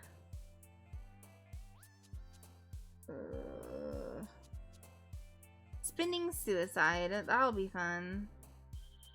Treasure, Clouds, Color? Yeah, let's do Color. We haven't done that one before, I don't think. Imagination, Uncanny, Childhood Lucky, Pleasure Feather, ooh. Desire Puppy, oh, Extreme Puppy. Extreme Puppy! Grief. I like the word feather. We haven't done that. There's some interesting things that could come out of the word of feather. Sensation, Fireflies Embrace. Meager, Vivid. Alone, Hurt, Anxiety. Existence. Maybe Sensation.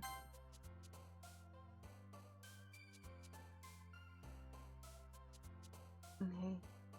Disown, Vertigo, Variance, Candy, Email, Judgment Broken, Vitality, Peace, Death.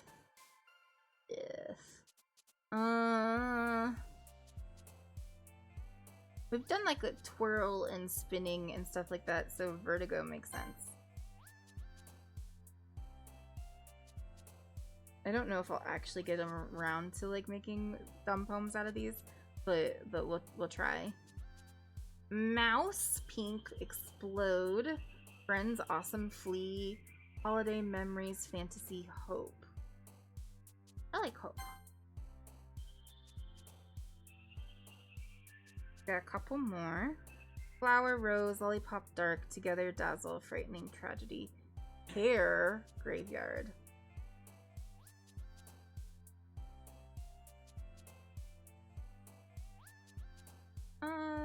Together.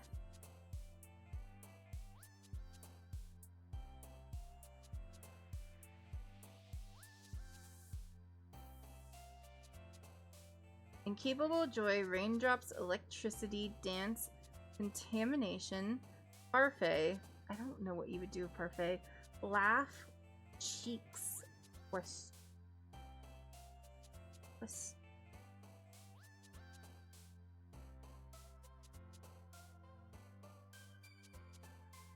actually, yeah, let's do dance. I'm apparently like really going for Sator. What's her face? Her Playground, Ring Cloud, Infinite, Atone, Massacre, After Image, Fun, Congruent, Sparkle. I want to go with Massacre because I think it's funny. And it might be... I don't know. Insight, Heaven Sent, Whisper, Misery, Music, Sweet, Nibble, Bed, Effulgent? One of those words that you read a lot, that I've read, but don't actually know how to say. Marshmallow.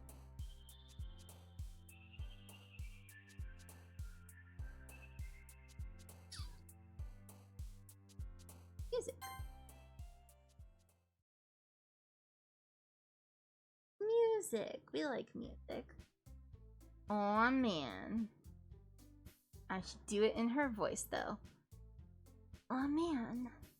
I'm the last one here again. Don't worry, I just walked in, too. Were you practicing piano again? Yeah. You must have a lot of determination. Starting this club and now picking a piano. Well, maybe not determination, but I guess passion. Remember that the club wouldn't be here if it wasn't for all of you. And I'm super happy that you're willing to help out with the festival too. The festival next, and that's where the scary things happen. I can't wait for the festival. It's gonna be great. Huh? Weren't you complaining about it just yesterday, Natsuki? Well, yeah. I'm not talking about our part of the festival, but the whole day of school where you get to play and eat all kinds of delicious food. You sound a little bit like Sayori all of a sudden. Monica, do they usually have fried squid? Squid? That's a pretty specific thing to look forward to. Oh, come on. Are you, like, saying you don't like squid? You, of all people? I didn't say I don't like it. Besides, who do you mean by you of all people?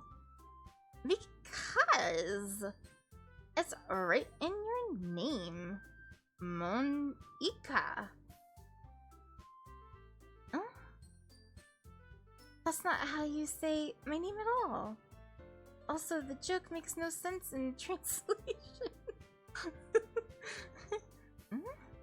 Never mind. Let's just focus on our event, okay? Fine. Your reactions aren't as fun as yours and Sayori's anyway. Okay. Excuse me. Where is Sayori anyway? Oh wait, that's not. Oh, there you are. Sayori is sitting at a desk in the corner of the room, looking down at nothing. I walk over to her. Hey, Sayori. I wave my hand in front of her face. You're spacing out again. Oh. Sorry. Don't mind me. You can go talk with everyone else. Is everything okay? Of course. Why wouldn't it be? It just feels like you're a little off. Sorry for assuming things. Jeez, you worry too much. You worry too much about me. I'm fine, see? Sayori serves me a big smile. Don't let me distract you from having fun with everyone else. Oh, alright. You say so. I worriedly glance at Sayori before turning back toward everyone else. But the conversation has dispersed. Everyone's back at their usual activities. I'm so worried. Maybe I should ask Monika if she noticed anything about Sayori recently. What's happening? This isn't gonna be good. Since they've been preparing for the festival, they must be spending a lot of time together. I timidly approach Monika, who is shuffling through some papers at her desk. Callie, what's up? Hey, this might be a little strange, but don't do dancing. Don't do dancing cats at me.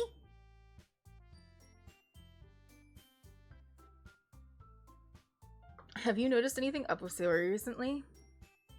Anything up with her? In what way do you mean? Maybe I'm reading too much into this, but she seems a little downcast today. Oh, you think so? I can't say that I've noticed anything about her. Monika appears across the room at Sayori, who is idly dragging a rubber eraser up and down her desk. Maybe there's something on her mind. I'm not surprised. I'm surprised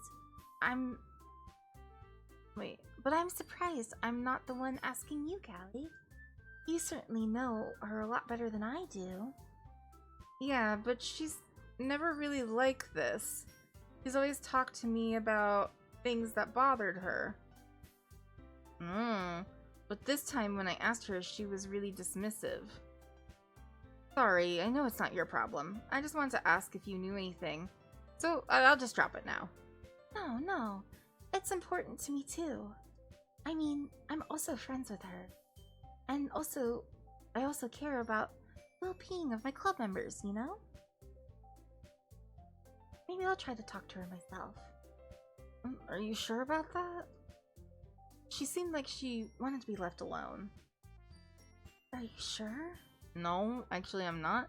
Maybe she just is having a hard time bringing it up with the person of interest. Person of interest? What do you mean by that? I'm saying that maybe the thing on her mind is you, Cal. Me? How on earth would you come to that conclusion? Well, I probably shouldn't say too much, but Suri talks about you more than anything else, you know? What? She's been so much happier ever since you joined the club a few days ago. It's like an extra light has turned on inside of her. What? No way. Siri, she's always like that. She's always been full of sunshine. It's not any different than how it's always been. You're so funny, Callie. Haven't you thought that maybe you've always seen her as so cheerful because that's just how she is when she's around you? No. I said too much. I'm sorry. What do I know anyway? I didn't mean to jump to conclusions, so you should just forget about what I said. I'll try to talk to her, so try not to think about it for now. Alright. Monika smiles meaningfully. Oh, you hit a lot of them. I know she said to forget about it, but I already know that I won't be able to get her words out of my head. Monika stands in front of the desk and she walks across the room to where Sayori is sitting. I watch her kneel next to Sayori and gently talk to her, but she's keeping her voice so quiet that I can't hear her from here. I sigh and I don't know. I know Sayori told me not to worry about her and to have fun with everyone else, but that's impossible to do when she's behaving like this. Exactly how much do I care about her? But I'm letting this weigh me down so much. I do care about her a lot. Now it feels like I'm the one who's behaving out of the ordinary. But there's nothing I can do besides wait for Monika. Why does it feel like I'm being watched? I glance around the room.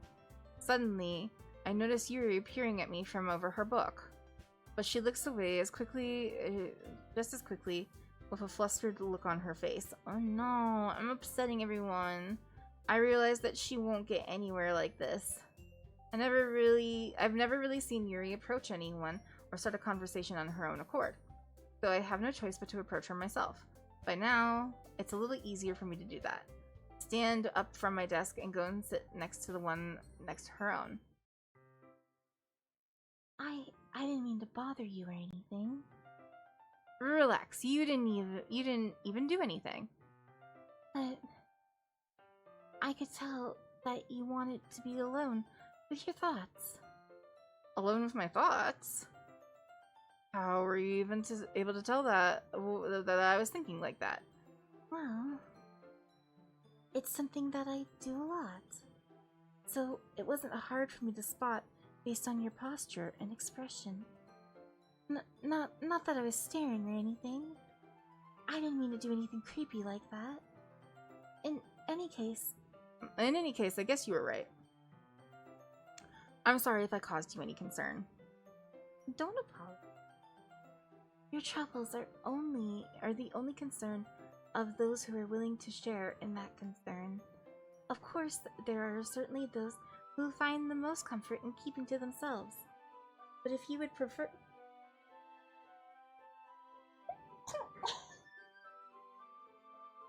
Okay, that was a cute little sneeze that just happened. That was weird. But if you would prefer to share what's on your mind, then I would be glad to listen.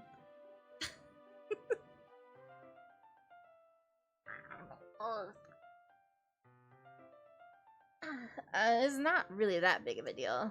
I was just feeling a bit uneasy about Sayori. Sayori? Yeah, she seemed a little off today, but when I asked her about it, she didn't want to admit it to me. Sounded like you were taking a drink and choke. No, I was not taking a drink. I was trying not to sneeze, and I failed. So I can't help but wonder if something happened to her. Oh? That's quite romantic. Sorry. I didn't mean to say anything stupid. It's not that... I didn't want you to misunderstand. Oh, it's not that. I just didn't want you to understand. Sayori and I have just been friends for a long time, that's all. Ah, I see. Then perhaps it's unusual for her to be dismissive to you about her feelings. Or maybe I'm just